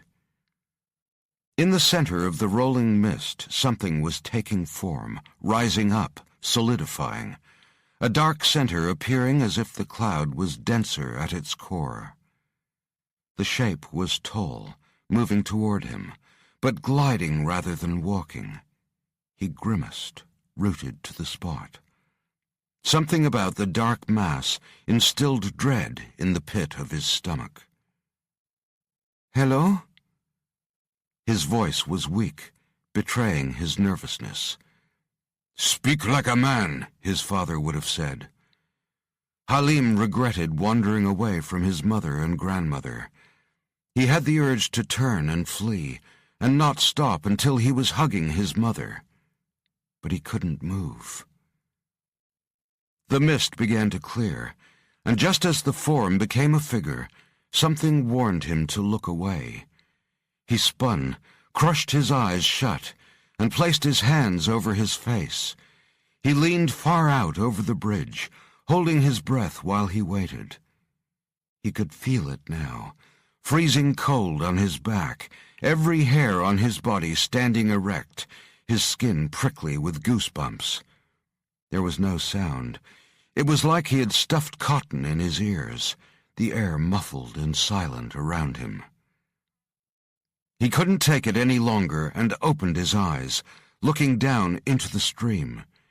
He saw himself in the water, and looming up behind him, something so monstrous, so horrible and terrifying, that he immediately voided his bladder into his trousers. He felt bile in his throat and an explosion of pain behind his eyes. The warmth down his legs unlocked his stricken throat, and he found his voice, screaming so long and loud he thought he would never stop. He did, when consciousness left him. When he awoke, his head hurt, and there was a needle-like pain behind both eyes. His senses slowly returned. He felt the sun hot on his face. He heard the stream slipping by underneath the bridge, crickets singing, dragonflies zooming about, their iridescent wings and green eyes like tiny jewels. Halim had never owned a wristwatch, but the sun was well above the horizon. Hours must have passed. His mother would skin him alive. He got to his feet, staggered a few steps, then began to run back along the path, through the trees and into the bazaar. But instead of the swirling dust, riot of color, and noise of hundreds of people haggling, fighting, or laughing, there was nothing. A silence so total, he had to rub his ear to make sure he hadn't been struck deaf. "Mama? Nana?" People everywhere, but all so still. Some were lying down, others were kneeling or sitting, many with hands thrown up trying to shield their faces. Halim saw that all were a ghastly white. Even their eyes were the bleached blankness of dry sand. He found the small square of ground marked out by the beautiful reds and blues of the rug dyes his family preferred. Mama was there, sitting cross-legged, one arm out, the other hand over her face. Nana was kneeling, tiny as always, her hand in front of her face, warding off the evil eye. It hadn't worked. "Mama?" He touched her. She was as hard as stone.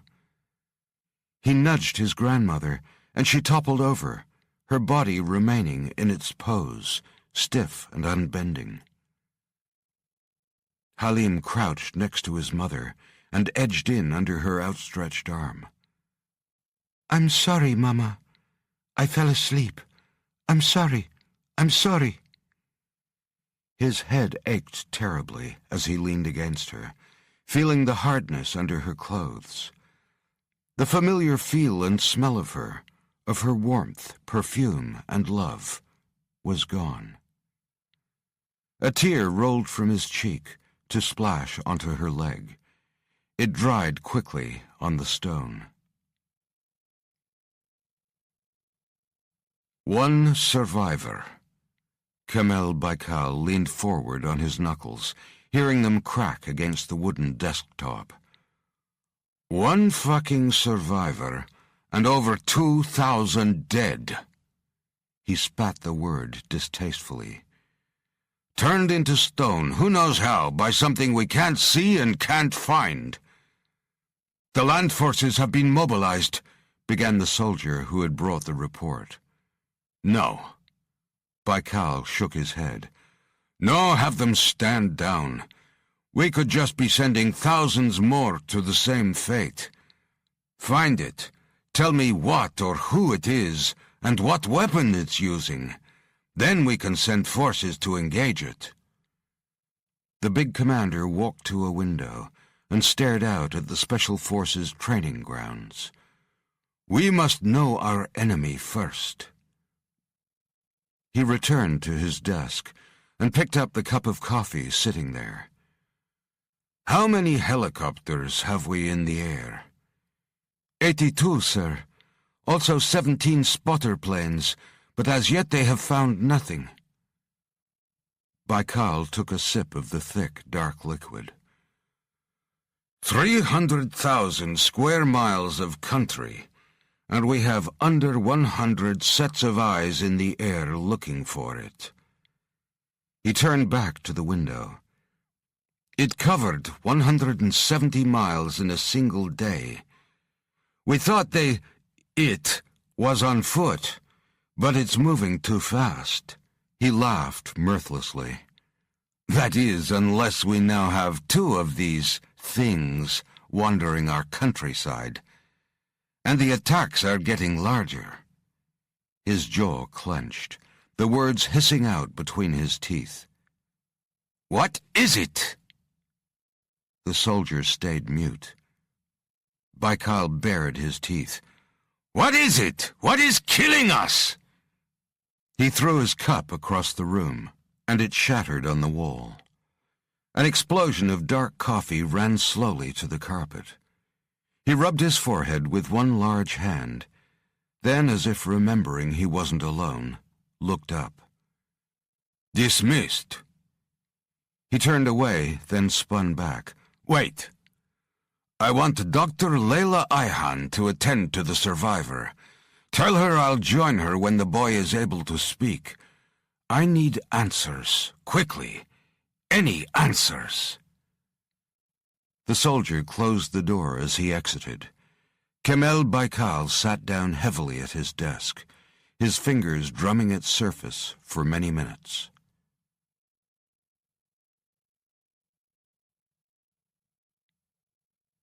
Chapter 13.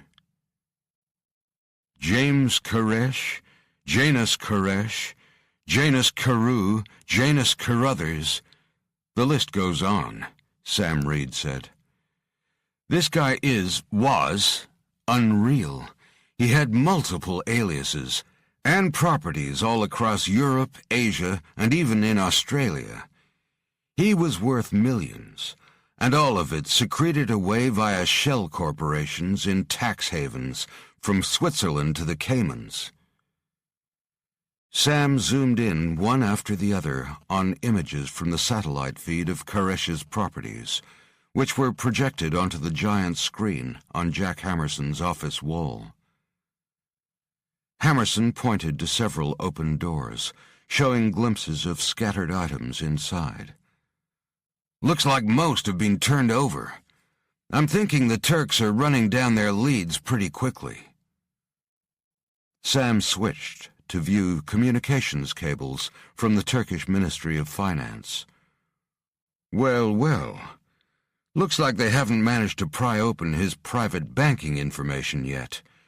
They're applying to the BIS in Switzerland for an overriding emergency authority based on a national threat. So far, the Swiss are dragging their heels." Sam laughed softly. "Ah, bless those Swiss." "Excellent. Which accounts are they after?" Hammerson rubbed his hands together. "Got a list, sir. Long and short-term investments. We'll need a bit more firepower to crack them open." Sam moved aside, and Hammerson sat down and commenced typing long strings of characters into Muse. He placed his hand on the screen for its whorls, indentations, and scars to be recognized by the system's security. The screen went blank for a few seconds before welcoming him into the most powerful and intuitive search engine in the world. "Okay now, let's have a look at any recent deposits into Mr. Koresh's accounts, then track them back to their source." In 20 minutes, Hammerson had traced multiple enormous cash and securities deposits to shell organizations originating in the Seychelles, then transferred from Guernsey, one of the Channel Islands off the coast of England, all the way back to Italy, to a small company called Jupiter Import-Export, rolled up into a massive conglomerate owned by local billionaire Gianfranco Rufino Monti. Sam whistled as Muse organized the data on the screen. Shipping, warehousing, construction, movie production. Wow, this is serious money. And Monty's rumored to hold one of the largest private collections of Asian and Middle Eastern art and antiquities in the world. And what do you know? Italy's FBI equivalent has a permanent watch on the guy for drugs and arms smuggling. Seems if there's money in it, then Mr. Monty is also into it. Sam straightened. This is our guy, right profile, and could probably buy and sell whatever was in that vault 1,000 times over. Hammerson pulled up the surveillance information from the local police and Interpol files, and came up with a primary residence, a castle on the northern shore of Lake Como in Italy. Sam looked impressed. Fit for a king, and with his own private security. Hammerson grunted. Private army, more like it.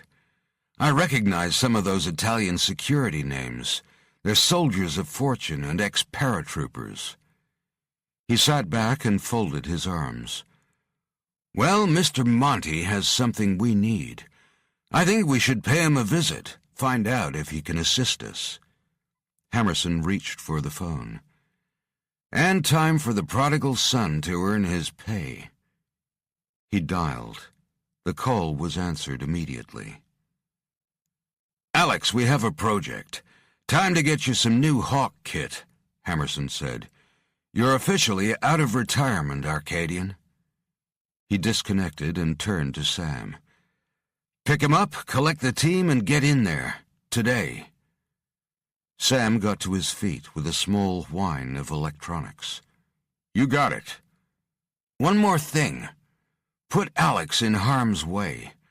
I want him to remember what he was good at. U.S. Stratcom Research and Development, Weapons Division. Colonel Hammerson has provided the authorization, but I didn't catch the name. said the scientist, Walter Gray, who was accompanying Alex down the long white corridor, several levels below the U.S. Stratcom base. Alex ignored the man, his mind on the work he'd been doing with Alan Marshall in the Alpha Soldier Research Unit. His memory, so long like a moth-eaten rug, was now almost fully intact. The neural pathways were still there. Seemed they just needed a little chemical kickstart. But the more doors Alex opened in his mind, the more he became aware of the presence lurking there. He referred to it as the Other One, and Marshall now did the same. The young scientist had told him that they would eventually be able to eradicate the psychological shadow, but for now they would manage it. Alex just hoped the Other One didn't turn out to be stronger than he was and eradicate him first. Gray's voice rose as he talked faster, nervously, pointing to different sealed doors as they passed. Laser technology, biologicals, handguns, rifles, combat body armor, sensory enhancement. Alex nodded but stayed silent. He knew all these weapons intimately. It was his team, former team, that had trialed them in the field. He had already opted for active camouflage, micropanels capable of altering their appearance, color, and reflective properties, enabling the soldiers wearing it to blend into their surroundings. It was something he'd used before, and knew it was invaluable for an incursion that required stealth. Alex decided it was time to stop Gray talking. "Give me 2 HKCTs with variant triggers and a nitride finish. Throw in some frequency shifters while you're at it, and leave off the over-rails. I won't need a scope." Gray smiled, raising his eyebrows. "Good choices. And will you—" "Long and short K-bar, Tanto Edge," Alex said. "Also the usual Hawk field kit." "Excellent." Alex found he remembered the powerful weapons with absolute clarity. The Heckler & Koch USP-45 CT pistol, his favorite, was a smooth, matte black sidearm, made of a molded polymer with recoil reduction and a hostile environment nitride finish. The variant trigger made it lightning quick, and the upgraded frequency shifting didn't so much muffle the sound as shift it beyond the range of human hearing. The knives, the K-bar with its distinctive chisel-shaped head and black laser-honed blade, were scalpel-sharp and thick enough to be both lethal weapon and field tool. He'd used them many times on all sorts of materials, flesh and armor. Alex became aware that Gray was talking again. He blinked and listened as the man pointed to the sensory enhancement section. "For nighttime incursions, we have some new pupil lenses that will—" "No thanks. I have my own," Alex said. Gray snorted. "Well, I doubt very much they'll be as good as—" "No." Alex kept walking until he came abreast of the next room. Combat body armor. He turned and raised his eyebrows. Gray caught up. "You've come at the right time. We've just completed testing on some new plating that is literally out of this world. One of Colonel Hammerson's former operatives brought in a biological sample of some creature's carapace. Toughest thing we've ever seen. Sea creature, we think. We analyzed its chemical and amino acid components, and then simply grew it ourselves. It's light, harder than the toughest metals, about 9.5 on the Mohs scale, and surprisingly easy to work with. We can grow it into any shape we need in a matter of hours." Gray pushed a stud, and the door slid back into the wall. The dark room lit up the moment the pair entered, as sensors picked up their movement. The small space turned out to be about as small as a warehouse, complete with a single-lane firing range. At its end was a target dummy kitted out in mottled gray body armor, which looked heavily scarred from repeated direct hits. Alex exhaled, eyes narrowing. The last time he had seen that mottled armor plating in place, it was during a little jaunt to an Iranian nuclear facility, when some naive scientists opened up a black hole that allowed a chitinous-shelled nightmare to come through. The scientists all ended up dead, mostly as food for the creature. Gray handed Alex a sample of the armor. It was light and tough, like a combination of ceramic and compressed chalk. Alex tried to break or bend it, but couldn't. The piece he had retrieved all those years ago had been a shell fragment blown from a living creature. However, the piece he held was square, polished, and round-edged. The white coats had been busy. Gray took it from him and held it up. "We can grow it to mold to any body size or shape. We can even build it directly into the active camouflage suit. You won't even know it's there, until you get shot at point-blank range and are able to get straight back onto your feet." Alex nodded. "What can it stop?" "All small arms, even a .357. Most rifles, unless they have armor-piercing or uranium-tipped projectiles." "Good. Make it happen," Alex said. Gray grabbed him by the arm. "We can do it right now. Step up on here." Here was a small circular platform, with a console nearby. Alex did as requested, and Gray stood behind the console, his eyes moving from Alex to the controls. "More towards the middle, please, sir. That's it. On the mission, will you be engaging in hand-to-hand combat?" Alex smiled. "More than likely."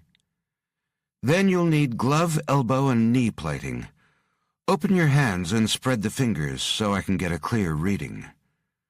Alex did as requested, and a curtain of light fell around him. It closed on him, analyzing, measuring, designing a template of his exact shape. In another minute, the light disappeared. "That's it?" Alex asked. "All done. You can step down.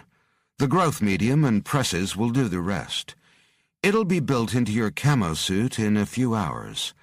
The active camouflage technology will be woven around the biological plating, so you still have the stealth capabilities." He grinned. "But now with enough lightweight armor to stop an M16 at close range. How's that sound?" "That sounds real good." Alex stepped down from the podium and looked up at the ceiling above. "There's 120 laser-based microsensors up there," Gray told him. "They can measure your body shape to a nanoscopic scale. Don't be putting on weight any time soon now, will you?" He chuckled and directed Alex back toward the door. As they passed another alcove, Alex stopped and his face broke into a broad grin.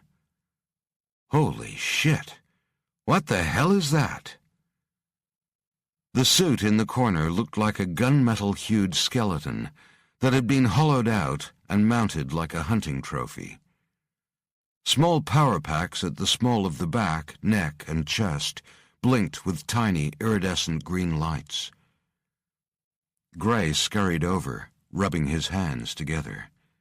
"Like it?" "A lot." Alex ran his eyes over the formidable-looking suit. "Tell me about it." "Not fully tested yet, but this," Gray motioned to the suit like a game show host, "is the full-body military exoskeleton combat harness, mech suit, the next-generation heavy combat armor. This is just the base model. We have accessories." Like a kid delighted at showing off his favorite baseball card collection, Gray moved quickly to the wall and pressed several small studs, causing various doors to slide back. More suits were revealed, some with built-in helmets, others with weapons built into the forearms, shoulders, and chest. Some of the frameworks were just legs, and others were upper body sections that fit over the arms and shoulders. Alex was impressed. Operational? Gray bobbed his head. Sort of. We have one of the Hawks trialing a half unit, but that's more for mobility. No one's taken the full kit out yet. Still a few things to iron out. With all its electronic and hydraulic-assisted technology, the suit weighs about 200 pounds. Too much for your average soldier, especially as you need more than a degree of finesse to move this monster around. Maybe next gen. Alex nodded, still staring at the armor-plated technology. Nice. Gray laughed. Come back in a few years, when we've managed to solve the weight-to-support capability ratios. He led Alex back out into the corridor, and stopped at the emitted light weaponry vault. He raised his eyebrows. Lasers? Great for stealth incursions. No noise, can move from pulse to beam, and put a hole through a skull at half a mile. He grinned and jiggled his raised brows. Alex considered it, then shook his head. Not this time. Leave that to the other guys. I'll be getting in close, real close. Gray sighed and motioned to the elevator at the end of the corridor. He pressed his thumb to a dark pad, which ringed it with red. Immediately, the hiss of machinery moving could be heard behind the huge brushed steel plate. He turned to Alex, staring up at him and frowning slightly. I could swear I've seen you before. Alex simply stared back, his gray-blue eyes never wavering. After a while, Gray shrugged and turned away. But if Colonel Hammerson says you're the new guy, maybe I've been doing this job too long, and you're all starting to look the same to me. I'll get your kit sent up to the Colonel's office. Pleasure doing business with you, Alex stepped into the elevator and pressed the button to close the doors, cutting off Gray's question. Alone in the steel box, he held up his hands and looked at them, rock solid. He hoped he was doing the right thing. People would be relying on him, and him on them. The change would take some getting used to. There would be no more lone wolf now that Hammerson had intervened. Of the memories Alex had regained, the good ones were fleeting. Most involved brutality on an unimaginable scale. And in the sea of blood, there were the faces of those who had fallen beside him, good men and women who had died under his command. They stayed with him now and haunted him. He made fists, heard the knuckles pop. He remembered something Franklin D. Roosevelt had said. Men are not prisoners of fate, but only prisoners of their own minds. For Alex, his own mind was his biggest fear.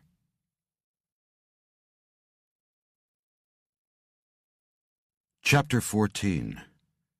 Aviano Air Base, Italy. Sam and Alex waited to climb into the chopper. They were the last. The huge propeller was already spinning overhead, invisible and almost soundless, its blue-edge rotor blades ending in a distinctive gull-wing double-sweep shape to reduce the noise. There was a downdraft, but little more. The entire stealth craft was coated in the new carbon nano paint designed by NASA for its space missions and the blackest material known. It absorbed 99% of any light in various spectrums that struck its surface. The military had gotten interested when it was discovered the paint also absorbed radar waves, thereby making anything coated in it invisible.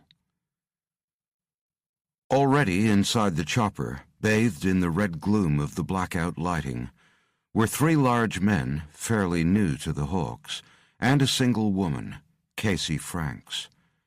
They were in 2x2 teams coated red and blue. Even though Sam was taking lead on the mission, all of them turned toward Alex when he stepped inside. They stood as he passed, not saying a word, but nodding to acknowledge his authority. It seemed the rumor mill had gotten ahead of them. Sam had no doubt all the Hawks knew who the special advisor was accompanying them that night. He noted that Franks was the only one to watch Alex, with the hint of suspicion on her face. He wondered what was going on there. The chopper sped low and silently over the Italian countryside. They had little more than an hour to their destination, after flying nonstop from the United States to Aviano, one of the last American air bases in Italy. Now the stealth chopper was taking them the 120 miles to Gianfranco Monti's compound on the shore of Lake Como. Hammerson had charged Sam with assessing Alex during the mission.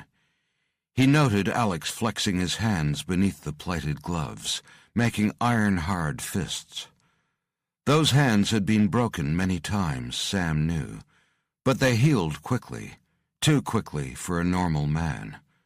Alex's body could produce coagulants and collagen deposition, form new tissue and calcium deposits in minutes, not days, which meant any wounds closed over almost immediately. But sometimes the scars remained, just like the damage to his mind. Alex reached up and touched a small indentation over his left eye, before running his hand up through his dark-cropped hair. Sam knew there was a small, star-shaped scar there, an intended kill shot delivered by Borshov, the giant Russian assassin who had obliterated Alex's Hawk team in Chechnya. It was a debt Alex had wanted to square for far too long. The pilot's voice came through on his comset. "Cloudbank coming up. We'll have Moonshade in 10 minutes. Mission up." "Mission up in 10, Sam relayed to his team. The chopper slowed in the air, and a single small light came on overhead in the rear cabin. The Hawks pulled their full-face masks down. The black lenses covering their eyes looked a little like rounded swimming goggles, but were high-technology lenses that could be moved up and down the thermal, telescopic, or infrared ranges. Only Alex's mask had no lenses. Science had already given him everything he needed within his own body. The Hawks' suits were compressed to their bodies and dappled between black and gunmetal gray, taking on the colors and characteristics of their surroundings. The material was woven through with Kevlar fiber and had integrated biological combat plating over the chest, shoulders, and other vulnerable areas. "Let's get it on," said Casey Franks. She made fists and growled, pumping herself up.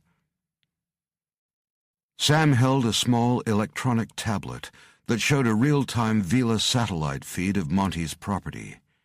He knew Jack Hammerson would be watching the same feed back home. Vela was able to see through stone and steel, delivering the building's secrets up to the incoming Hawks. Multiple thermal images flared in and around the property, either 2x2 patrols or guardian positions close to the walls, on terraces, and on rooftops. Inside there were more, patrolling the hallways. In an upper room was a single figure, seated and alone. Monty. Sam grunted and pressed the stud in his ear to contact Hammerson back at base.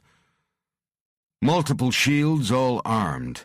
Primary target in upper bedroom in eastern wing. Confirm green light on mission." Hammerson's voice came back immediately. "Mission is green light. You are good to go." "Mission is green, people," Sam said.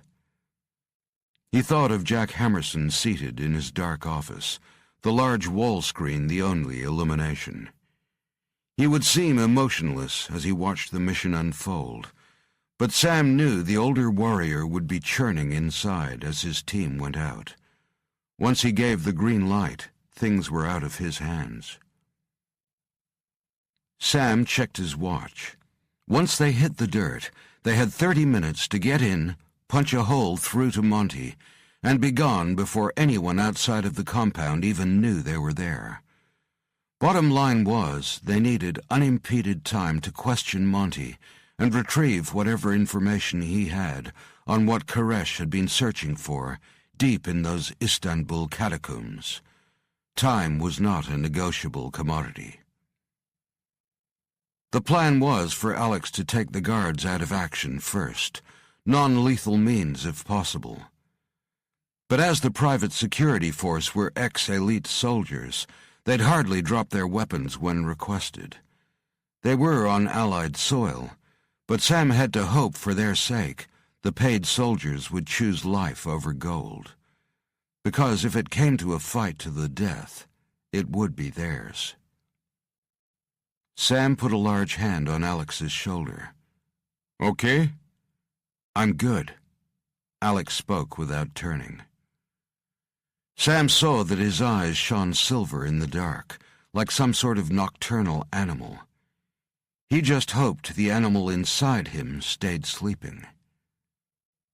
"Just remember, we need Monty, not a massacre," he said. Alex smiled and nudged Sam's ribs. "Don't worry about me." Sam grinned. "I'm not worried about you. I'm worried for anyone in front of you." Sam pulled his own visor down. A second light went on. 2 minutes. He saw Alex begin flexing his hands again. Then he sucked in a huge breath and quickly checked his equipment, expert hands running automatically over weaponry, communications, and extraneous kit, all packed down tight over his body. Sam leaned in close, showing him the tablet. "You're up first. You'll go in the front, take out any wandering sentinels on the perimeter." He pointed to the small screen. "There are 3 teams 2 by 2 patrolling, and 1 larger unit of 6 stationed on the front landing. Soft takedowns if possible. Red and blue will position themselves at the west and east walls. I'm going to drop onto the roof, where I'll immediately deploy a white noise net to fry their comms. That'll be the signal for you to make some noise, draw interest from inside the house." Alex stared at the small screen, his eyes moving over the figures, the building, the geography. He nodded once. Sam knew he would have missed nothing. "With no comms, Monty's men will need line of sight. They'll come to you." Sam switched off the screen and slid it away, then gave Alex a grim smile. "We're going to need to punch it. Once the fireworks start, we'll have less than a minute to get to Monty before he tries to seal himself inside his secure panic room.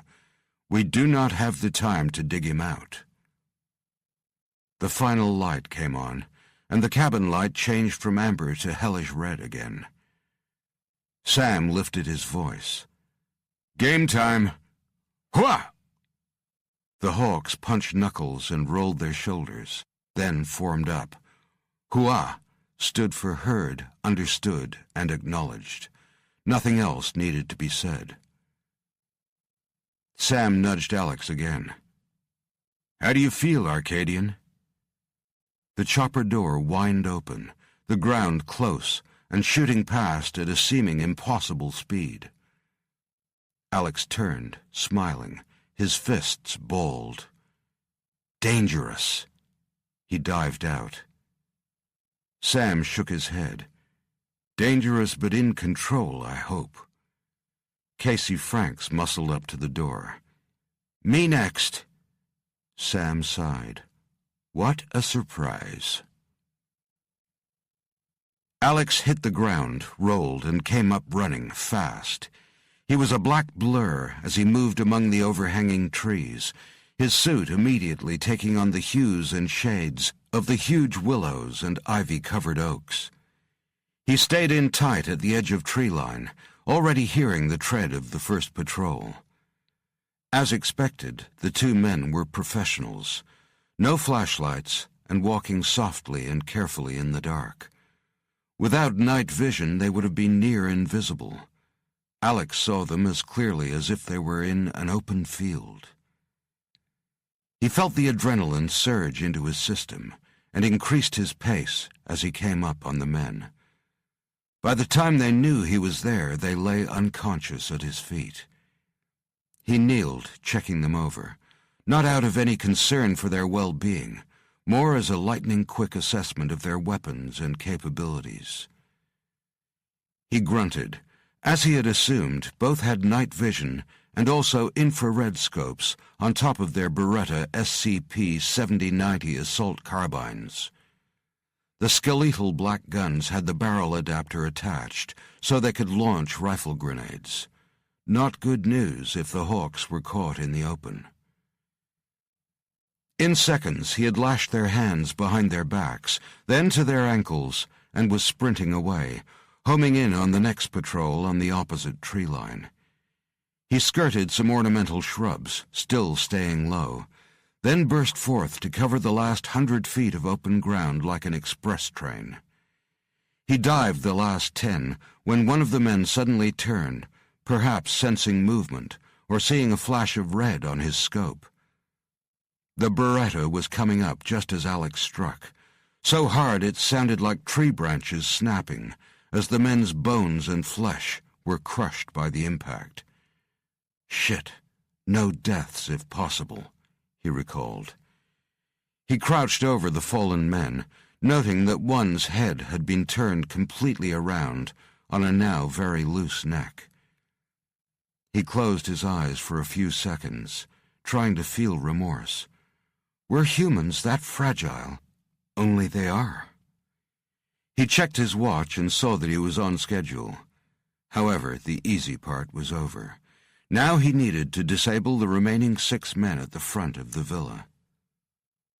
When the lights of the compound showed through the trees, Alex got down on his belly and crawled. Pausing at the tree line, he saw ahead a few 100 feet of manicured grass, an open walkway, and a huge stone veranda that could probably fit hundreds of well-heeled guests at a Monty party. Unfortunately, the massive open space afforded the guards at the front of the house an unimpeded view of anyone approaching. For Alex, it meant a direct assault was impossible, unless he wanted 6 professionals shooting at him with scoped Berettas. He crawled closer, burrowing into the cool earth to dampen his thermal silhouette. Finally, he came to a 7-foot marble statue of a discus thrower.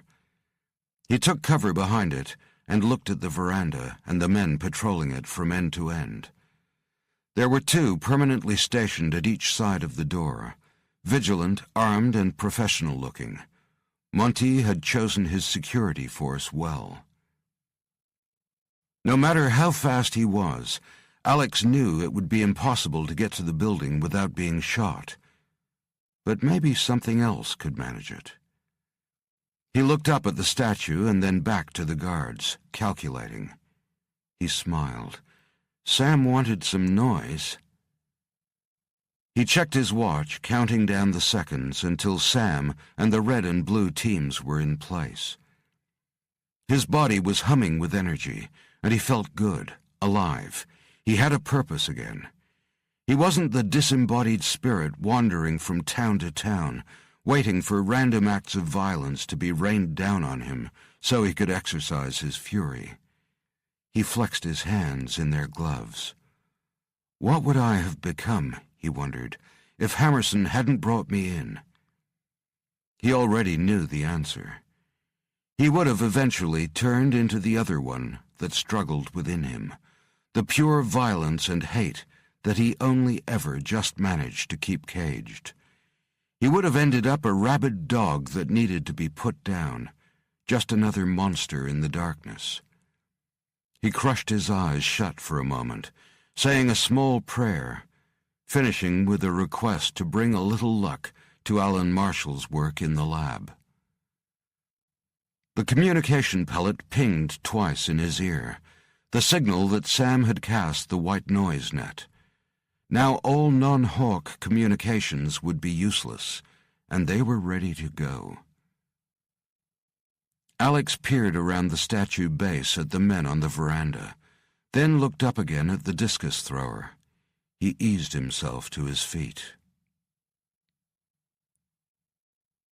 The 200-pound marble arm holding the enormous disc landed at one end of the balcony and exploded like a bomb, obliterating a good 6 feet of expensive flagstones and carved balustrade, and raining dust and debris down on the guards.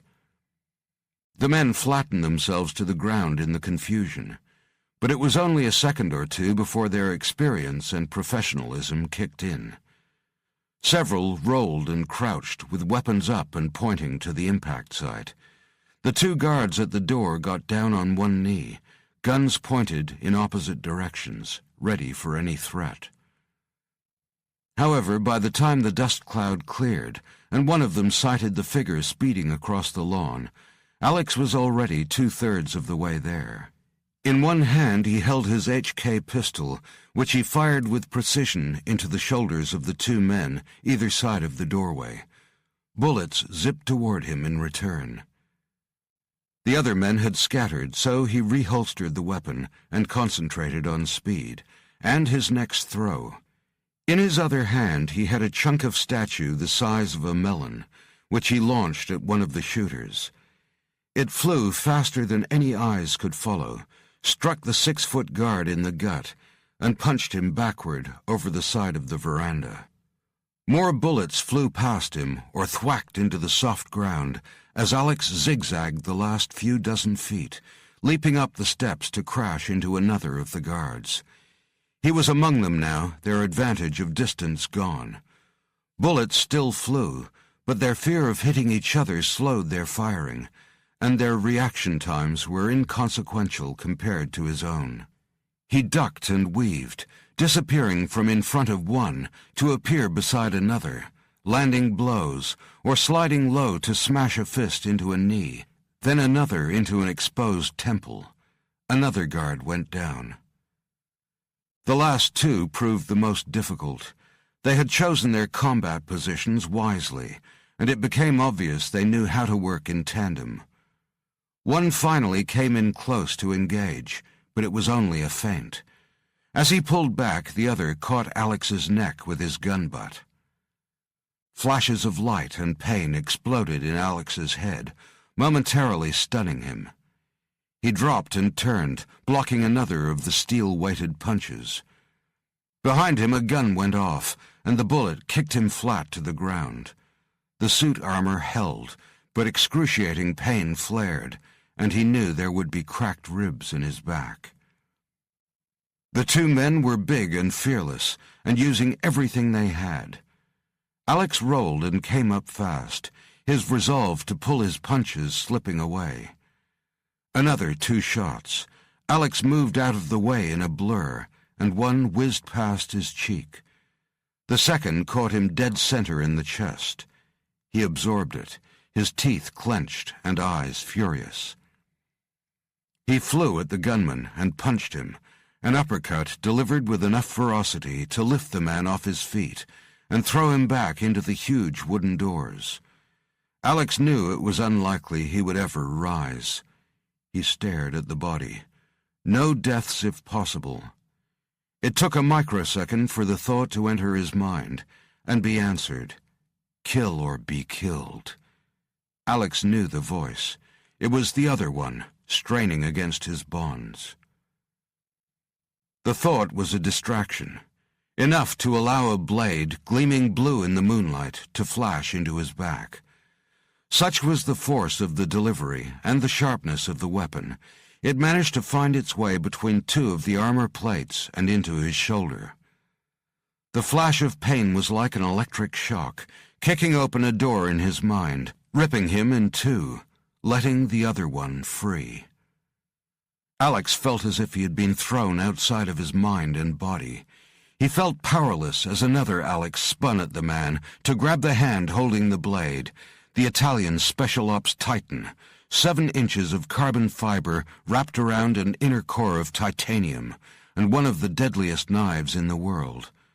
The guard pushed down hard, using both hands to try to force the blade back into his opponent's face.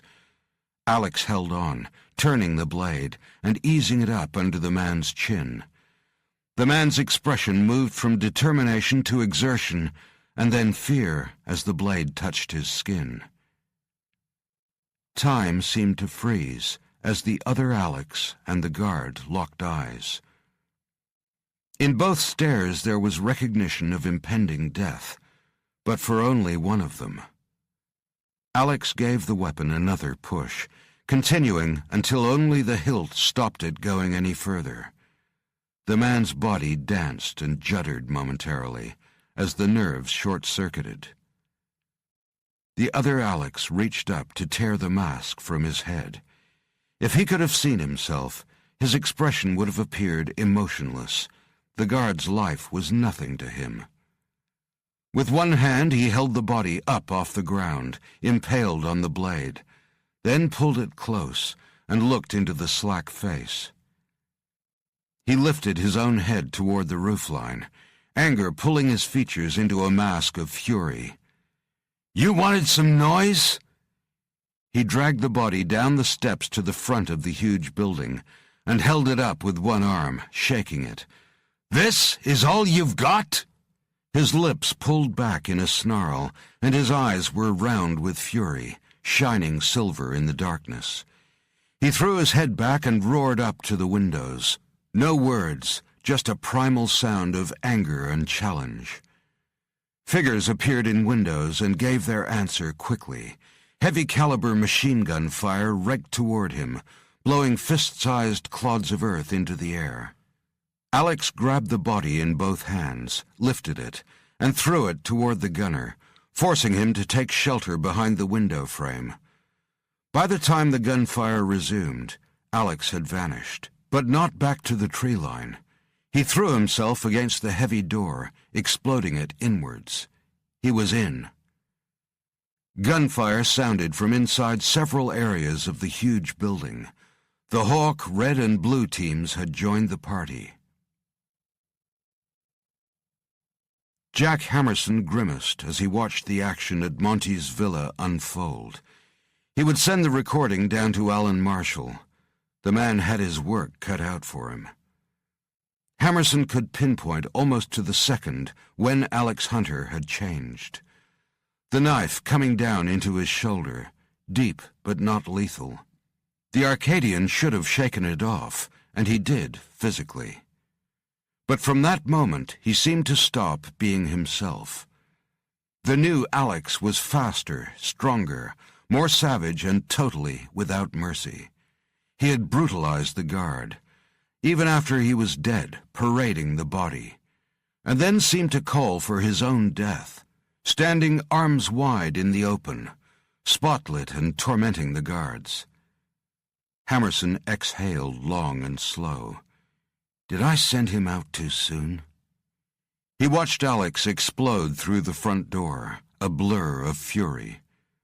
"Pull it back, son," he whispered. A phrase came to mind from a book he'd read many decades before.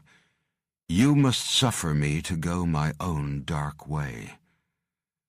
The book was The Strange Case of Dr. Jekyll and Mr. Hyde, a tale about a man's struggle between his good self and the monster that also lived within him.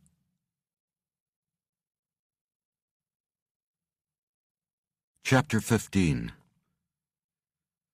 After setting off the white noise net, Sam pulled a 4-foot loop of beaded wire from over his shoulder and placed it on the roof. He turned his back on it and pressed a stud on a small box. The ring detonated, primarily downwards, cutting a near-perfect hole through concrete, wood, and plaster. He turned and immediately jumped through it. The big Hawk landed hard, his near 500-pound electronic and hydraulic-assisted frame sinking an inch into the parquetry floor. Switching his lenses to thermal, he searched quickly in the swirling cloud of dust and darkness. He knew he only had seconds before his quarry made his way to a fortified space.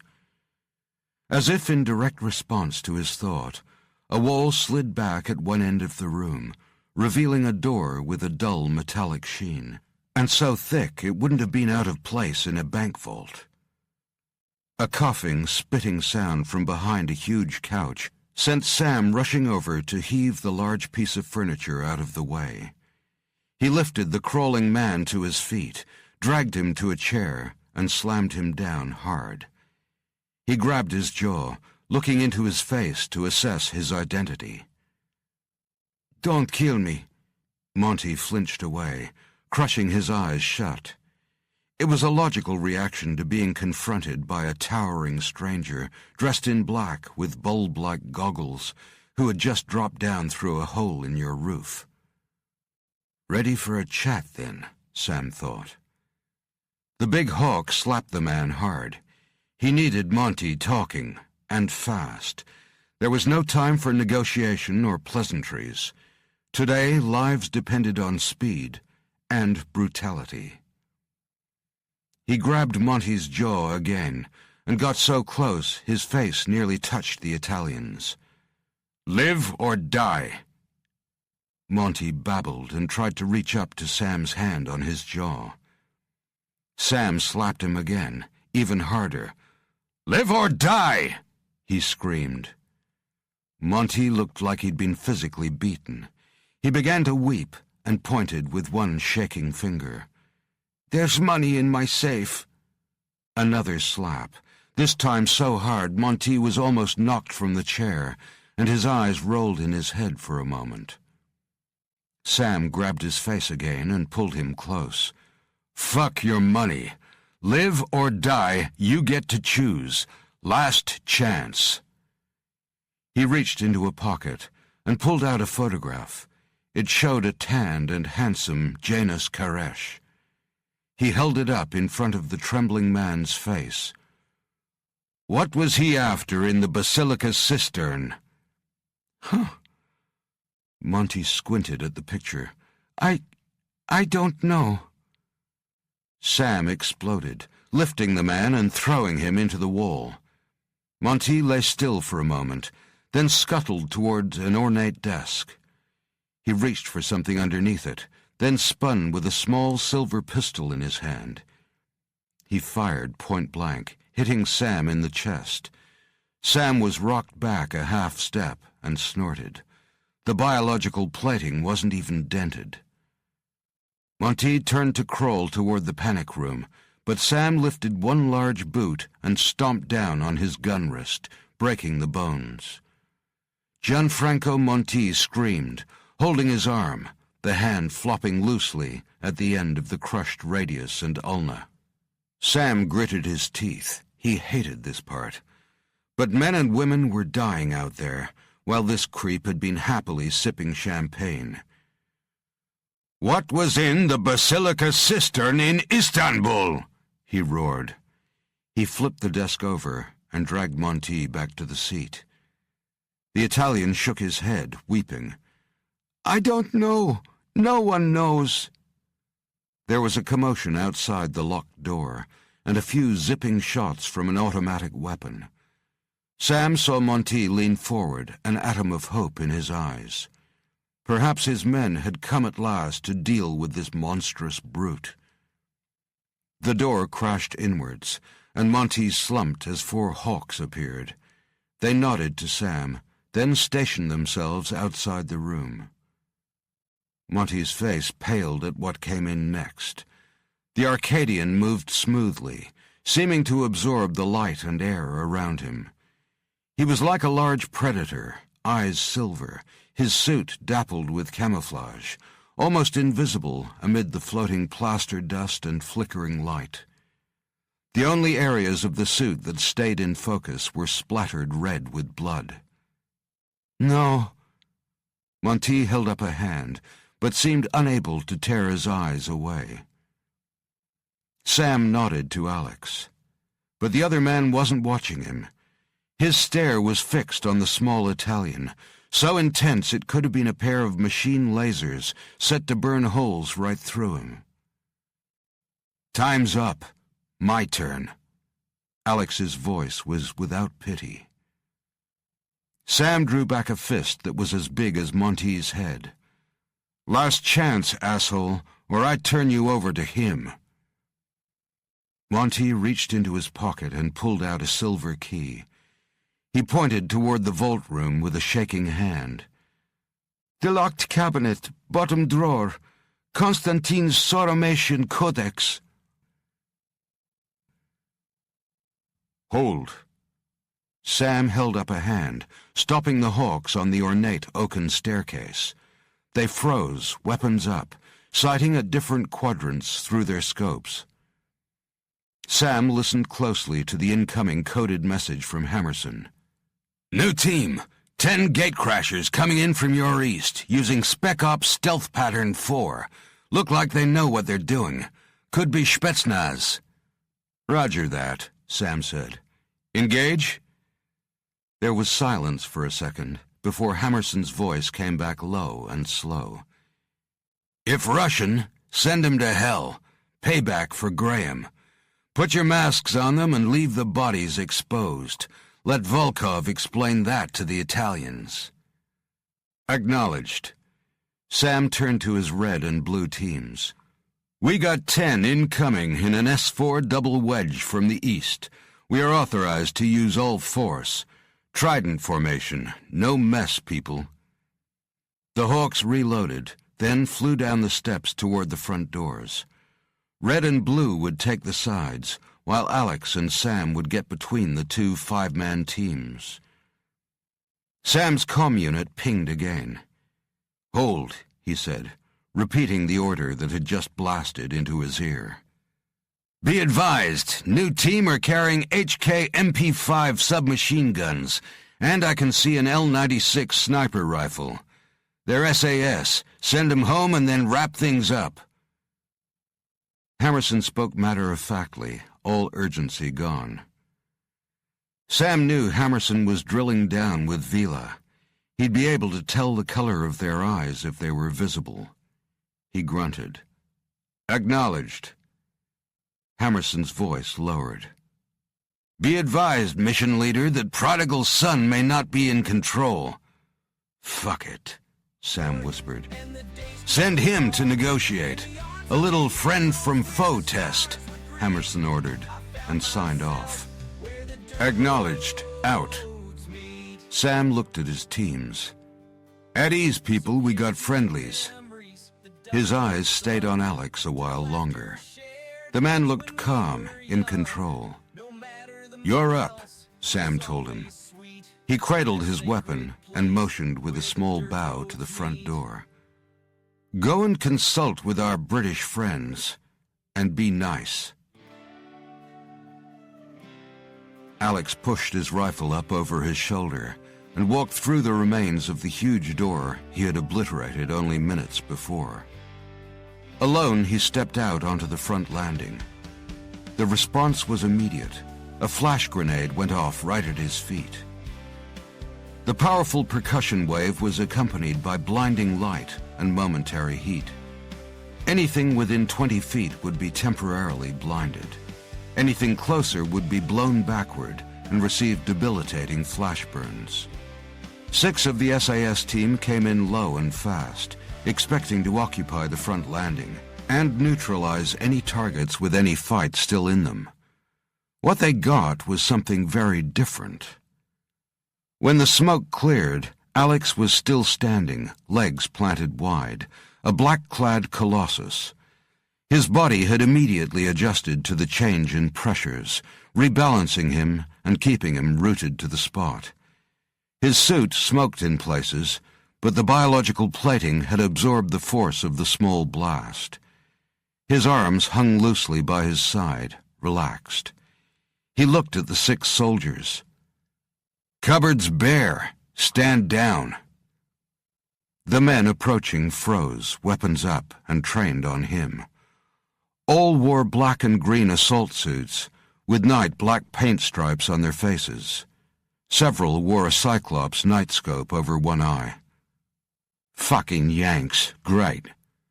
A man stood from where Alex knew the other 4 British Special Ops team had concealed themselves. He pointed at Alex with a gloved hand, the trigger finger exposed. "Like shit we'll stand down. You're even further out of your jurisdiction than we are. We're here to do a job. Stand the fuck down yourself. Alex shook his head. There's nothing left. Go home, boys. The red and blue team Hawks appeared from the east and west side of the building, guns loose but ready. Sam stood in the doorway, arms folded over his cradled weapon. Alex could see that the SAS men still concealed had their guns shouldered and their eyes to scopes, moving back and forth between the Hawks. They were far from at ease. He took several steps forward, coming to the edge of the veranda, and looked down at the 7 SAS standing on the front lawn. Search if you want, but clear a path. We're leaving. Bullshit. This from a huge soldier standing out to the left side of the first speaker. You guys have cleaned us out. You better learn to share, and quick. The SAS ringed the steps, clearly ready to oppose any move the Hawks made to vacate. Their guns were pointed down, but fingers were on the triggers. Behind Alex, Sam's comm unit pinged, and he heard the big man say softly, "Incoming. Polizia di Stato. 10 minutes." Alex looked back at the first speaker with the fingerless glove, obviously the SAS group leader. "You heard. Italian police coming in. Things are about to get messy. Next time, get here earlier." The bigger SAS man stepped to within a dozen feet of Alex, barring his path. "Messy for you, maybe. We got you outnumbered nearly 2-1. Show us what you retrieved and we all go home happy. Okay, sunshine?" He grinned, his long teeth overly white in his black-painted face. "I'd hate to have to take it off you now."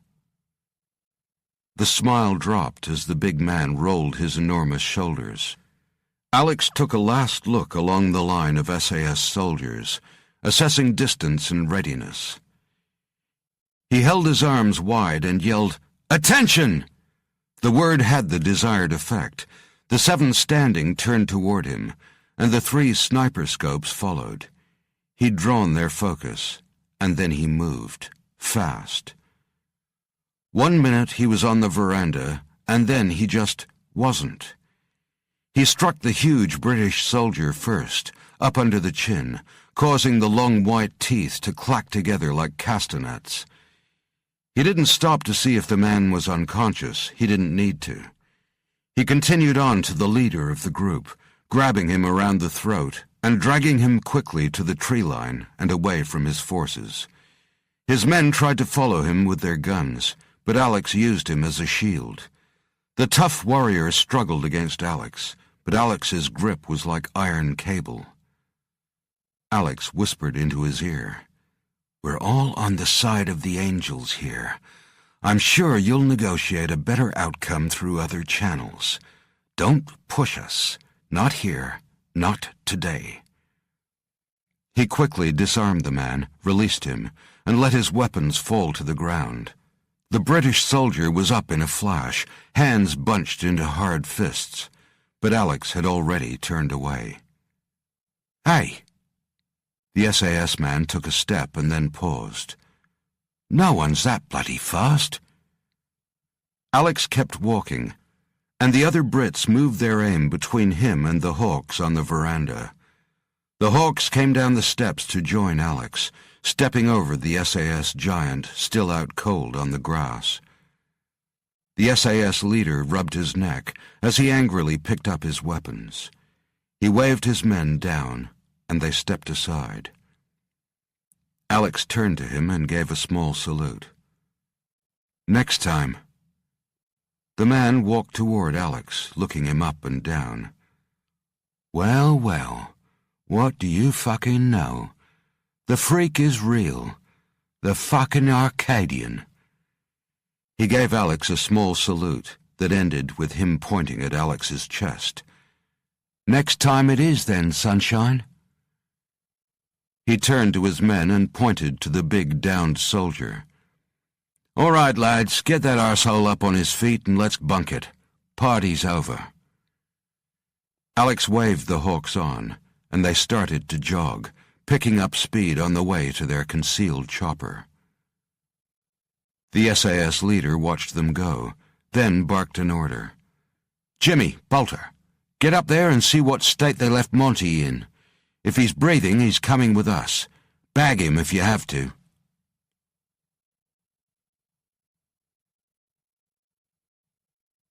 Chapter 16. Alex leaned against the wall, brooding. Hammerson had debriefed him, making him watch the Vila playback from the mission. He'd seen himself hurling the dead body like it was a sack of trash. The Hawk commander hadn't raised his voice, thumped the table, or even cursed. But Alex knew he was furious. Hammerson's personal judgment had been called into question by the harshest judge of all, himself. That Alex had been able to pull it together later in the mission was his only saving grace. Marshall had been in the room and had supported Alex. "Small setbacks are to be expected," he'd said. He was sure that while they were working on eradicating the rages, they would be able to help Alex manage them, perhaps even make them work for him. Control it before it controls me. That's the plan, thought Alex now. He, Sam, and Matt Kearns were in Hammerson's office, trying to understand what it was they'd actually liberated from Gianfranco Monti. Alex felt Matt Kearns staring at him. The last time Matt had seen him was on the peak of Black Mountain in the Appalachians. Alex bet the guy still had nightmares about giant beasts, and probably about Alex, too. Initially, Matt's expression had suggested he'd seen a ghost. Now he just looked disorientated. Alex nodded to the languages professor, who shook his head as though to clear his mind.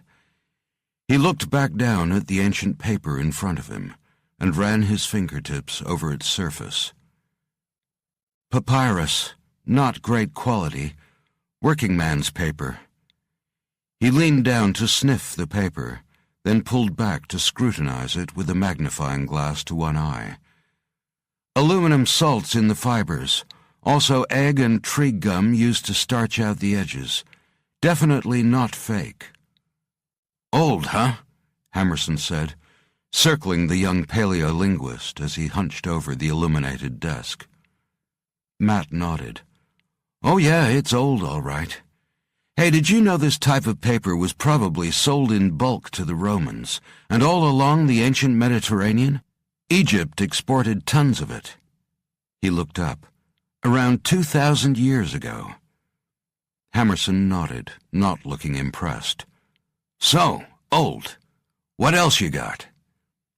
Matt turned back to the parchment. "It was written by a soldier in the year 334 AD. It's a record of sorts." And weird." Matt shook his head as he scanned the faded Latin text. Hammerson gritted his teeth. "Jesus, man, don't make me pull this out of you. Weird? How? Give me something, Professor." Okay. Have you heard of the Roman Emperor Constantine?" Hammerson snorted. "Flavius Valerius Aurelius Constantinus Augustus, the warrior Caesar. Of course, we studied his tactics. He was a great man. Go on." He half-turned toward the two huge men who were standing back, listening. "Alex, Sam, get over here. I want your eyes on this." "The warrior Caesar, yeah, that's certainly true." Matt tilted his head. "As well as being the first Roman emperor to convert to Christianity, he also defeated the emperors Maxentius and Licinius during civil wars when he was little more than a youth. Then he fought and beat the Franks, the Alemanni, and the Visigoths, retook the parts of Dacia that had been lost during the previous century, and also had time to build a new imperial residence at Byzantium, which he named New Rome. The people loved him so much they renamed it Constantinople in his honor." "Constantinople, now Istanbul," Alex said. "That's right. Formally renamed in 1923 by the Turks. So what we seem to have recovered from Gianfranco Monti is a record of one of Constantine's campaigns by someone who was involved. Matt bobbed his head side to side. Maybe a bit less formal than a record. More like a soldier writing about his adventures for his loved ones back home. The guy was a centurion, in charge of hundreds of foot soldiers. The Roman army was unbelievably organized and... He stopped at a flat stare from Hammerson. But you know all that. He cleared his throat. About 1800 years ago, give or take, the world was a wild and dangerous place. Russia was still largely unknown to the Romans. It was populated by clans of wild, bearded giants and tribes with filed teeth or body decorations made by scarifying or searing the skin. Sam snorted. Sounds like the New York subway. Alex grinned. Hammerson's glare shut them both down. Continue, Professor. Anyway, in southern Russia there used to be a kingdom called Sarmatia, or Sauromatia in ancient Roman, in the land of Scythia. Hammerson folded his arms, his jaw jutting. Will you get on with it, son? Matt nodded. Look, the thing about the Sauromatians was that no one really knew where they came from. They were a race out of time and place. Hammerson exhaled loudly, and Alex and Sam grinned. Okay, got it. Matt cracked his knuckles, cleared his throat again, sipped some water, and began to read the parchment's text aloud.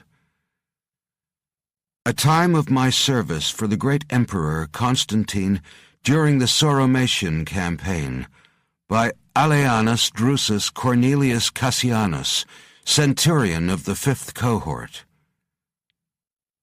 We stood obediently, pretending the pummeling rain caused us no discomfort, but it was hard and cold, and bounced back up from the sodden earth to coat us in mud to the thighs. The rain is never-ending in this accursed place. I miss the sun and the fields of Rome, and most of all, Emilia, my darling, I miss you. I will come home, I promise you. In this place, I feel there is no love, and the gods jest with us. It is said that no man can defeat the army of Rome under Constantine, yet we fight something far stranger than mere men, and it tests our nerve as well as our mettle. This very day I saw the first of these beings up close. The bound warrior was dragged before our emperor and let fall at his feet. Even though the great man stood upon reed matting, some mud splashed upwards, and we held our breath. But he ignored it, his eyes moving over our foe, looking over its armor, its decorations, its physical form. Like all the warriors we have fought in this campaign, this too was a woman, dressed for war with battle armor plating that was like the scales of a snake. Constantine drew his sword and ran it down the breastplate and then back up, lifting some of the shingles. We saw that they were sliced segments of horses' hooves sewn together in an interlocking fashion. Strong and light, our emperor said. We nodded, and he added, but no match for Roman steel. He laughed, and so did we. It filled us with pride. He used his sword again to examine the armaments in more detail. The helmet and gauntlets were of leather, but carved with the design of intertwining snakes. On the front of the skull-cap helmet, an etching of a vile snake covered the woman's face. Constantine curled his lip in distaste. Sauromatian, he muttered. It was the ancient Greek name for the race of peoples we had come to make war on, the followers of the snake goddess. Remove her gag, he ordered. Matt lightly turned the page. I've heard of this race of people, the Sauromatian, he said. The women were bloodthirsty as hell. They fought to the death. It's believed they were the source for the stories of the giant female Amazonian warriors. This is amazing stuff.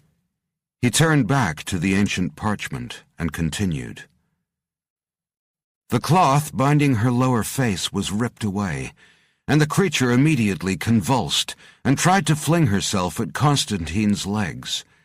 He stepped back quickly, pointing his sword, as the woman's blackened teeth, coated in a sticky resin, clacked shut just inches from his foreleg.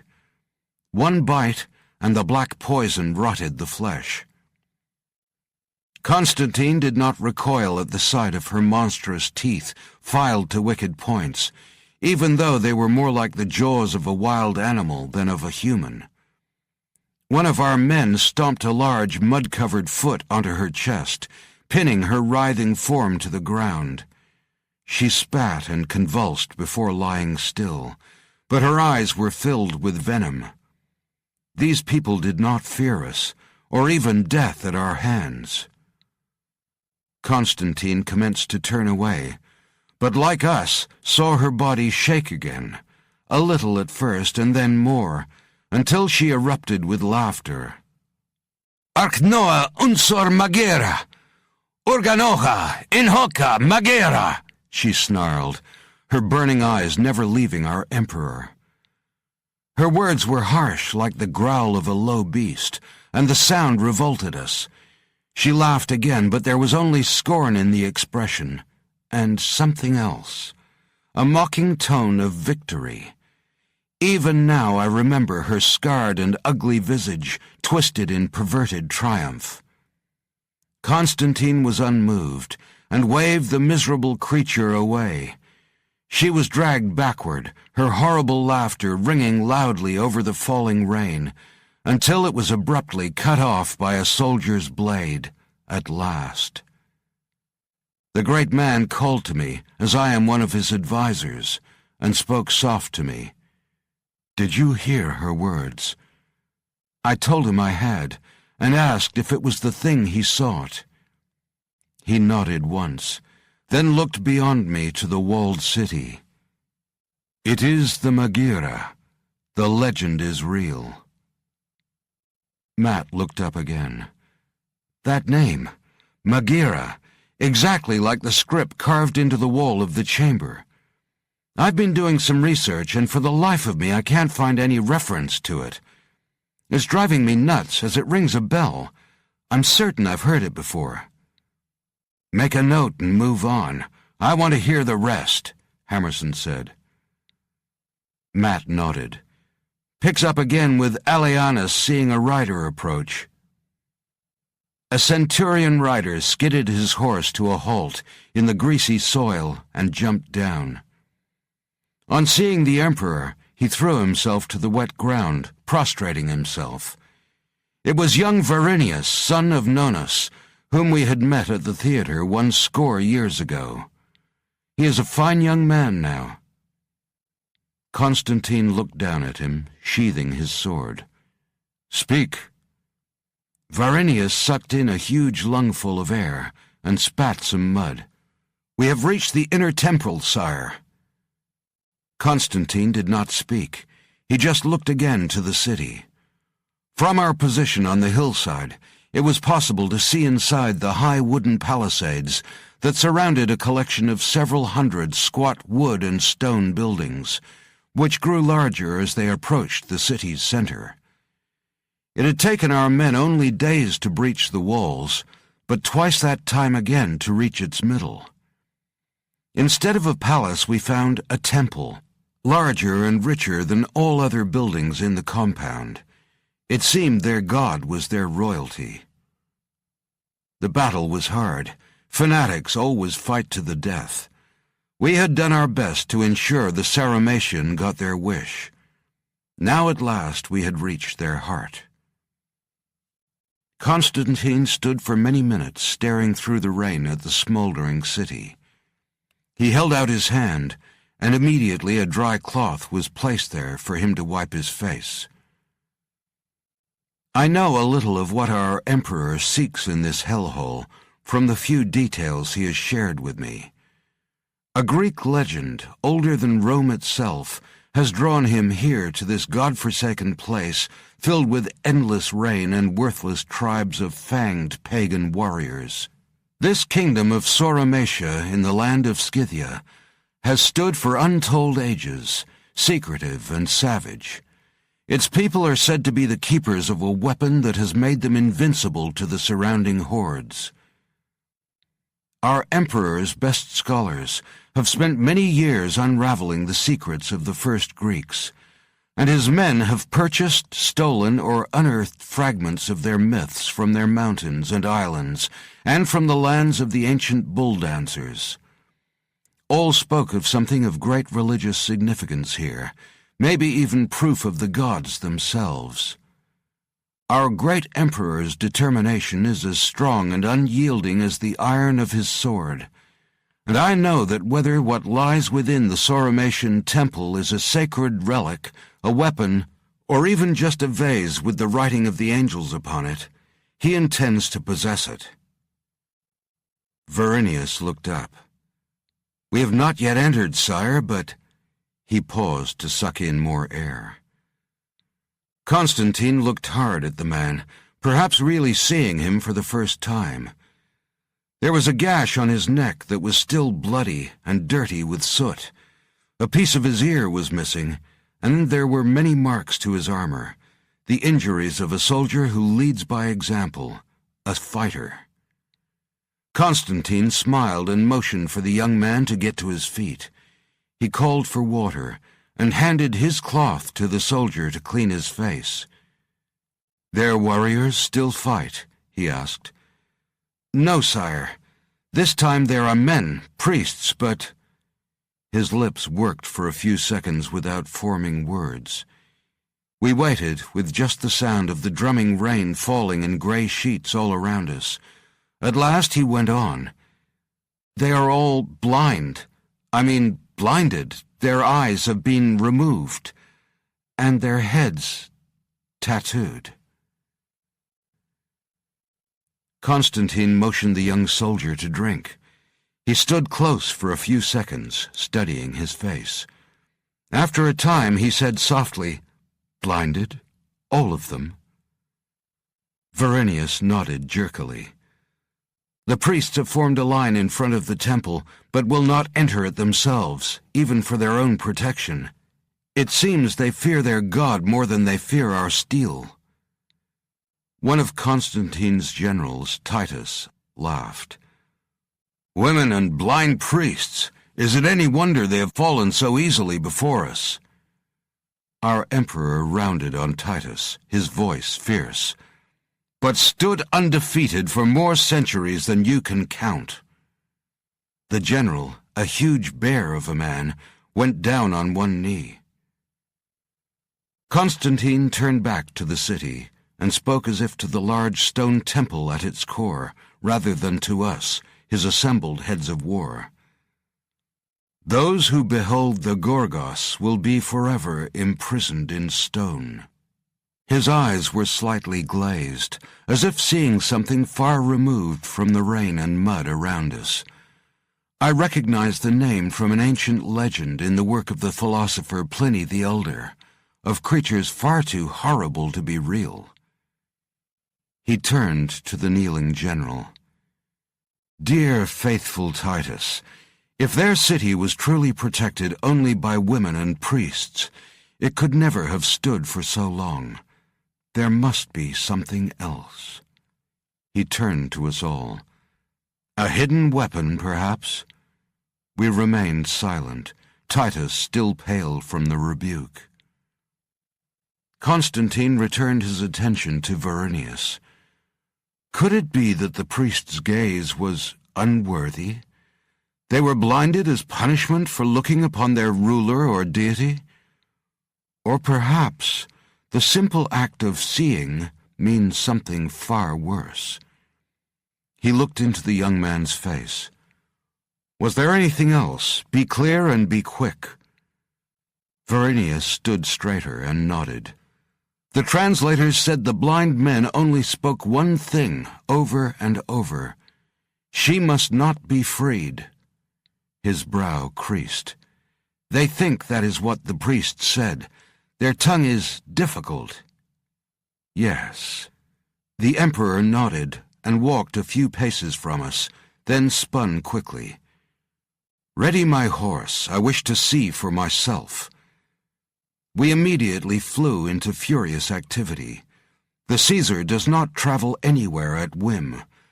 Our Emperor's private guard readied themselves and his mount, and the great man ordered Varinius back onto his horse. Let us see what the Sauramatian priests are trying to keep from us, he added in an aside for my ears only. Or are they trying to protect us from it? Matt held up his hands, wincing. That's the end. Well, the end of what we have here. Where's the rest? Sam shook his head. That's all Monty had. Matt exhaled. Probably destroyed then. After all, it's lucky this page is in such good condition, given it was written almost 1800 years ago. He sat back. Well, that's it then. Whatever Constantine found, they brought back, and then sealed it away in the deep catacombs under the basilica.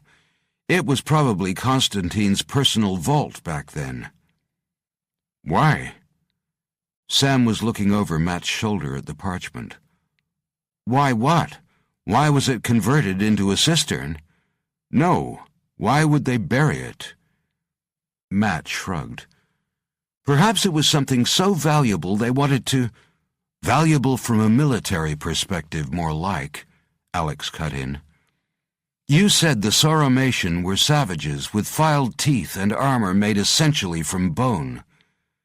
At that time in the region there were the Cimmerians, the Goths, the Slavs, the Tartars, all powerful warlike tribes with hundreds of fighters.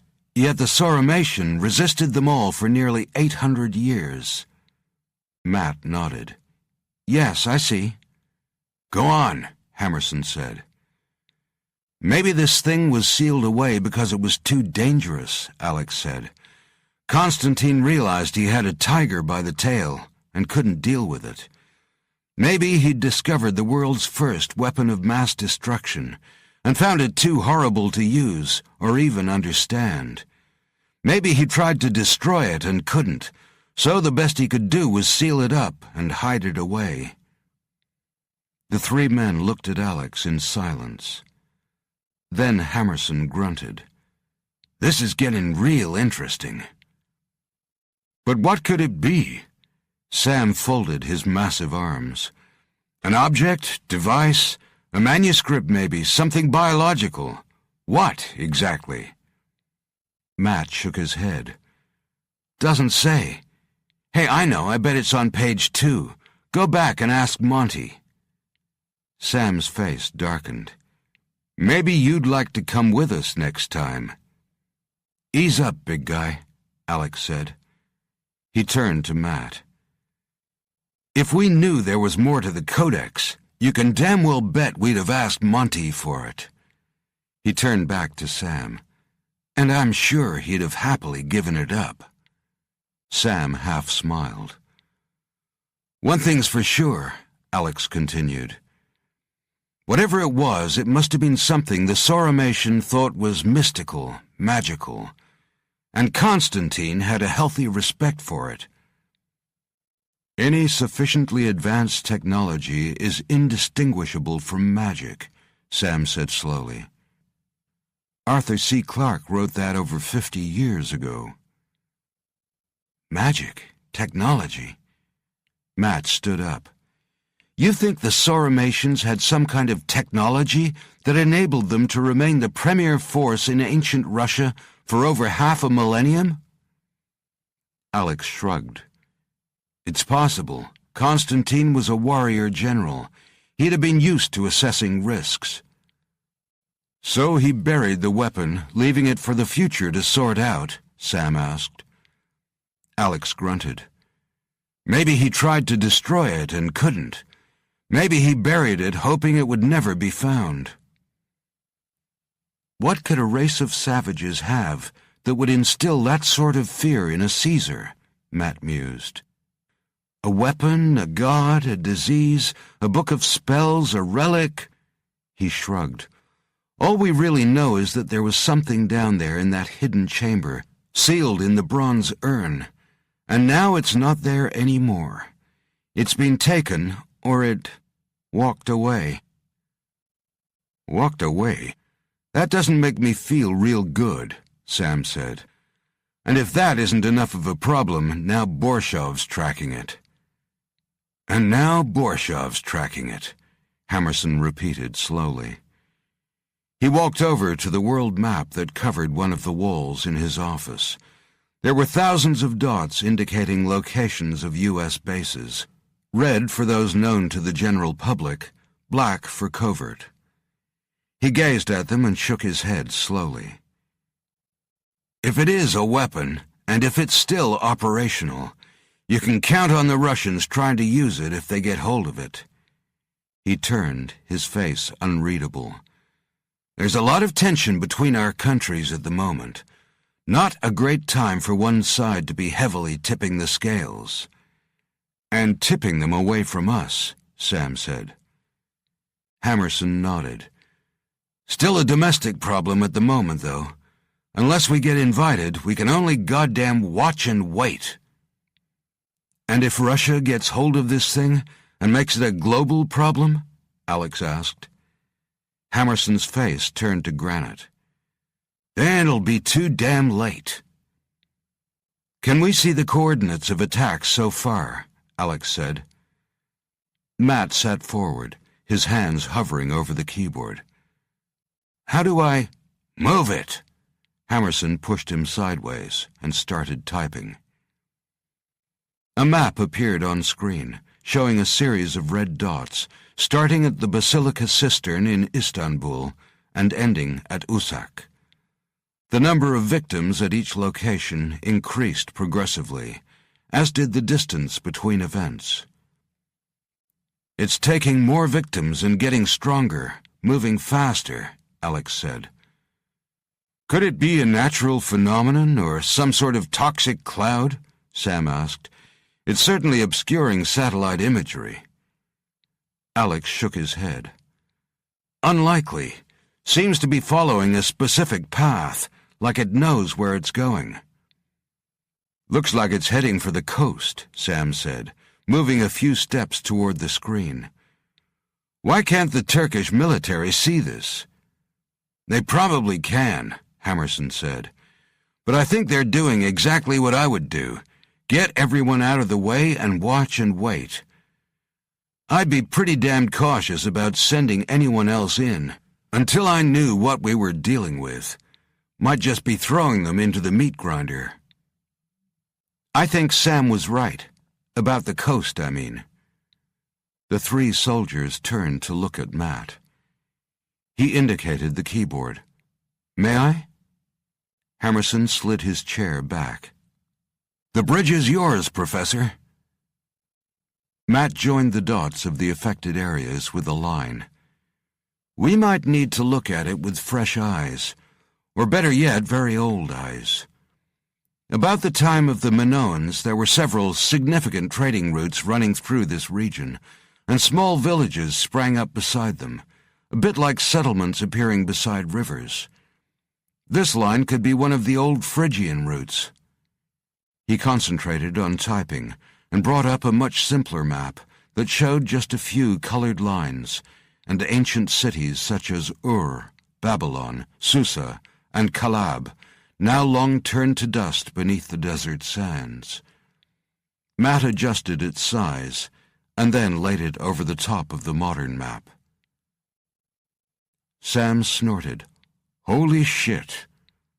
There was no doubt. One of the trading routes ran from Istanbul through Izmit, Guive, Polatli, Usak, and continued on to the coast. Matt pointed to the line. The Middle East was the cradle of civilization.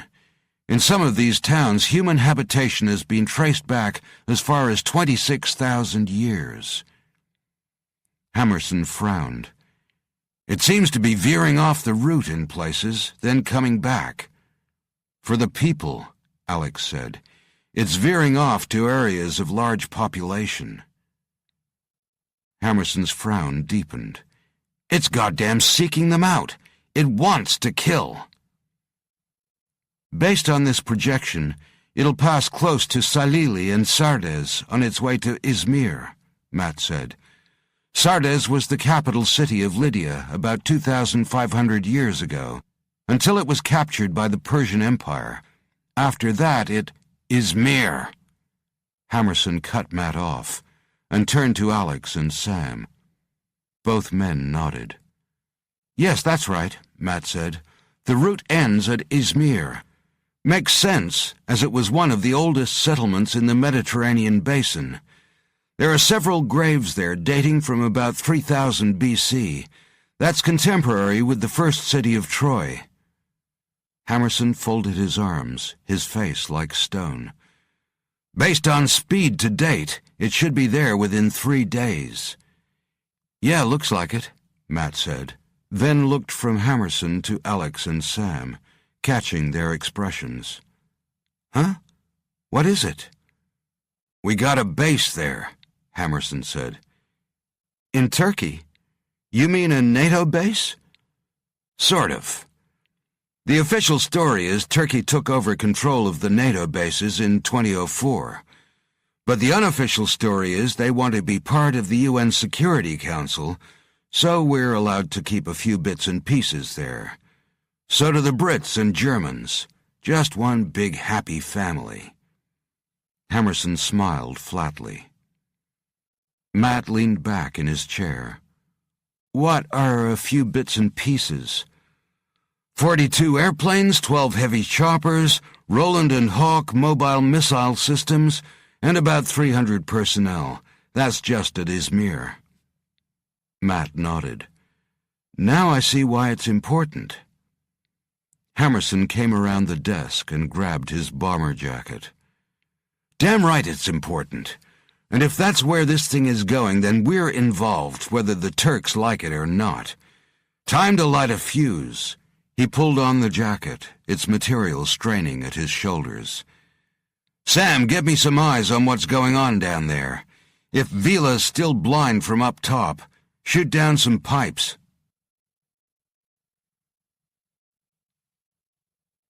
Chapter 17. Miles above the Earth, a satellite bay door opened, displaying dozens of arm-thick, matte-black spikes. 8 pipes vented gas and propelled themselves silently away from the large, spindly craft. Their destination was set, the Middle East, Turkey, targeting the ancient trading route between Usak and Izmir. There were no ignition plumes, no heat signatures, or metallic flashes to give any sort of object profile to the numerous public and military scanning devices that watched the heavens every minute of the day. More gas vented from the pipe's side jets, each second-long burst causing minuscule adjustments to their direction in the upper atmosphere, but translating to hundreds of miles difference in where they would land. The pipes briefly flamed as they entered the mesosphere. Once through, their outer casings broke away, leaving a dull brown spike to travel the final few dozen miles to the Earth's surface. The spikes readjusted their supersonic descent one last time, selecting landing spots that avoided dwellings, water, rocky outcrops, and any other micro-obstructions. Clear vision was critical. All the spikes struck the ground along the old trade route, many miles apart, and buried themselves halfway into the soil. Unless someone was standing right in front of them, they simply looked like metal fence spikes that had been abandoned to the elements. Immediately, their small cameras flickered to life. Hammerson now had his eyes on the ground. In his office, a headset over his iron-gray crew cut, Hammerson paced as he waited to be put through to 5-star General Marcus Chilton. Hammerson had known Chilly Chilton for many years. The two men weren't close enough to be called friends, but each respected the other's competence and ability to get the job done when others couldn't. Many times Chilton had used Hammerson and his team to intervene in various places in the world, usually brutally, when diplomacy had failed. In turn, Hammerson knew that if something was important enough, he could bypass the chain of command and go to the general direct, like now. Hammerson stopped pacing as the call went through. "Jack, been hearing your name a lot lately." Chilton's voice was basement deep. Hammerson was immediately wary. As the senior officer running a team of ultra-elite Special Forces soldiers, maintaining a zero profile was near mandatory. "Only good things, I hope, Marcus. How have you been?" "Good. Just doing my best to avoid war, as always. Getting harder every day." "Volatile times, Marcus. But we both know there'll always be war. That's why we're in business," Hammerson responded matter-of-factly. Chilton grunted. "Volatile times indeed, and the more powerful we get, the more we should fear war. It's my burden to fear it on behalf of over 300 million Americans." "Glad that's your job and not mine. We should fear war, but I'm just a soldier who does his best to make sure the other guy fears it more." Hammerson knew he would never be a general, essentially a military political animal. His problem was he'd never be able to turn the other cheek. Chilton gave a deep, soft laugh. "And that's why hardheads get to do the hard jobs. I heard you boys kicked some ass in Italy recently." Hammerson's jaw clenched. He didn't like the fact that the mission had come onto Chilton's radar. "Only enough to establish our credentials. We did our job and everyone went home in one piece. No mess." "Not everyone. Gianfranco Monti was taken. The Italians are not happy. They knew he was a crook, but he was their crook," Chilton said. "The fucking Brits." Hammerson pressed his knuckles down on the desk. He heard the general shift in his chair. "And that brings us to why we're talking now, Istanbul." Hammerson waited. "Still no ideas what's behind these strange events?" Chilton asked. "None. Chemical, biological, elemental force.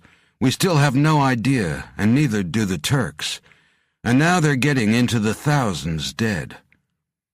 Hammerson remembered the images of the petrified bodies and grimaced. "I'm aware of the casualties. That's for the Turkish to deal with." The general's voice became lower. "There's talk it could be a new weapon." Hammerson began pacing again. "Unknown, Marcus. Could be. Whatever it is, it's on a collision course with Izmir." "Yes, Izmir, that's different. Can't let that chaos happen, can we, Jack?" "No, sir, we cannot. We need to be over there." Hammerson stopped pacing and stared out the window. "And you should be there," Chilton said. "But Turkey isn't Italy, and it's a damn volatile place to kick down doors uninvited. We don't have many people in our corner in the Middle East these days. Turkey's one of them, and we'd prefer to keep it that way. We need a gold pass, Jack, in case things get messy." Hammerson exhaled. "I'm working on it, but events are moving faster than my persuasion skills right now." "Try again. Don't give your contact a reason to ask for your help. Give him a reason to demand it. If it's a weapon, secure it. Anything else, destroy it." "That's the plan, sir. One more thing. We now know the Russians are there." Hammerson allowed himself a small smile. The silence told him he knew something the general didn't. "Already?" Chilton exhaled. "God damn it, that complicates things. I'll make a few calls, see if we can push that invitation to the top of the queue. Have you got a team together?" "Yes, sir, the best. We're just waiting on the green light." "Good, then I have something extra for you, something you're not going to like. Took a call from an old military friend of mine from over the water, Sir David Barrington. Hammerson groaned. Chief of Defense, British Armed Forces. That's him. Seems they've been watching events in Turkey as well. Not surprising, given they've got nearly 80 men and women in Izmir. They want to go in, but don't have the contacts we do, or the ones I've said we do. Jack, I'm holding them back for now. There's absolutely no value in having two separate teams falling over each other. Hammerson now knew how the general had managed to be so informed. I'll keep them in the loop. You want to be leading this. Either we send a couple of operatives along with their team, or a few of theirs tag along with ours. Make the right call, Jack. Jesus Christ, Marcus, with all due respect. Chilton cut him off. They've deciphered the inscriptions. They know you're using Professor Kearns. He's good, but they think he's made mistakes. They've got Margaret Watchorn. She can read Minoan like you and I read the Sunday papers. It's in our interest to join forces. It's going to happen with or without you. Hammerson exhaled, knowing he'd be sidelined if he pushed any harder. Okay, what have they got? You'll find out soon enough. They're already on their way. They're sending us 3 specialists, 2 of them SAS. Play nice, Jack. Hammerson tilted his head back, shutting his eyes. Always. Keep me informed and be ready. Chilton ended the call. Hammerson pulled the headset off his head. Could be worse, he thought. At least the SAS can handle themselves. His name is Halim. Dr. Leila Ayhan flipped a page in the boy's medical chart and handed it to Kamel Baikal. She grimaced. He has significant encephalon cell degeneration. Baikal read quickly and handed back the chart. Brain damage. His voice was flat. Yes, he's moving in and out of a catatonic state, and it's getting worse. The cell destruction is still ongoing. Whatever happened to him is still happening. Did he speak at all? Baikal looked down at the tiny figure on the bed. Halim's eyes were open, but his face was blank. He held one curled hand up to the side of his head. He is the only person to have experienced this thing and survived. He won't survive, Leila said quickly. But yes, he did speak. She read through her notes and shook her head. He said he saw the face of a jinn, an evil spirit. He said it was as tall as a house, and it floated by him. Floated? Baikal exhaled. Why didn't he succumb immediately like the rest? Can you tell me anything more? What is happening to him, and what happened to all those people is a mystery, Leila said. Maybe the boy had some sort of temporary immunity. He said it didn't eat him because he didn't look at it. Baikal groaned. Anything else? She shook her head. Not much to work with. Baikal looked at his watch and went to turn away. Her soft voice stopped him. Kamel, the samples, the flakes you discovered. My colleagues at the university are mystified by their origin. Ankara's top herpetologist says it is probably a reptile scale, but the keratin pattern isn't recognizable in anything living today, or in any fossil record. It doesn't make evolutionary sense, he said. She shook her head and stepped in close to the large Special Forces commander. Kamel, I want you to hand this case over to someone else. Do not pursue this horror. Please, for me. He reached up to touch her face with the back of his hand. Leila, I must pursue it. Because of you. If everyone ran from horror, then horror would be everywhere. He looked back at the small figure, at the curled hand beside his face. He frowned. In his hand, he's holding something. Layla's face fell as she too gazed at the boy. Yes, the petrified finger of his mother. Over 2,000 dead. Women, children, old, young. This thing has a massive appetite. Baikal's face hardened. Perhaps it is time we met it with something a little more formidable. Then I'm definitely not letting you go. She smiled, taking his hand. Not alone, anyway. Baikal shook his head, but she gripped his hand harder. I am an excellent field doctor, and the only one who knows what to expect from this thing. I can, and will, help. He smiled at last, pulling her closer. Modern women, so forceful. Where will it all end? Hammerson's phone buzzed again.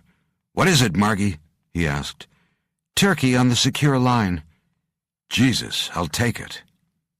The line opened out to a scrubbed and scrambled international band, and he heard the heavy breathing of a man under pressure. Kamel? Jack, it ends here. We are going in. Baikal's voice was heavy with resignation. Hammerson didn't like it. One word. Don't. There's too much we don't know. You don't know? What do you know? Baikal's voice rose a fraction. We know this thing is actively seeking out populations to decimate. We know you can't look at it physically or electronically. We know you're in an evolving and dangerous situation.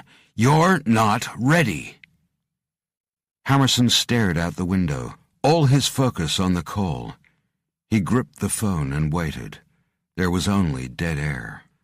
Commander, please, wait 1 day, he said. We're working as fast as we can. We've got a team. There has been enough waiting, Baikal cut in, and it has resulted in too many dead. The time now is for action. Listen to me, Hammerson barked. Not this time, Jack. If I am right, it is over.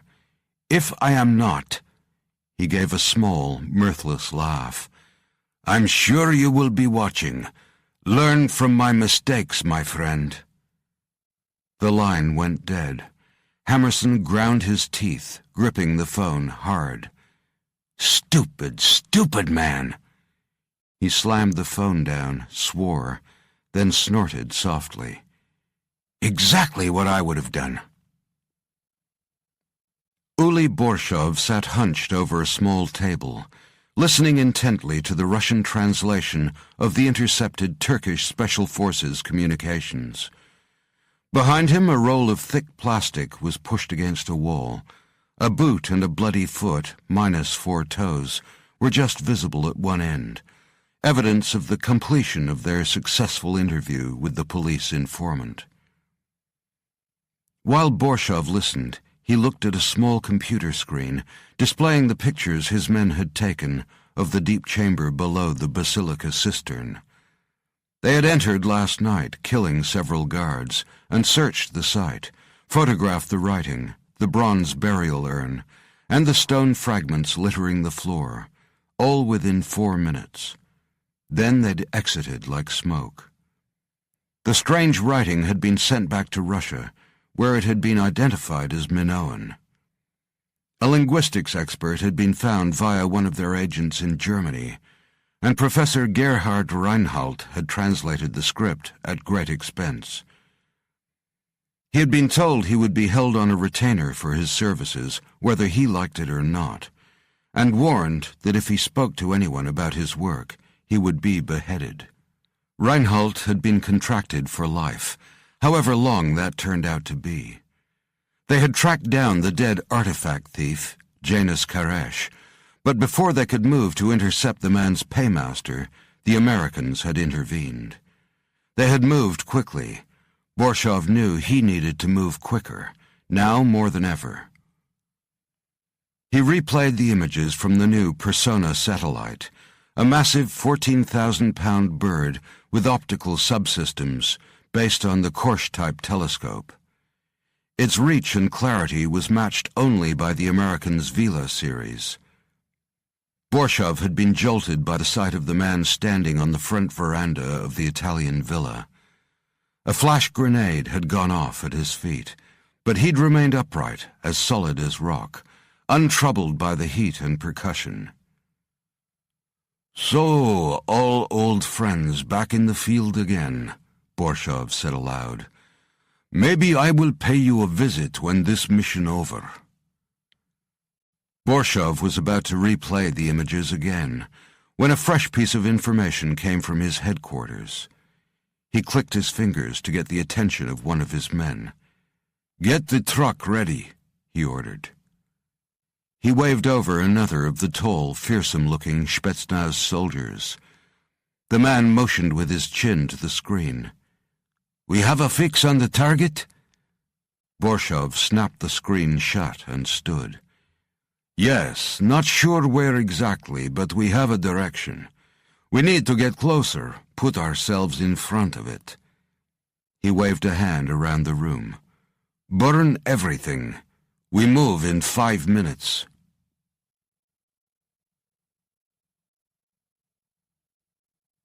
Chapter 18.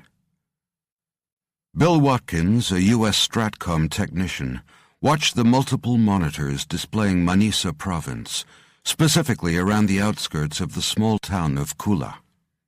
4 of the pipes had landed along a route bordered by volcanic outcrops that looked like gnarled and burned tree trunks, hence the name for the area of the burning lands. One of the pipes had hit solid rock and failed to embed, but the other 3 were active. The technician slowly rotated the small lens in each, watching up and down the old trade route. He checked the local time and frowned. It was early evening after a cloudless day, yet a fog had started to blow down the rock and dirt roadway. "Heads up, got a fog bank coming in over Spike 1. I'm going to go to thermal," Watkins said over his shoulder to his colleague, who was chewing a drinking straw and watching another spread of pipes further down the trade route. The straw chewer shook his head. "Doubt it. That area has about 5% moisture in the air. More likely it's a truck exhaust. Seen some of the things they drive? I think they burn hay." Watkins snorted. "Maybe, but it's getting thicker. Hang on. I think there's something inside it." He increased the camera's magnification and fiddled with the resolution. "So, was I right?" his colleague asked. "Was it a truck?" "No. I think it's—" Watkins shrieked as pain exploded between his eyes. He projectile vomited a cement-like substance onto his control panel, then fell back out of his chair, clawing at his eyes. "Jesus, help me!" The other technician kneeled beside him. No one saw the surveillance screens white out one after the other as the dark shape passed by.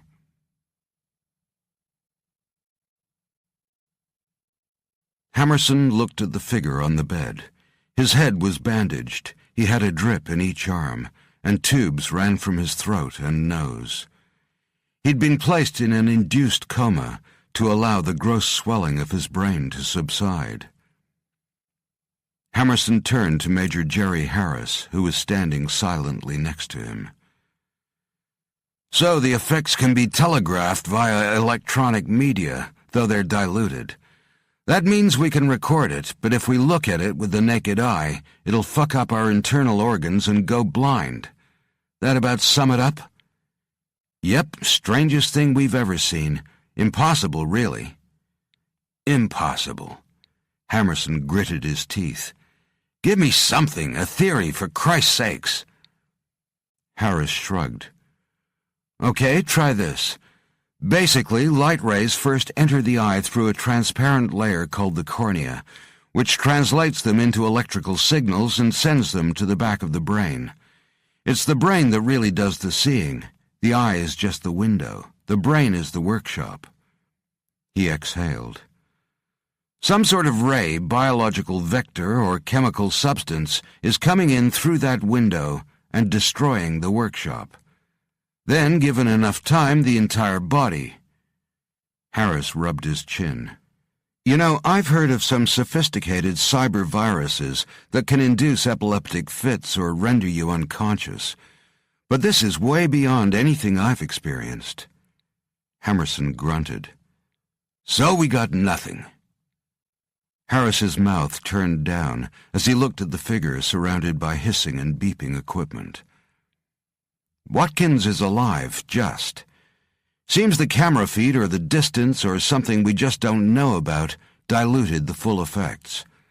But yes, seems we still need to work out a way to view it safely. I need to know what we're dealing with. Can the image be cleaned up? Well, if it can be partially filtered, then we just need to work out what defrays the effect and then amplify it. Unfortunately, we won't know how effective it is until someone tests it.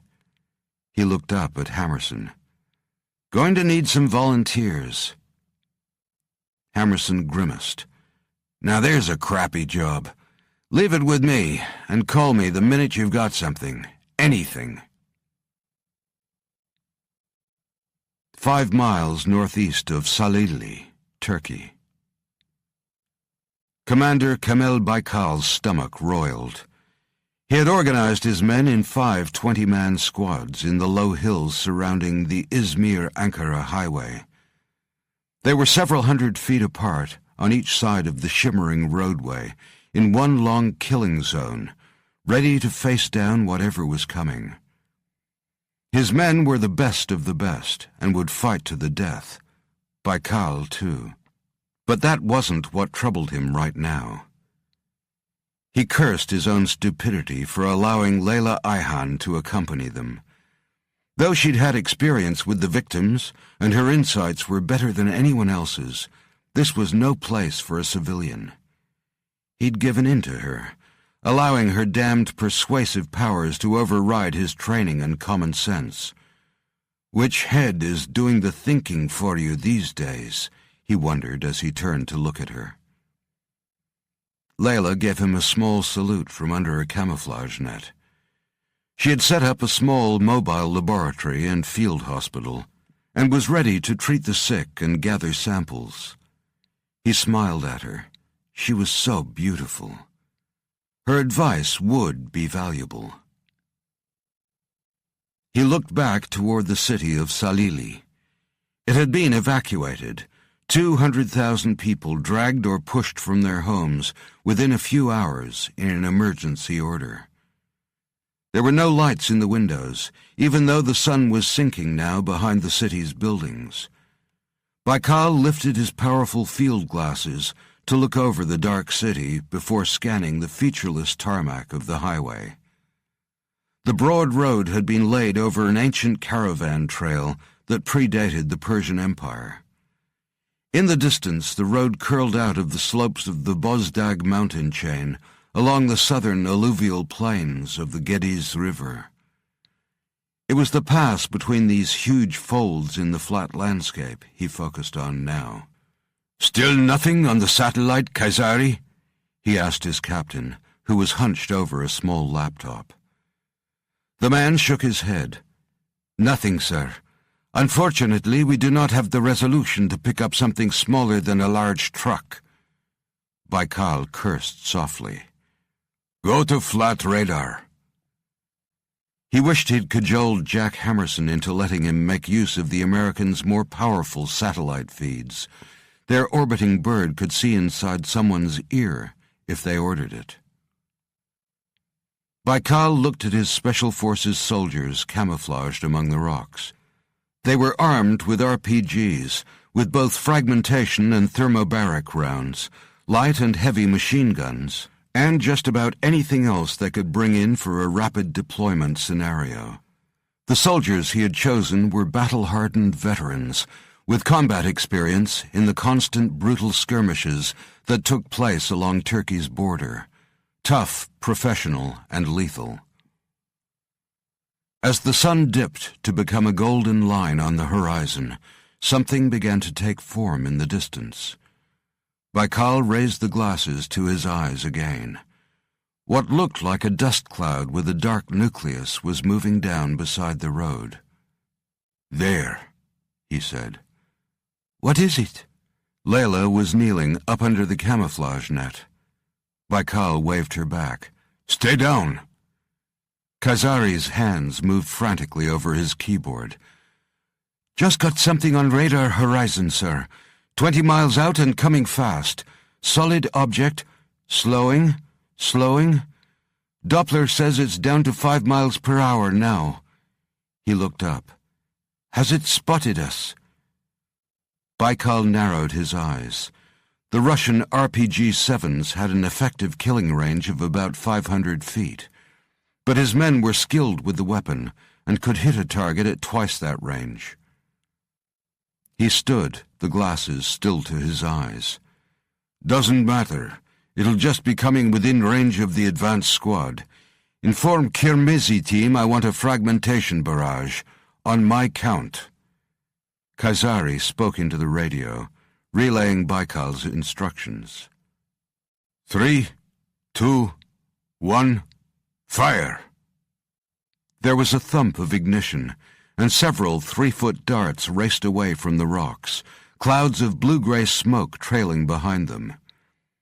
Each almost immediately reached an initial speed of 300 feet per second, but by the time the explosive spears reached their target, they were traveling at around 600 feet per second. The miniature missiles all struck the dark nucleus within the swirling mist cloud within the same second, their orange plumes lighting the highway momentarily.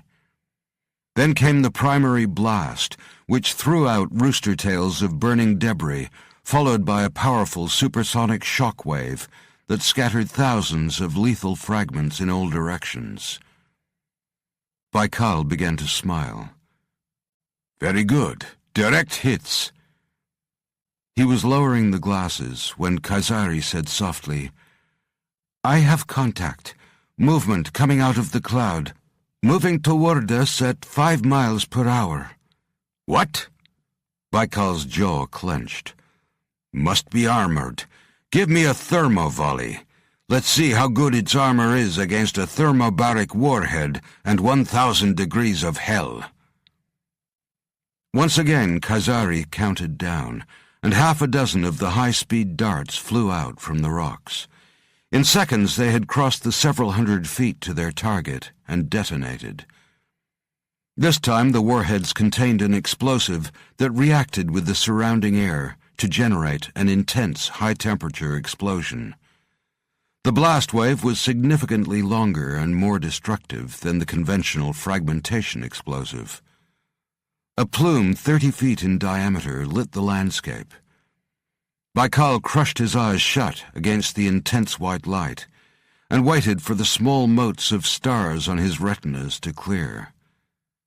When he opened them, he held his breath, and then the eerie body of mist moved on. "Shikran!" Baikal's curse rolled down the slope. "That thing cannot be allowed to enter the town. Order the squads to advance, laying down a field of fire, armor-piercing rounds. Create a wall of steel. I want that accursed thing in 100 pieces." Kirmizi team scurried forward and then took cover, again and again, firing with unerring aim into the center of the mist on the dark highway. The 10 commandos created an arc around the cloud and fired continuously into its center, until the sound of their gunfire became a continuous roar. Baikal changed the light spectrum of his field glasses to dark enhancement, and saw the green phosphorescent images of his men surrounding the mass on the highway. He switched again to thermal, and his men flared red, and the road turned orange, the residual heat from the day still leaking into the atmosphere. But the swirling mist with the dark form at its center was as cold and dead as a fish, or reptile. A breeze blew up from behind them, and the cloud thinned momentarily. Kirmizi's squad had continued their advance, and were now within 100 feet of their target as its dark center was revealed. Baikal, still using the thermal spectrum, was too far away to see clearly, but he saw his men's reactions. His lips drew back in a combination of disgust and horror as his Kirmizi team stopped firing and instead grabbed at their throats or eyes. As he watched, the warm red glow of their bodies changed to the cold blue of stone. Ugh, the Prophet protect us. He shook his head, gulping. They saw it. They saw it. And then they turned to stone. He spun to Kaisari. Have the squads cover their eyes. They must not look at it. We will direct their fire. Switch to tracers so we can monitor the trajectory of the rounds. Quickly, quickly. The other teams were within striking distance of the cloud as Kaisari sent the communication burst. For many it was too late. The huge spectral figure left the swirling mist behind and glided toward them. They froze, turning to gray, cold stone, new warrior statues in an ancient land. At the rear, some soldiers fell back, having received Kaisari's communication. They pulled strips of material from their uniform or their packs and wrapped it around their heads. 2 men advanced, guns up. Baikal watched them through his thermal lens and spoke quietly and clearly to Kaisari, who relayed the information to the men. Advance. Target directly ahead. 50 paces. Target moving. Angle 20 degrees to left flank. Target slowing. Kaisari frowned as he listened in on the microphone attached to one of the 2 men. Commander Baikal, I can hear. I think it's weeping. Baikal's jaw set hard for a moment. Good. We have hurt it. Proceed. Kaisari concentrated. 5-degree adjustment left. Target now 20 paces, 10 paces. Engage! Engage! The men fired, their bullets causing flaring orange trails in Baikal's vision as they flew the few feet into the being before them. At first, Baikal had thought the thing was some kind of chemical cloud or a biological weapon, but now he saw how wrong he was. The thing dwarfed his men, at least 7 feet tall, and had what looked like an overly large head. The rounds entered its core, but didn't stop it or even slow it. Kaisari's voice rose in panic as he blurted more instructions to the men. Closing to 2 feet, right in front of you! Hurry! Fire! Fire! Baikal turned to him. Pull them back! It was too late. One man threw down his weapon and ripped the mask from his face. Immediately he threw his hands up before his eyes and froze. The second man lifted a long dark blade from his belt and hacked back and forth. He must have felt the huge presence looming over him, Baikal thought. He watched in horror and screamed again, "Pull them back!" The man with the blade was lifted high in the air, as though he weighed nothing. A sudden jerk, and he was ripped in two, his legs flung one way, his spurting torso the other. The thing moved quickly now, grabbing another concealed man and tearing away the cloth that bound his eyes. He froze and was thrown to the ground to shatter into a dozen fragments. It knows! It knows! It must make them see it! Kaisari's voice was little more than a squeak as more men met the same fate. As the thing drew closer to his position, Baikal dropped his glasses before he too caught a glimpse of the being's true form. Beside him, Kaisari was gagging. Baikal roared his final instruction. I said, pull them fucking back! Kaisari slumped, turning his face to the sky. There's no one left to pull back. It's coming for us. Baikal looked over at Layla. Her eyes were wide. All he could do was mouth a single word. "Sorry." She nodded and started to pack up her things. "Quickly, send a communication to Colonel Jack Hammerson," Baikal ordered Kaisari. "Tell him what has happened. Tell him they must not look at it. Anyone who has looked at it has died, turned to stone." He turned away. "It is his turn now." Kaisari sent the communication, and then threw himself flat, sighting along his rifle and firing at will. Baikal drew his sidearm and looked to Layla. "You need to go." She came to him, ignoring the sounds of gunfire. Her face was wet with tears. She was trying to look brave, but Baikal could see her bottom lip trembled as she spoke. "It's too late." Baikal nodded, and she reached up to hold his face in both her hands. "I always wanted to give you this."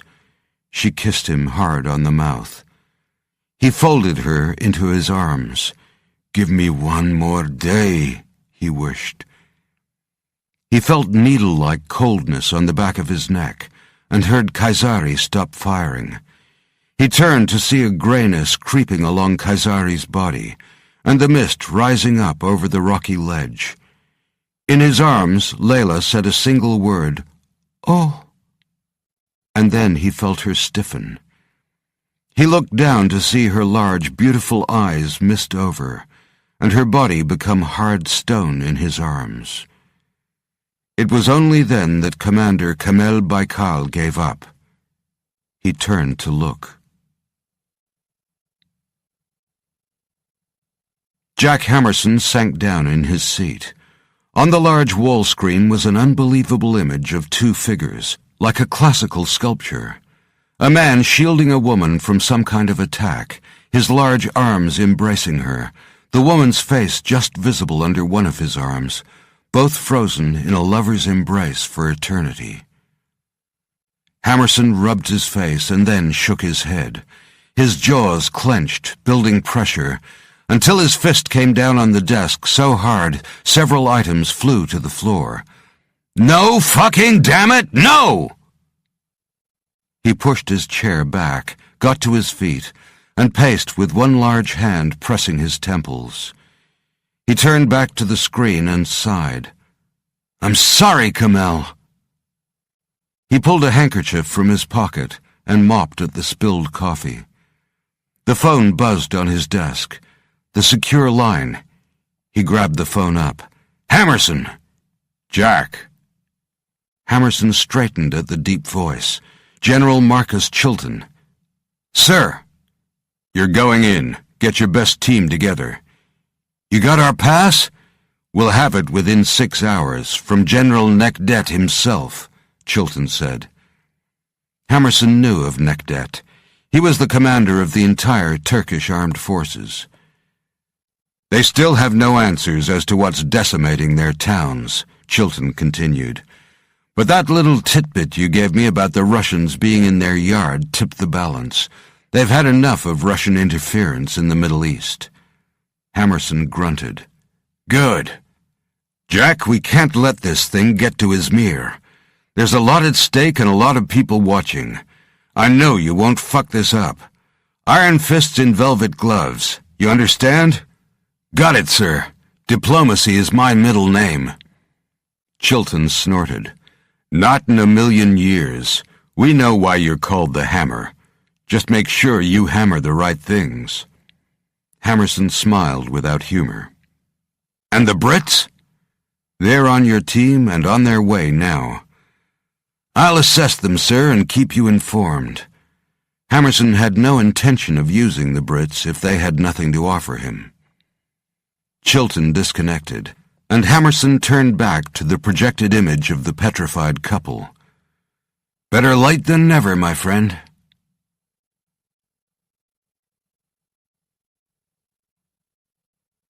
Chapter 19. One of the most valuable military weapons a soldier can possess is information, Hammerson told the team gathered in his office. Entering a lethal theater of operation with poor quality, too little or wrong data is usually fatal in our game. His eyes moved to Alex, who nodded once. Turkey has closed its borders. Nationwide quarantine and media blackout, the Hawk commander continued. The death toll is now in the thousands, and they still have no real understanding of what they're up against.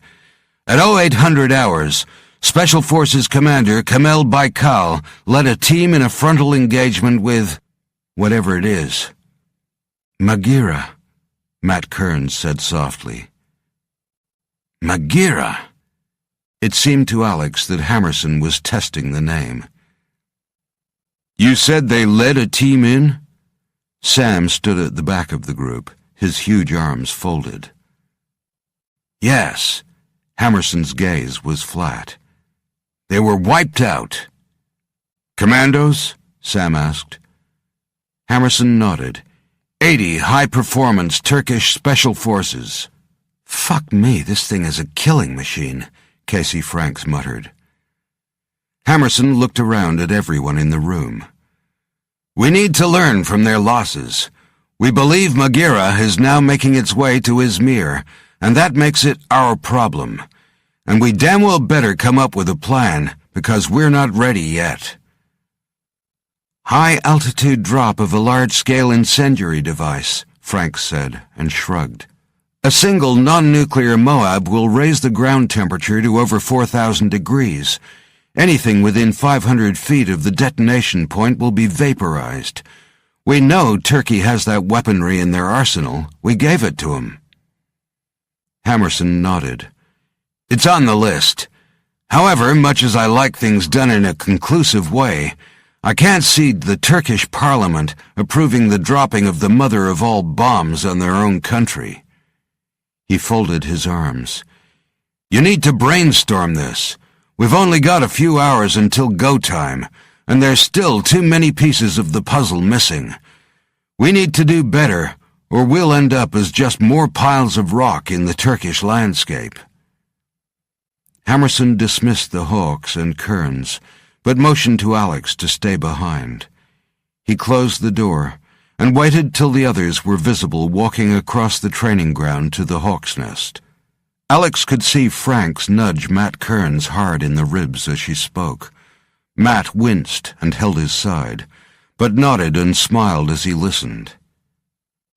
We're going in and you'll be leading the team. End of story, Hammerson said, his eyes boring into Alex's. Alex looked away. I don't know, Jack. You've seen the Vila footage of what happened in Italy. What if I... He stopped and shrugged. What if you explode? Put the mission at risk? Then maybe I'll have Sam shoot you. Hammerson's expression turned serious. Look, Alex, we don't have time for more training wheels. We know Borshov is on the ground making mischief, and we have a couple of SAS coming in who need to be folded into a single team, ours. And there's something running wild over in Turkey, laying waste to entire villages and heading for our base. I believe you and you alone are the man to get us in front of all three obstacles quickly and effectively. Reed and I agree on this. My question is, do you agree? Alex knew that if he said no, he'd be back walking the streets.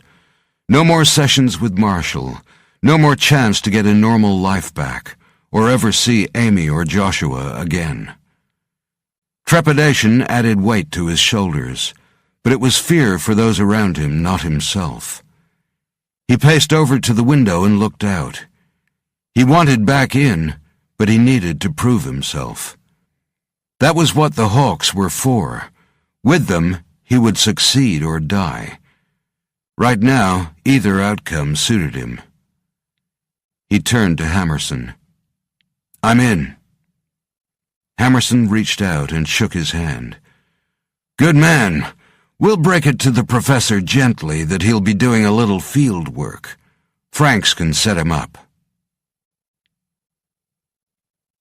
Casey Franks had given Matt the smallest of the Hawk all-over suits she could find. Her own suit was turned down, the sleeves tied around her waist, displaying an upper torso covered in tattoos and scars, and ripped with sinewy muscles. "Stand up straight, pretty boy," she said as she walked behind him, then pulled his long hair. "You look more like a surfer than a soldier." Matt snorted. He liked Casey. They'd worked together before, on Black Mountain in the Appalachians, and had formed an easygoing relationship based on a shared, sharp, and sarcastic sense of humor. He knew the powerful woman was as ferocious as they came. He'd seen her in action. But within that muscled chest, he bet there was a kind heart.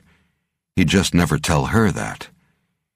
"You might make a good hawk one day, Professor." She slapped his back hard, making him stumble forward. "Yeah, right." Matt knew he was just an advisor, and didn't really want to be anything more. The Hawks were a singularly aggressive group, intelligent, hard as iron, and capable of dealing with anything anywhere on the planet. He was just thankful they were on his side. The other Hawks milled around, some working out with various martial arts blocks or bags, others stripping down pistols, or modifying some piece of weaponry to their own personal preference. Alex and Sam stood over a map, deciding on the mission kit they would need. Matt rolled his shoulders in the suit. It was made of a material he couldn't identify, supposedly able to offer some resistance to knife penetration. On his frame it felt hot and restrictive. He contemplated doing what Sam had done, removing the arms of his suit. Matt felt one of his biceps beneath the material. It was athletically muscled, but would look like spaghetti next to Sam's bulging arms, or even next to Casey's for that matter. He decided to leave the suit intact. Casey sauntered to the back of the Hawk's nest, calling to a few of the other huge soldiers there, either stripping weapons or working out. Matt looked across to Alex Hunter. The man had saved his life on Black Mountain and then vanished. Matt owed him for that. There was something different about Alex now, he thought. His appearance hadn't changed, but there seemed to be a kind of hollowness inside him, as though his exterior was a suit, like the armor plating he was wearing. Every now and then, when he looked at you, you got the feeling there was someone other than Alex Hunter looking back. Matt looked around at the team of lethal men and women in the hangar-like building. It was an exclusive club, and outsiders were rarely tolerated. Am I ever the odd one out, he thought. What am I doing here? He'd worked with these guys twice before, or rather, he'd ended up being thrown in with them. And both times things had ended up bloody and brutal. He was making his way over to Sam and Alex when the heavy steel door at one end of the large building was pulled back. 3 people entered, 2 men, 1 woman, and one of the men was huge. Matt saw Alex stare at them for a half-second, then smile before turning back to the map. "Our friends from Italy," he said to Sam. Sam didn't turn to look. "The Brits already?"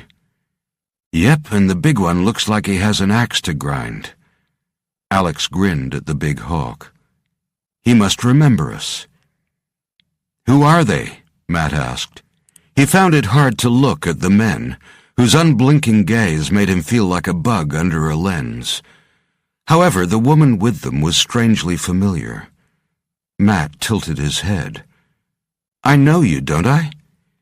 She looked him up and down for a few seconds. "No, you don't. But you must be Professor Matthew Kearns." Yeah, that's right." Matt gave her his best boyish grin and stepped forward with his hand out. "How did you know?" She didn't reciprocate his action. "Because you're the only one in here who looks as though he couldn't fight his way out of a paper bag." Matt lowered his hand. "Nice to meet you too, Ms. Charmschool. By the way, at college I could bench press 200 pounds. "Great. I'll let you know when I've got a sofa to move." She moved past him, her hands on her hips. "Which one of you is Alex Hunter?" "I think we already know that, don't we, Sunshine?" The huge newcomer glared at Alex, his brick-like jaw jutting. There was raw animosity there, Matt thought. Alex turned to study the trio. Matt could see he was suppressing a grin. Sam stepped up beside Alex. He was as tall as the giant doing the talking. The woman glanced at him, then turned to the SAS man. "Looks like they make them big here too, Jackson." Jackson snorted. "You must be Sam Reed, big as life and—" He looked at Sam's legs. "Still on your fucking feet, if they are your own feet down there."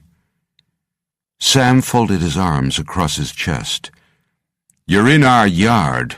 You want to introduce yourself, or would you like me to show you the door?" Casey Franks came and stood in front of the other two hawks. She'd pulled on gloves with plating over the knuckles, and banged one fist into a palm, then placed her fists on her hips. Her glare made it clear she was itching to get in on the action. Alex put his hand on her shoulder and pulled her back a step. Then he looked at the three newcomers. 10 seconds. The woman folded her arms, her lips compressed defiantly. After 9 seconds, Alex turned away. "Sam, show them out."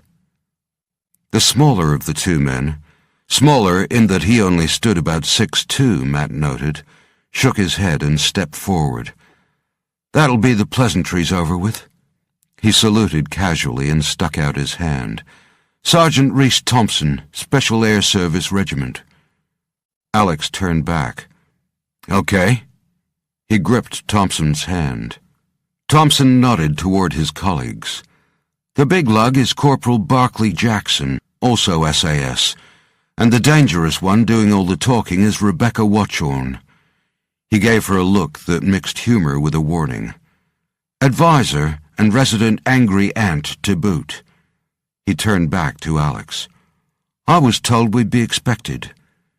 Matt snorted. "Watchorn? Not related to Margaret Watchorn?" "Margaret is my great-aunt," Rebecca said, keeping her eyes on Alex. "She told me to tell you that your Minoan is possible at best." Barclay Jackson's eyes continually moved between Alex and Sam. He was up on his toes. Sam angled his head toward him. "Something on your mind?" Sam took a step forward, and so did Jackson. They were both cut from the same mold, Matt thought, big, fit men who were trained to be lethal killers. "Yeah, there is," Jackson said. "You both deserve to have your arses kicked after that fucking stunt in Italy. But I reckon if I wipe the floor with you, the freak will jump me again." He motioned to Alex with his chin. "Kick my arse?"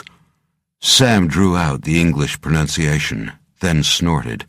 "It's ass, you asshole. And you kick it? Not today, boy, and not ever." Alex laughed softly and nudged Sam. "Freak. Looks like they do know me after all. Bonding session over. Let's get down to it. What you got for us, Ms. Watchorn, gentlemen?" "You first," Rebecca said. "Go home." Alex turned to walk back to the map table. "Wait." Thompson let out an exasperated breath and looked at the woman. "You want to lay it out, or I swear you'll be on the next plane home." Rebecca's lips stayed compressed for a few seconds. Then, "Fuck it," she said. "By now you know we're dealing with Magira." Alex nodded. "We've heard the name, but as yet we don't know what it is exactly. Neither do the Turks." "Professor Kearns, we know you read the Minoan carved into the lower chambers. What did you make of it?" Rebecca tilted her head as she waited for Matt's reply. He shrugged. "It was strange, didn't make a lot of sense. Fear is risen again, children of Zeus, slayers of—" He grimaced. "Slayers of something. And then, Be forever locked in stone. Maghera will consume. That's all we could decipher, at least from the angles we had available to us. Rebecca nodded, as though only partially satisfied with his analysis. Okay then, let's lay out the facts and perhaps make some intuitive but educated leaps. She put her hands on her hips and began to pace. I think Emperor Constantine captured something in Sarmatia. Captured? Alex repeated, frowning. Yes, and it cost him over 1,000 dead soldiers. And what happened to them directly relates to what's happening now. She raised her eyebrows to Matt, who frowned and folded his arms. What? How do you know what happened? There's no record of it anywhere. Rebecca rolled her eyes. The world does not revolve around us in the West, much as we'd like to think so. Consider the Scythians or Sarmatians, Sauromachians, or however you want to pronounce them. They were a warlike race that flourished for around 800 years, an enormous stretch of time in a barbaric and violent world. And their territory was huge, from Iran to southern Russia, and even into the Balkans. Matt nodded. I agree. They weren't particularly advanced, but I think they might have had superior weaponry. Or a weapon, which was what Constantine retrieved. Rebecca came and stood in front of him. Or something alive. And without it, they were nothing. There are historical records of the Sauromatians rising to power in the 5th century BC, and then abruptly crumbling around 300 AD, the time of Constantine's campaign. That's right. 334 AD, to be exact, Matt said. She tilted her head. From the Codex, right? He nodded. And your proof? The bodies left behind. Russian archaeologists first found a reference to the fallen warriors of stone on pottery shards in Iran, which led them to the statues themselves.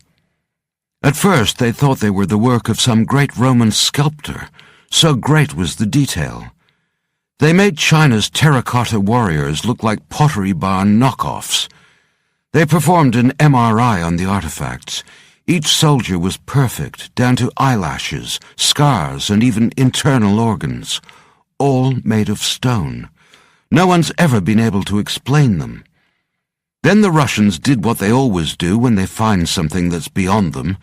They hide it away until an answer presents itself. So now they're all packed up and stored away in the basement of the State Hermitage Museum in St. Petersburg. She shrugged. And forgotten. How do you know this? Alex asked. Margaret, my great-aunt, has been studying the Minoans all her life, Rebecca said. The language, the people, the culture. It was as beautiful as it was mystical.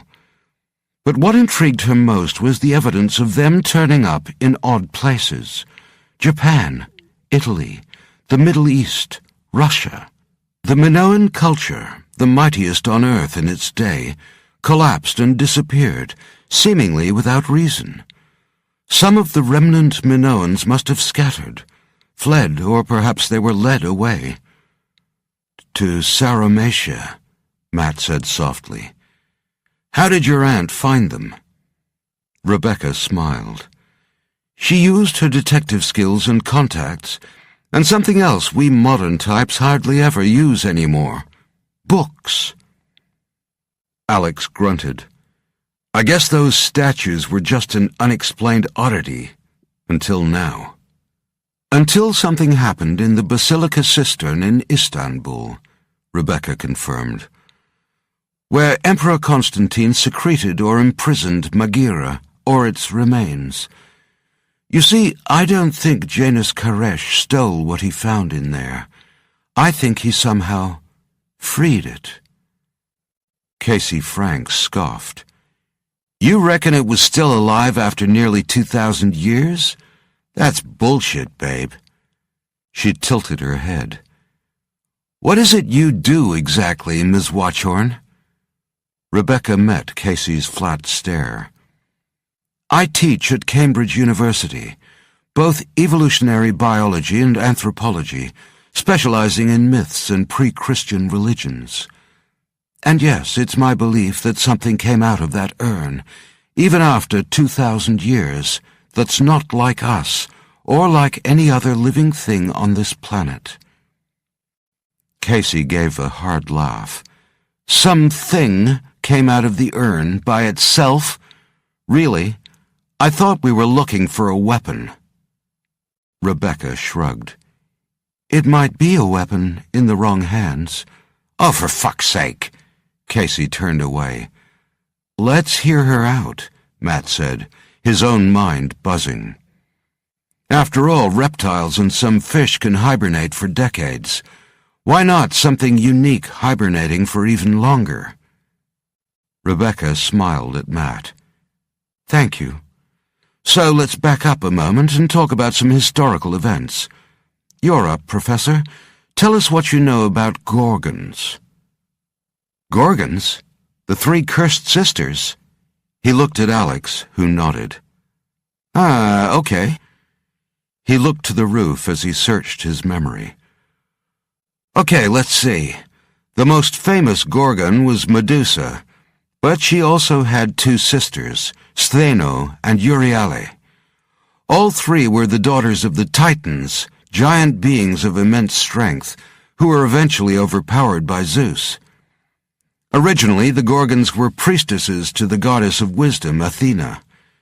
However, Poseidon, the god of the sea, lusted after the beautiful Medusa. She repelled him, but he raped her inside Athena's temple, a huge insult to the goddess. He paced as he warmed to his subject. Athena blamed Medusa for Poseidon's act and for the defiling of her temple. Some legends say that Athena was jealous of Medusa's beauty. Anyway, she turned Medusa and her sisters into horrifying beasts with scaly skin, needle-like teeth, and dozens of coiling snakes for hair. In a final act of revenge, Athena made sure no man could ever look upon Medusa again. Anyone who did would be instantly turned to stone. "Right, that's the legend," Rebecca said. "Now let's imagine for a moment that it's not a legend. Let's analyze it based on the new evidence, as if it's a historical account." Alex raised his eyebrows. "Turn to stone." He turned to Sam. "Remember the reptile scale embedded in the wall of the deep chamber below the cistern?" "Fits, sort of." Sam nodded, picking up Matt's thread. "According to the legends, Medusa was killed by Perseus, who was given gifts by the gods to do so. Winged sandals, a helmet of invisibility, and Athena's own silver shield. Perseus avoided looking at Medusa directly by using the shield to see her reflection, and so didn't get turned to stone. He cut off her head and gave it as a gift to Athena, who placed it in the center of the protective shield on her armored breastplate." Rebecca looked impressed. "Very good, big guy. Brains and brawn." "The face of Medusa is still used today to ward off evil," Matt added. "Superstition," Alex said. Rebecca nodded. "Sure. Superstition, magic, myth. But if you take any myth back to its roots, you find the kernel of truth. There's always a genesis event, even if it changes and evolves over millennia. And I guarantee something like that created the myth of the Gorgons. We need to keep an open mind and use current technology to work it out." "Well, yesterday's magic is tomorrow's science," Matt said. "The Gorgon faces in the Basilica cistern, they were there to guard something, or to warn against something." "That's a big help," Casey scoffed. "Could they have made it any more fucking obscure? Why didn't they just write in big Roman letters, 'Stay the fuck away'?"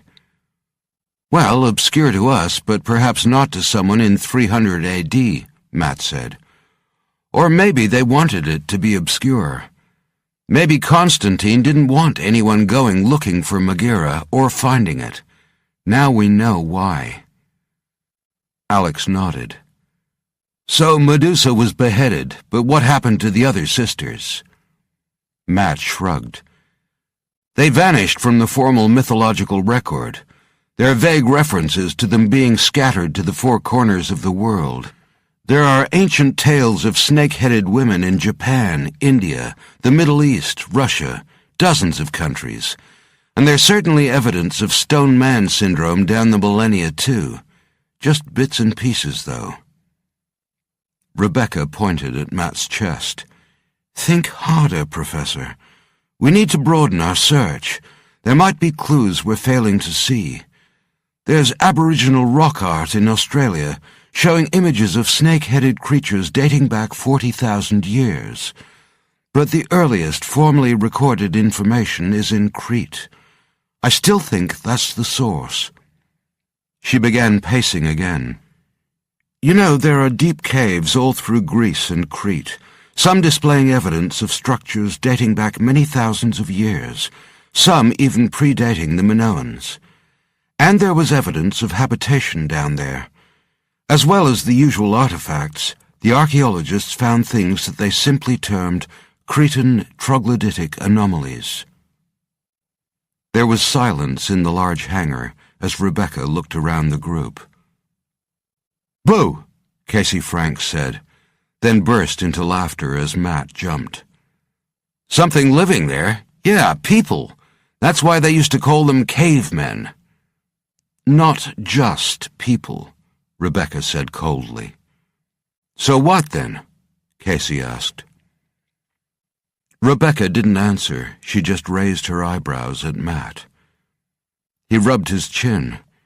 It sounded crazy, but he'd thought the Sasquatch was a myth until he'd come face to face with one on Black Mountain. If the Gorgons actually existed, surely they'd all be dead by now. Or in hibernation, Alex added, like whatever was in that bronze urn in Turkey. Rebecca nodded. Hibernation, waiting to be set free again.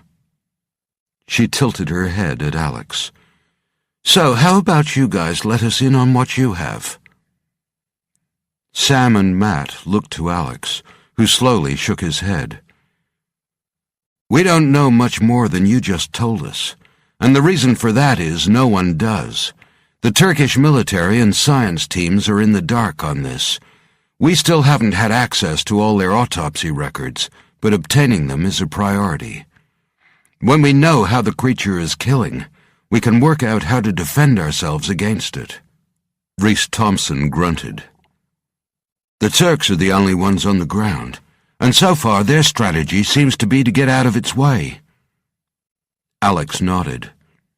Makes sense. Observe, gather data, identify weaknesses. But we can't let them continue with that strategy. Bottom line is, it's heading for Izmir, and we're not going to let it get there. Added to that, the Russians are on the ground, and now in front of us. He raised his eyebrows. Spetsnaz, and worse. Thompson winced. Rebecca threw her arms up. Great, so let me sum this up.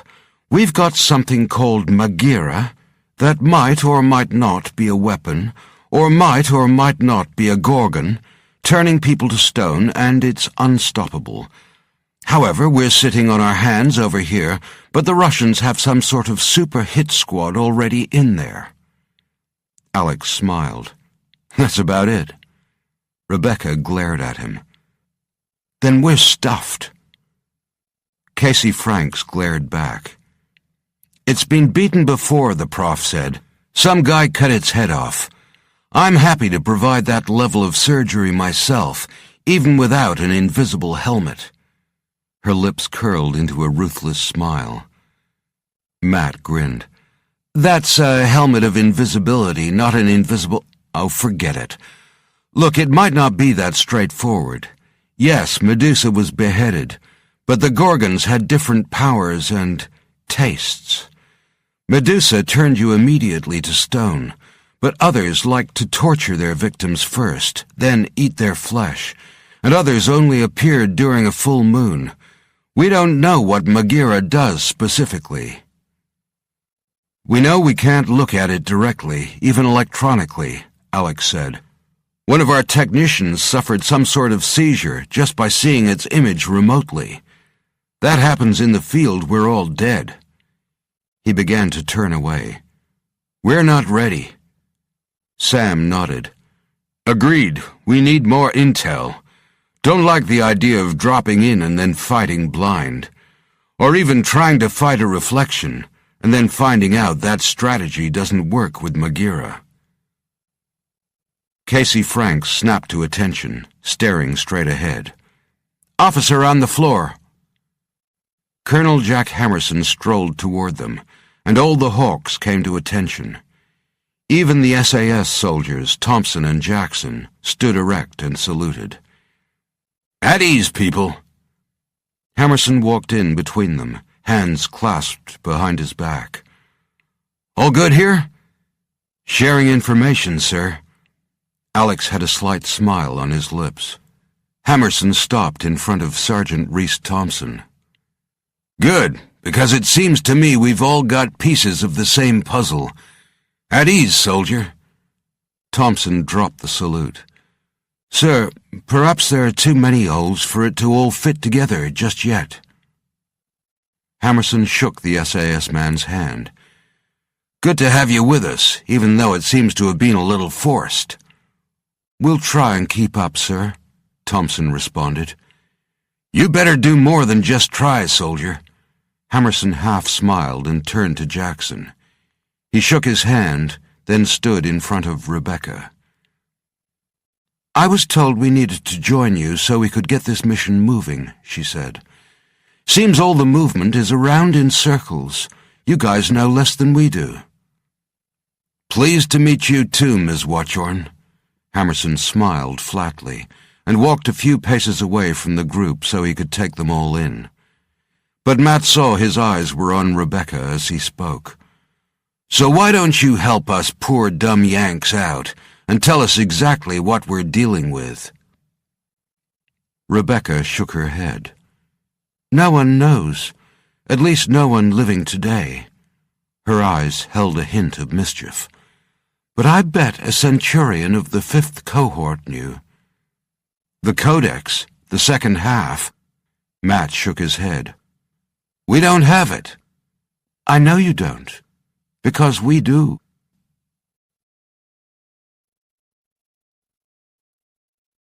Chapter 20. Within 15 minutes they were all gathered in Hammerson's office, and the second page of the Codex was projected onto the large wall screen. Matt and Rebecca hunched over the parchment itself, a large magnifying glass between them. Matt nudged her. You can't read it, can you? Rebecca pursed her lips, then smiled. Just a word here and there. Margaret's not well. We could have spent days finding another translator, or... She shrugged. Or do the right thing and bring it to us. Matt smiled back. But how the hell did you get it? Not from Monty. Hammerson looked from Thompson to Sam from underneath lowered brows. That's what I'd like to know. Sam shook his head. Monty had nothing else. Believe me, if he did, he would have given it up. The SAS soldier grinned. Yeah, see, that's what happens when you blunder in and crap all over everything. You can miss the important stuff. Sam's jaw jutted, and Thompson snorted. He held up a hand to Sam's glare. Ease up, big fella. You were right, he gave you everything he had. But what he didn't tell you was where he got the Codex page, and what else he left behind. Mr. Gianfranco Rufino Monti happily informed us that he'd obtained the first page on the Greek black market and it seems the price for the second sheet was exorbitant, but he didn't think he needed it anyway. Rebecca folded her arms and paced towards Thompson. He felt he had enough information to confirm there was a high-value artifact to recover in Istanbul, and sent Koresh on his mission. She turned and nodded for her colleague to continue. That's about it. Thompson half smiled at the interruption.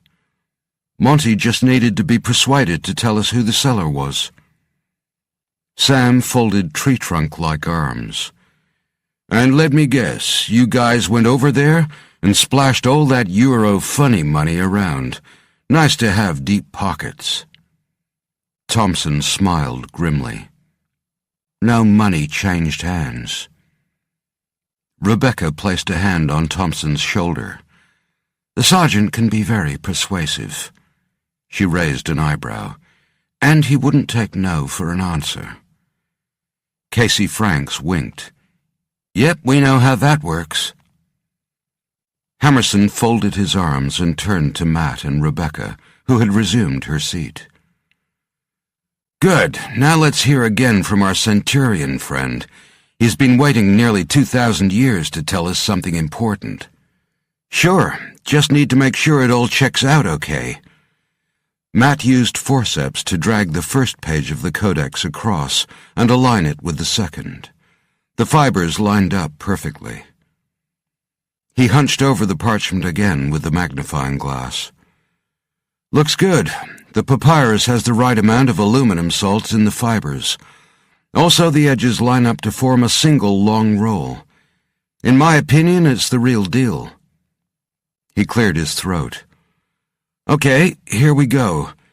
It picks up with the blinded priests. Constantine dismounted, and his Praetorian guard formed up either side of him. I fell in behind along with Titus and Verinius. Sauromatia had been subdued, but there was one stronghold not yet fully under our control, the citadel in the center of the walled city. It was built of mud brick, strong and ancient. Several priests lay dead at its entrance. Others were kneeling, their empty eye sockets turned toward us, as though seeing without their orbs. They were of strange appearance. Their heads were shaven, and their skulls heavily tattooed with raised markings that gave the appearance of blue ropes constantly coiling across their heads. These men were fanatics, and some had gone so far as to nail themselves to the stout wooden door to the temple. Andronicus, a centurion charged with taking the city, stood bloody and weary, but his eyes still burned with the fury of war. No one has yet entered, my emperor. Caesar placed a hand on his filthy shoulder. Such was this great man, never fearing the grime of battle. He looked into Andronicus's face. The priests, have they spoken? Yes, sire. They say they will die before standing aside. Constantine looked over the wretched beings. Not this day. Free those men nailed there. He then motioned to the translators. Tell them we are the mightiest power in the world, and we will enter their temple. Tell them Sauromatia has fallen and they are alone. We will care for them now. All will be treated with respect. The three translators conferred, as if deciding on the right words. One of them spoke to the priests. The tongue was harsh and grating, spitting words like sharp chips of stone. Many of the priests began to wail. Others simply fell forward and rubbed their faces into the dirt. But there was one, taller than the rest, who stood at the very center of the massive door, his chin up, his black eye sockets trained on Constantine. His own words poured forth, and the translators listened and responded, seeming to rebuke him. Speak! Constantine's word cut the air and made the translators cringe. Tell me what he says, all of it. The three men looked pained. At last one swallowed and then spoke. His name is Hemla, the chief priest. He says they do not fear you or us or death. He says your power is nothing but a blink of the eye, and Caesar is a flea compared to their mistress. They fear you not, but they do fear for mankind if she is freed." "She?" Constantine looked from his translators to the priest. "Maghera?" Hemla's lips became thin, and then he nodded. Constantine looked up at the sky. Crows wheeled above us, cawing impatiently, waiting to feed on the mounds of dead throughout the city. Our emperor exhaled. "Tell them they are free. Tell them to stand aside and no one will be hurt. Maghera is now the property of Rome." The tall priest responded in the lingua latina. Matt looked up at Hammerson, gauging his understanding. "Latin, I get it." The Hawk commander waved him on. "Your property? No, your curse," Hemla said. "If you have gods and fear them, you know what becomes of mortals who defy them. Enter if you wish, Caesar, but do so knowing that man is a bug before the Gorgos." Constantine pointed at the door, and its single long bolt as thick as a man's leg. "Open it." One of his generals, Titus, stepped in front of him. "My emperor, let me enter first." Constantine looked as if he were about to object, but he glanced back to me, and I nodded. It would not be brave but foolish for our emperor to enter an unknown place. The great bolt was drawn back, and Titus covered his lower face as a draught of humid air escaped. Those nearby also covered their faces, such was the stench. Hemla sucked in the air, his hollowed face rapturous. "The scent of a god." Titus coughed. "The scent of death." He drew his sword and crouched down to see past the thick walls of stone bordering the doorframe. He called over his shoulder for a flame. A burning torch was handed to him, and he glanced back once before ducking under the heavy lintel. We waited several long minutes for him to reappear. Just as our patience was stretching, there came a coughing sound from the doorway. A figure stepped out. Titus, but not the Titus who had entered only minutes before.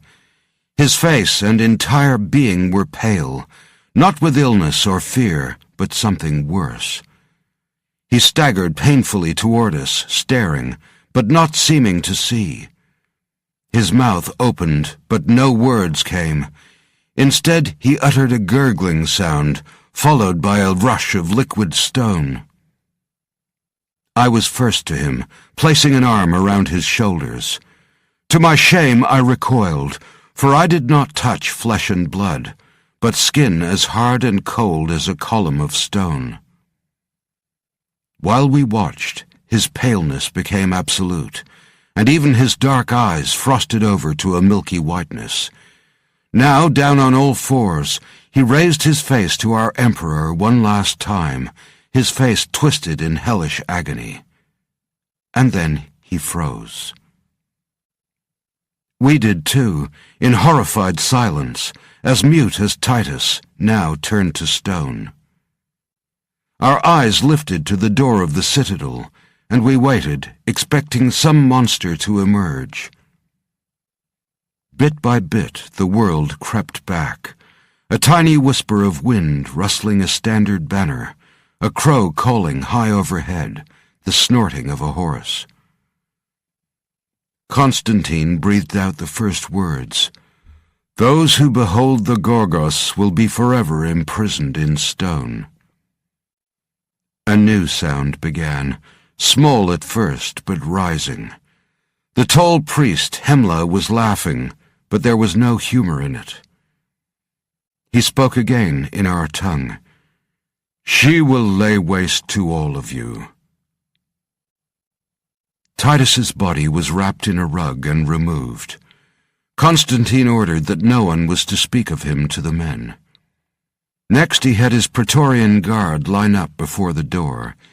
Each soldier was half a head taller than any normal man, his iron-hard body encased in gleaming armor. All stared into the dark doorway, waiting for the word. Constantine stood before the priest and placed his hand on the man's shoulders.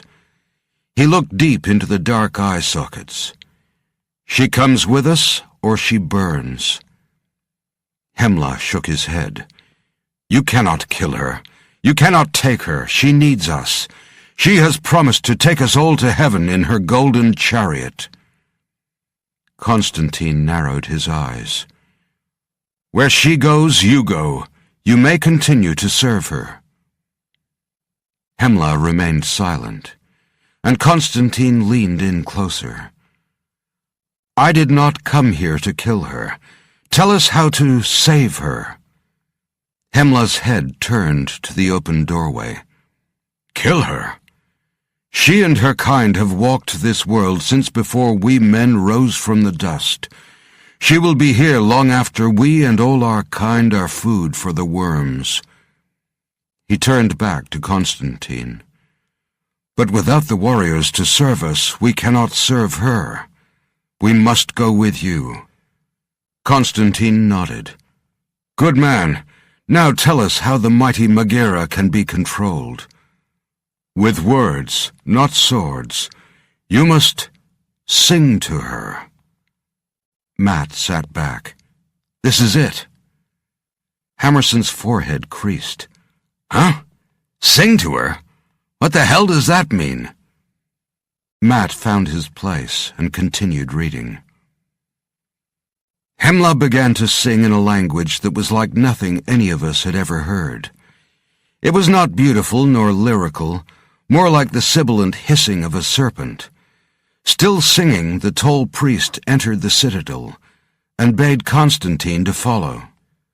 Against my advice, he entered the dark doorway, and I, along with his guards, rushed to follow. The only light inside the large domed room came from the sputtering torch dropped by Titus. In the gloom I could make out a large throne, upon which a lone figure sat. It was tall, taller than the biggest man in our entire army. I have faced death a dozen times on this campaign alone, but in the presence of this thing I felt my knees weaken and an illness boil in my belly. Thankfully, it seemed to sleep, and I pulled all my courage together and stepped closer. What at first I took to be a crown was a mass of thick, sightless worms, each with a mouth of its own, continually opening and closing as if tasting the air. No, tasting us. The face was scaled, and though it had features, they were not at all like our own. There were 2 eyes, closed thankfully, and a double slit for a nose, which flapped open as breath rushed in and out. The mouth, slightly open, was a circle of gristle, like a single lip, and inside, rows of needle-like teeth were just visible. Even our mighty Caesar was sickened by the sight. I half turned to him, not wishing to look away entirely, lest the creature spring to life in that moment. I whispered my words. "Kill this foul thing now." Hemla had continued to sing softly, but on hearing my words he stopped and turned his sightless face toward me. "Kill Megaera? You could not. The Gorgos cannot be cut or burned or drowned. She lifts herself from the ashes, reassembles herself from the blade, and rises again, more powerful and vengeful than ever. She is truly a god." Caesar's features were drawn in disgust. "Maybe it is a god to some, and perhaps it knows of other gods." Megaera shifted, and Hemla began to sing again. Caesar turned away. "If the thing wakes, its gaze will kill us." He spoke to his guard. "Bind it, cover its head." And so Megaera became Emperor Constantine's possession, burden, and curse. The priests sang to it constantly, taking turns to keep the creature in a stupor. The long journey home took many months, and we lost many men, not by sword or ambush or misadventure, but by a sickness that affected us all and seemed to suck the life from us. Some woke with a rash that eventually opened and ran with black blood. Others shrank down to their bones, no matter how much they ate, and others went mad, biting at their fellow soldiers. It was as if Maghera drew our souls from our bodies. When Constantine asked where the being had come from, Hemla pointed skyward. Celestis, he said, then Creta. She came from Celestis to live in the caverns of Zusa. Matt sat back and rubbed his hands through his hair. Celestis, heaven, and they lost 5,000 men on their march home. Rebecca frowned. Sounds like some sort of virus or transmitted disease. Or something from Maghera, Alex said. Something it radiates. Matt ran his eyes down the rest of the scroll. That's pretty much it. A bit more about the arduous trip home, and then it ends. Hammerson exhaled. Let's see what we've got. Constantine captured this Maghera nearly 2,000 years ago. He brings it back to Constantinople, now Istanbul, and hides it deep under the basilica cistern. Janus Koresh somehow wakes it up, sets it free, and now it's stalking the Turkish landscape and turning anything in its path into stone. Hammerson placed one hand on his forehead. I feel nuts just saying that out loud. I can't take that to the brass. Matt shook his head. Amazing. The legend of the Gorgon. Not a legend at all. They're freaking real. He rubbed his face. The song must have hypnotized it. You know, the same way you can hypnotize snakes. I've seen it. But we don't know the words or the tune, Sam said, folding his massive arms. Alex paced toward the screen. No, but we do have a place to start. Creta is Crete, right? He turned to Matt. Okay, Brains, where are the caverns of Zusa?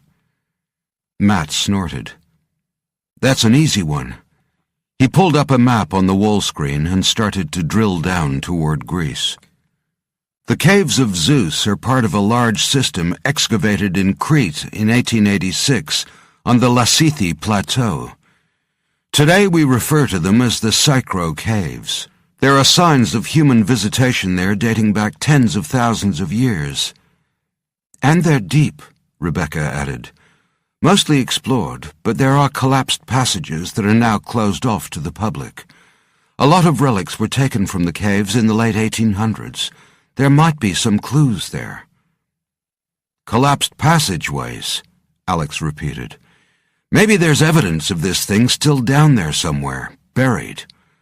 Who knows how old Maghera is. If it had already been alive for a long time when Constantine came across it, it must operate on a different chronological plane to us. Matt nodded. Remember the words scratched into the wall? They were Minoan, and the Minoans were established as a great race at least 5,000 years ago. He looked around at the others, excited. You know, it all actually fits. The first people in Crete were Neolithic. Then came the Minoans, who worshipped cave deities. Maybe the priest in the Codex was singing in Minoan. I mean, it was a dead language even by the time of Constantine.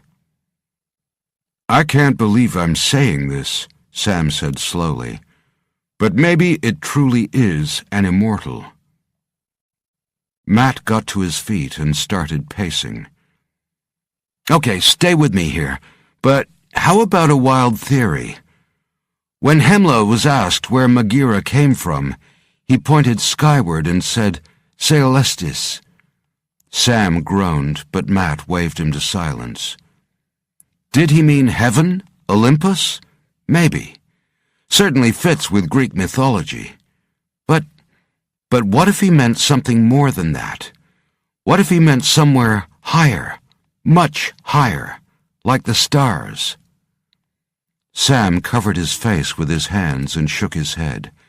He spoke from between his fingers. Yeah, maybe it's a Klingon.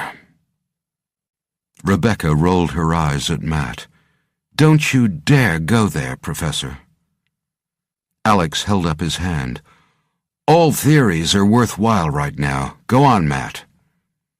Matt smiled and shrugged. There's no such thing as immortality on Earth.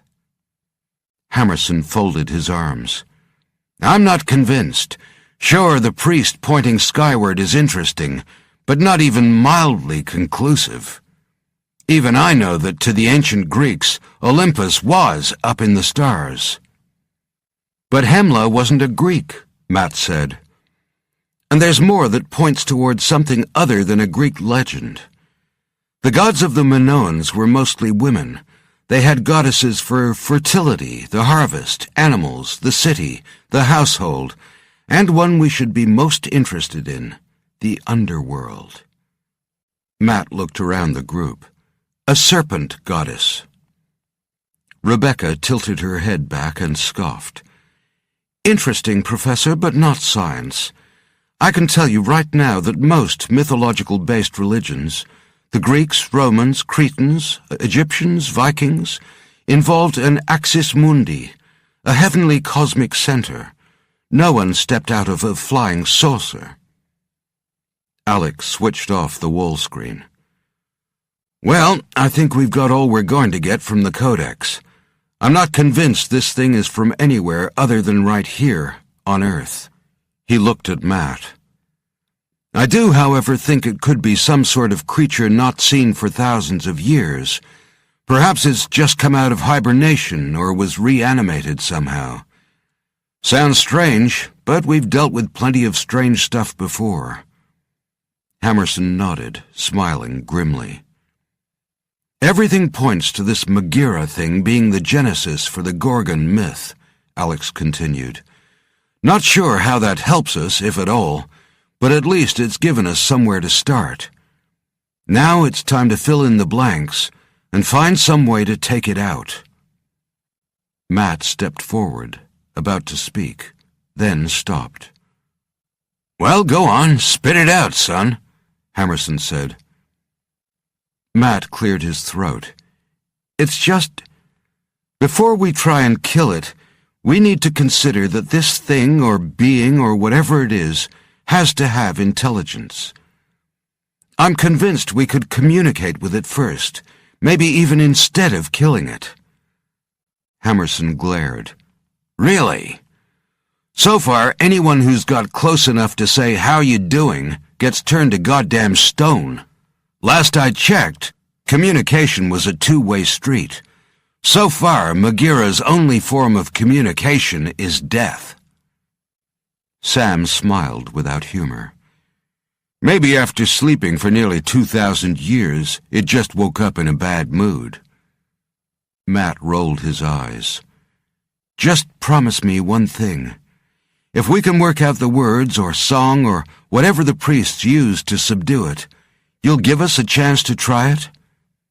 Alex's voice was unyielding. No. Matt turned to Hammerson. Colonel, not every problem has a military solution. Just keep it in mind. Hammerson was silent for a few seconds, then nodded. Gentlemen, never hurts to have more options than we need. But just so we're all clear, the primary option is termination. Alex and Sam nodded, and Matt half bowed. That'll do, thank you. One more thing, Professor Kearns. Hammerson's eyes were unblinking. In my experience, every problem does have a military solution. He went to the phone on his desk and began punching in numbers. I'll get your rides fueled up. Professor Kearns and Ms. Watchorn, you'll be going to Crete to look for clues among the recovered artifacts, and also to scope out the Psychro caves. Thompson, you're going with them. Hunter, you'll take Reed, Franks, and our other guest into Turkey to stand in front of Megira. Put your team together and be on the pad and ready to go in an hour."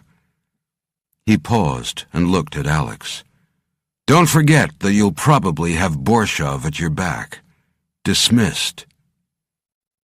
At the mention of the Russian's name, Matt saw Alex's face change, as if suddenly there was someone else looking out through his eyes.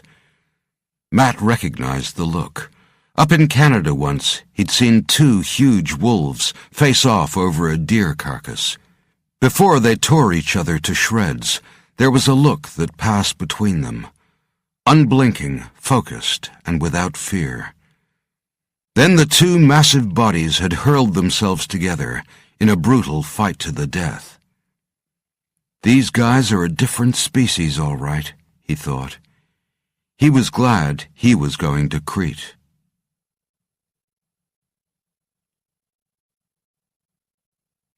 Chapter 21. Alex and Sam led Corporal Barclay Jackson, Casey Franks, and Hawks Ben Rogers and Steve D.K. Dankirk to the secure elevator that would take them down to the R&D facility several stories below the U.S. Stratcom base. Even though the elevator could operationally accommodate 10, it would be filled by the bulk of these 6. "Form up," Alex ordered, and they came to attention. Alex walked along the line, looking each soldier in the face. He stopped in front of Casey Franks. He knew and trusted her, and had been in the field with her before. She'd leap into a furnace if he asked her to. At 5'9", she was half a head smaller than most Hawks, but he knew that under her suit she was all gristle, corded muscle, and tattoos, and she could fight like the devil itself. Alex nodded to her. "Franks?" "Sir." Her eyes slid briefly to meet